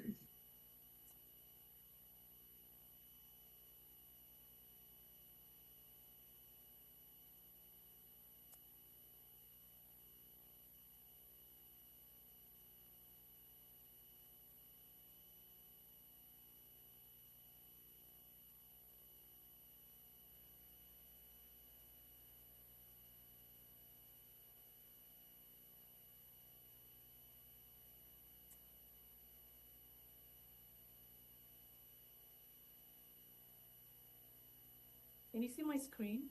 Is it the PowerPoint? Yes, continue. Assalamu alaikum. Imagine reducing wrinkles by over 80% in just 2 weeks, not with synthetics, but with an ingredient used by Romani women for centuries. Good afternoon. My name is Athir Tabuk. I focus on frankincense-based skincare innovation, and I am the founder of Lubaniya, a local brand from Salala that was established in 2016 in my undergraduate years in the University of Michigan in USA, in my dorms room. And I am currently in the USA working on the developing the formulations and perfecting Lubaniya with the support of professional formulators, scientists, and cosmetic marketers. With over 10 years experience in cosmetic formulation and microbiology, I've dedicated my research to bridge heritage practices with modern dermocosmetic science. Today, I'll present our field study on Boswellia sacra, sourced locally with sustainability and ethical harvesting practices, and its potential as a heritage-driven powerhouse in dermocosmetics. Why Boswellia sacra and why now? Luban, or frankincense, or specifically Boswellia sacra, has been used for centuries in Oman, especially by the Dhofar women who traditionally prepared frankincense-infused water as their daily skincare. Despite this heritage, modern cosmetics still use frankincense in a very limited way, often only essential oil without any standardization or integration of resin, hydrosol, glyceride, or bioactives like boswellic acids and akba. At the same time, consumers globally are asking for natural alternatives to synthetic actives, especially in anti-aging, acne care, and prevention care. This gap between tradition, science, and consumer demand is what motivated this study. Our goal was to evaluate standardized frankincense formulations that combine multiple fractions, essential oil, hydrosol, resin glyceride, resin infusion, and purified akba, and to assess their field-based efficiency under consumer conditions. We also wanted to show how heritage practices can be validated and advanced through modern formulation science. We tested 2 formulas. One, Boswellia sacra wrinkle-reducing facial oil, and we call it Serum Ataq al-Luban. It's targeting wrinkles, dryness, and dullness. The second formula is Boswellia sacra sebo-regulating toner. We call it Toner al-Luban al-Khalis, targeting acne, redness, and pore control. Both incorporated frankincense essential oil, hydrosol, glyceride, resin infusion, and purified akba to the most effective dermal limit that is safe for the most delicate and sensitive skin. Both formulations contain supportive active ingredients that leveled up the active component of boswellic acids. They basically worked along like a lock and key synergy, such as vitamins like DL-panthenol, as well as active anti-inflammatory compounds like centella and chlorophyll, all which translate into a scientific upgrade of the Dhofari women's traditional skincare ritual. This was a 75 field-based consumer study conducted from February 5th up to April 21st. We recruited 581 women aged 35 up to 43 from Oman. Half were from the south, specifically Salala. The other half are from the north, from Muscat, Al-Batina, and the Sharqiyya. It was a single-arm observational design. Participants used the products daily under given consumer conditions. We collected structured questionnaires and standardized before and after photography. This approach reflects true consumer experience rather than controlled laboratory testing. Our participants had diverse skin concerns, wrinkles, acne, blackheads, eczema, rosacea, scars, pores, as well as dryness and dullness. This diversity allowed us to measure frankincense performance across multiple conditions, as you can see here in table number 1.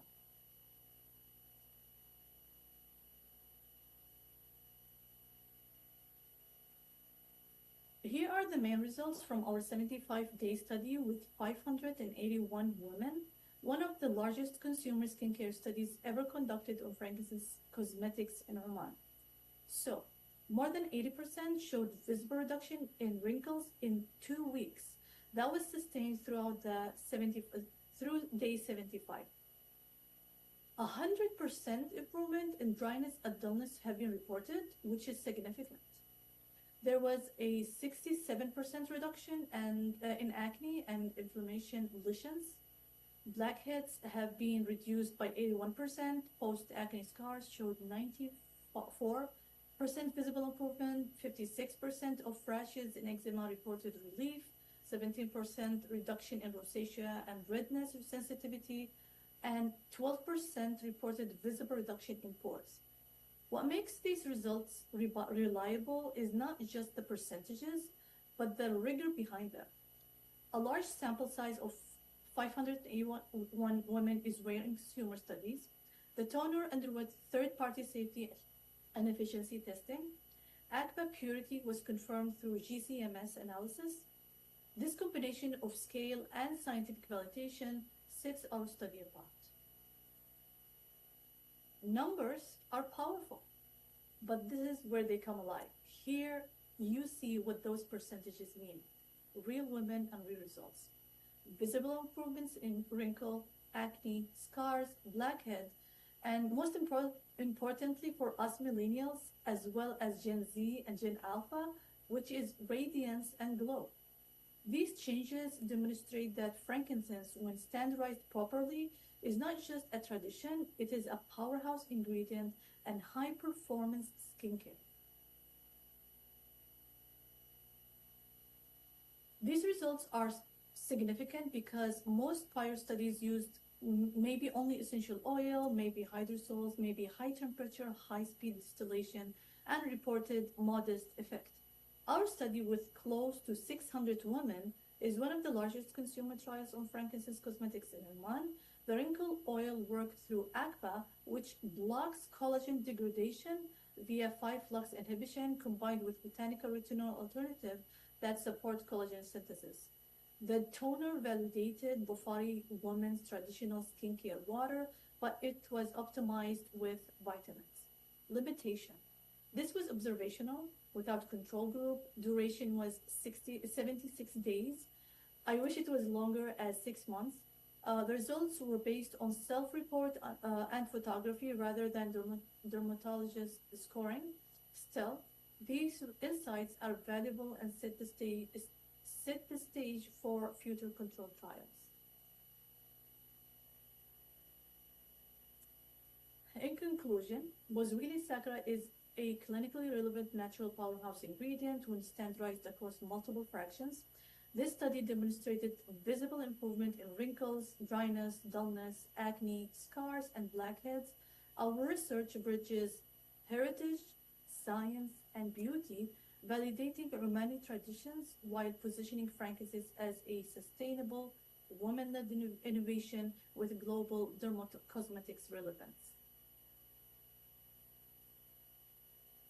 I would like to thank all participants for their commitment. This study shows that Oman's heritage can stand alongside modern science to create skincare that is effective, sustainable, and globally relevant.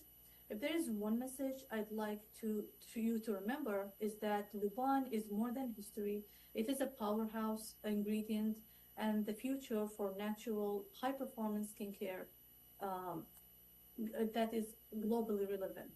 Thank you for attending and listening.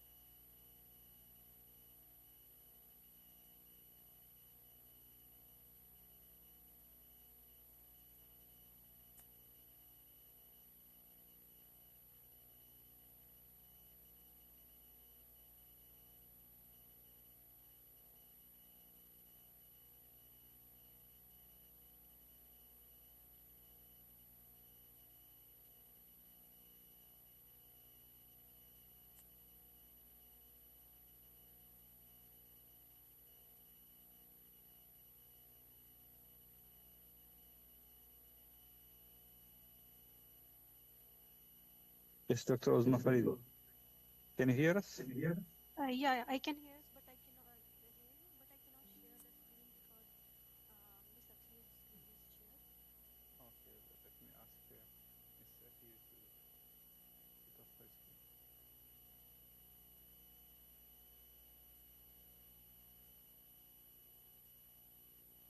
Now you can go ahead.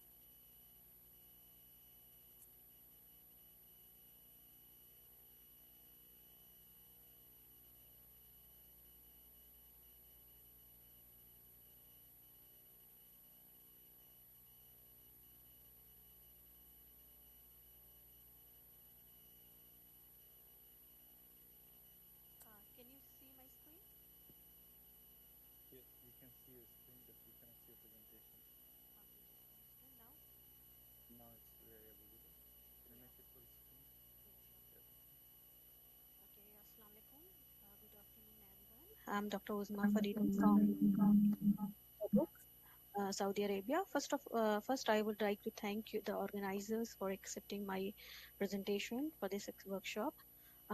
My research focuses especially on the anti-cancer agent, antioxidants, especially the nanoparticles. So today I will talk about our recent work, which is the analysis of selenium and quercetin nanoparticles for their antioxidant and hepatoprotective property against the acrylamide-induced liver toxicity.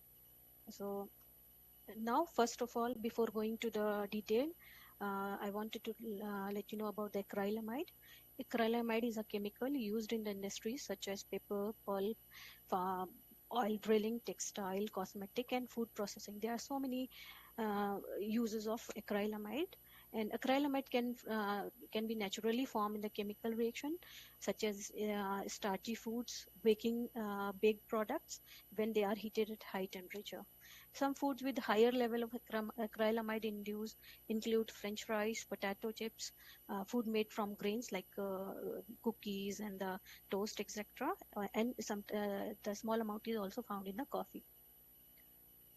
Actually, it is very common ingredient in the fried food, especially the French fries and potato chips, but it has some toxicity. So acrylamide, commonly found in the fried and baked food, like I already discussed, generates the reactive oxygen species, which depletes the antioxidants in the body and causes the oxidative stress, inflammation, and apoptosis, which causes the damage of the different vital organs in our body, like liver, kidney, and reproductive organs and nervous system. The IARC classified acrylamide as a probable human carcinogen. the EPA, that is Environmental Protection Agency US, classified acrylamide as a likely to be carcinogenic. The acrylamide is well-known carcinogen for the rat, but for human it is probable, till now it is not proved, but it is probable human carcinogen for the human being. How the acrylamide is produced in the food? It is produced through the Maillard reaction, where you can see the asparagine and reducing sugar, they combine together at very high heat, and the acrylamide and brown pigments are produced.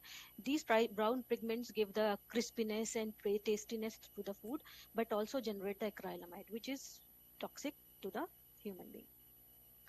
Now, why our team selected selenium nanoparticles and the quercetin nanoparticles. Selenium and quercetin are well-known powerful antioxidants and cytoprotective agents. But in nano form, they are more effective and safer. So we tried their nanoparticle instead of their conventional forms. That they target the key toxicological pathway of acrylamide oxidative stress, inflammation, and apoptosis. So basically, they just oppose the negative effect of acrylamide in the body. So what was the objective about this study? To evaluate the biological and oxidative stress, hepatopathological changes in presence of acrylamide, then to check the protective role of selenium and quercetin nanoparticles against acrylamide-induced damage.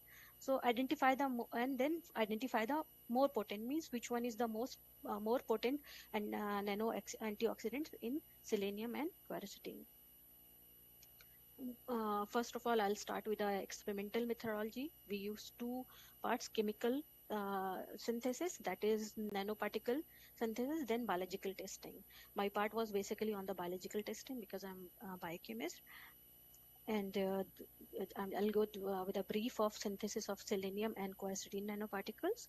Selenium nanoparticles were synthesized by mixing basil extract with a selenium solution in warm water, and then finally there was a process like to stir them at 27 degrees for 24 hours until the red color comes. Then we freeze-dried the molecules and then studied for SEM for analysis.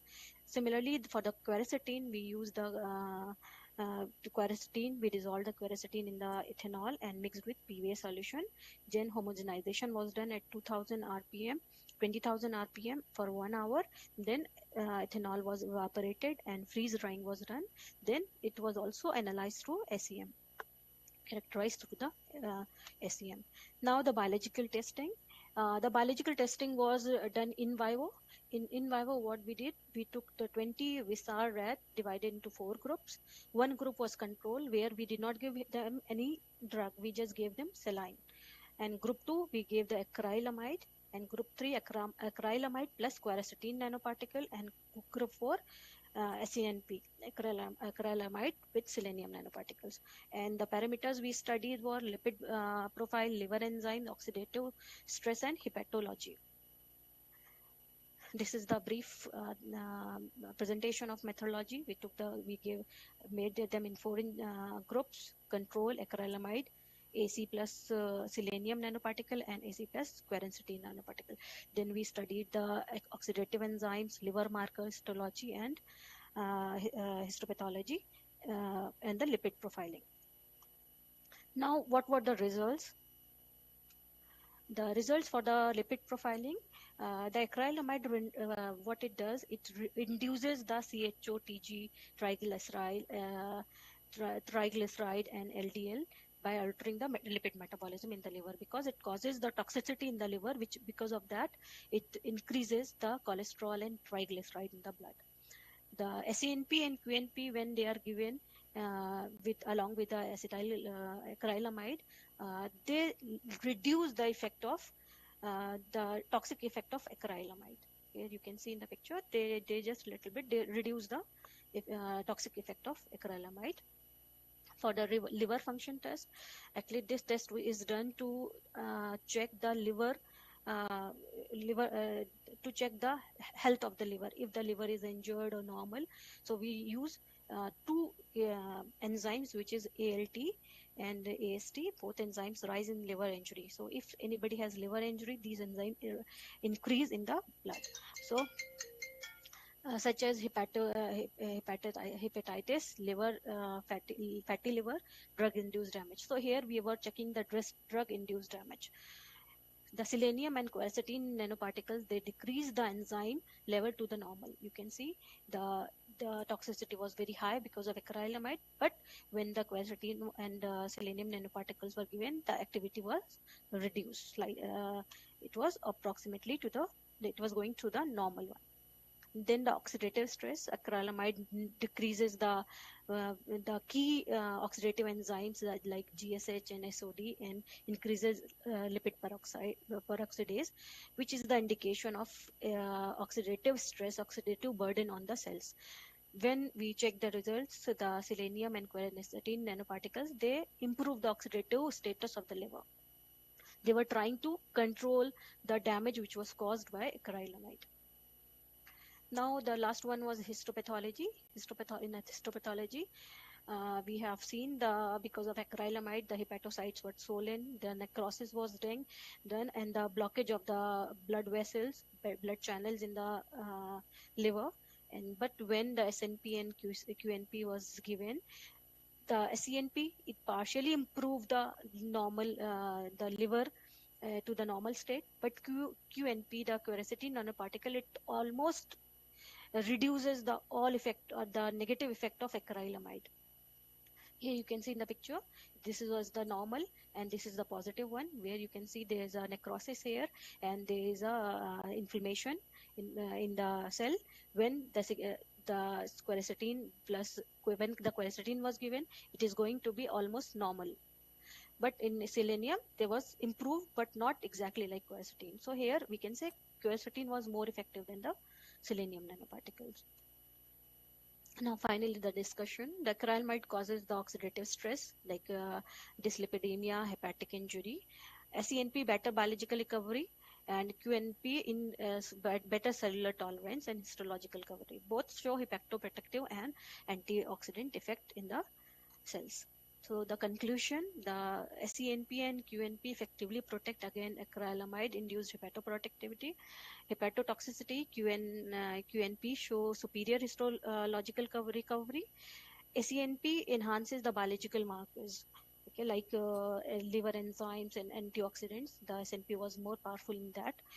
The nano antioxidants can prevent toxin-induced liver injury, especially for the acrylamide, which we proved with this research.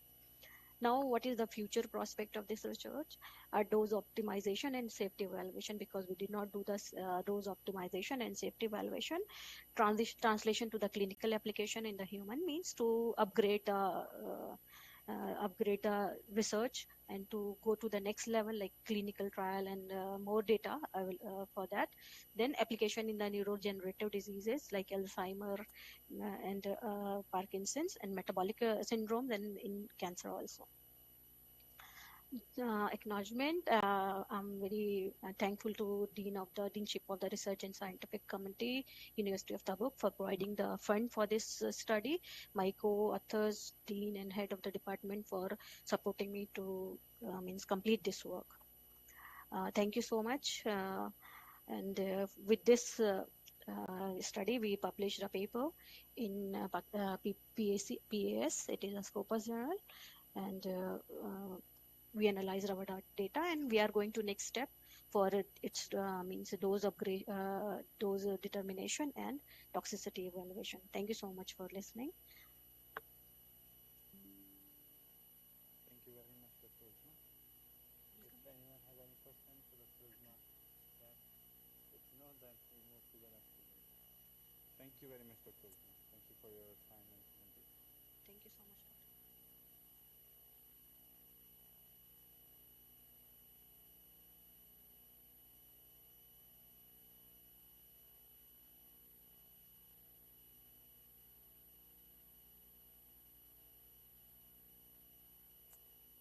Is Dr. Sayyid Shamsuddin available?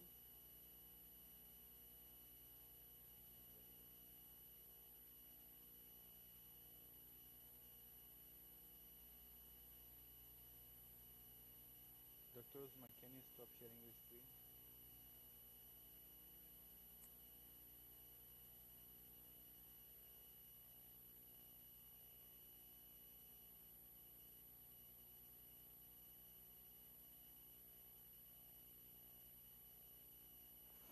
Dr. Gurbaz Mohammed, can you share your poster?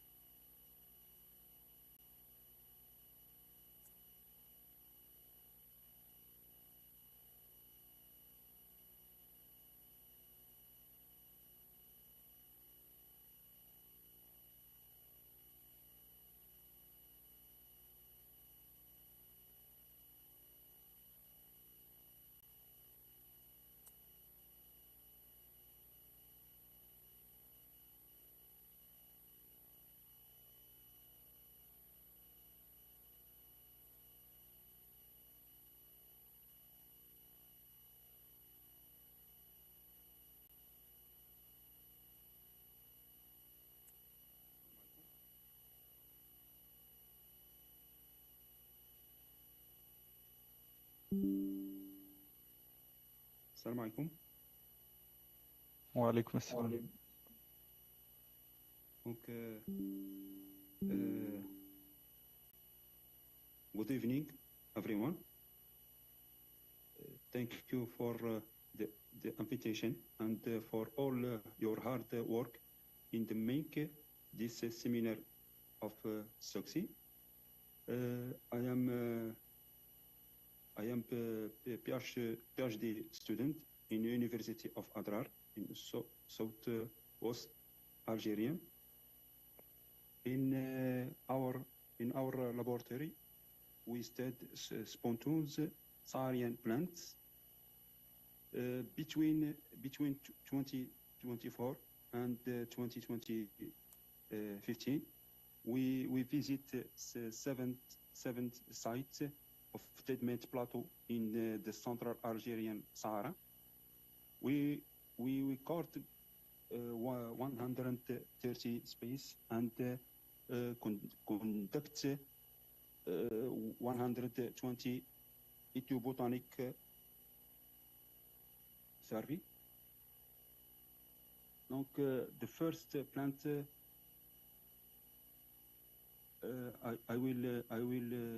I will speak in English, in French.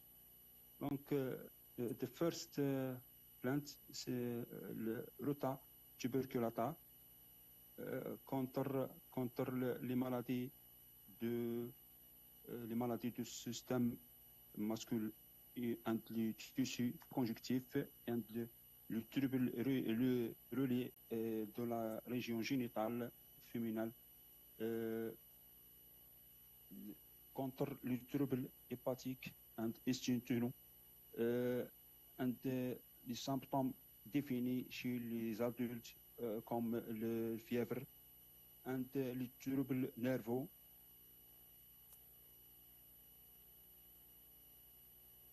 Yes. Donc النبات الثاني الذي تم معاينته خلال هذه الرحلة العلمية في الصحراء الوسطى الجزائرية، نبات اسمه نبات الغلاشم، باللغة العربية نبات الحرجل، الذي له استعمالات متعددة مثبتة من طرف البدو والرحل والمربي الإبل، خاصة فيما يخص الأمراض الصدرية، كل ما يخص بالحمى والأمراض المتعلقة بالمجاري البولية، بالإضافة إلى الأمراض الخاصة بالسكري والأمراض الجلدية، وله عدة استعمالات داخل العادات الحياتية في الصحراء الوسطى، يعني منطقة تدميت. بالنسبة للنبات الثالث اللي هو نبات الكبار، ثاني له استعمالات متعددة، خاصة له علاقة ما بين المجتمع البدوي في الجزائر في الصحراء الوسطى وهذا النبات. يعني نبات ذو أهمية كبيرة، خاصة فيما يخص أمراض السكري والأمراض المتعلقة بالمسالك البولية والأمراض الصدرية. النبات الرابع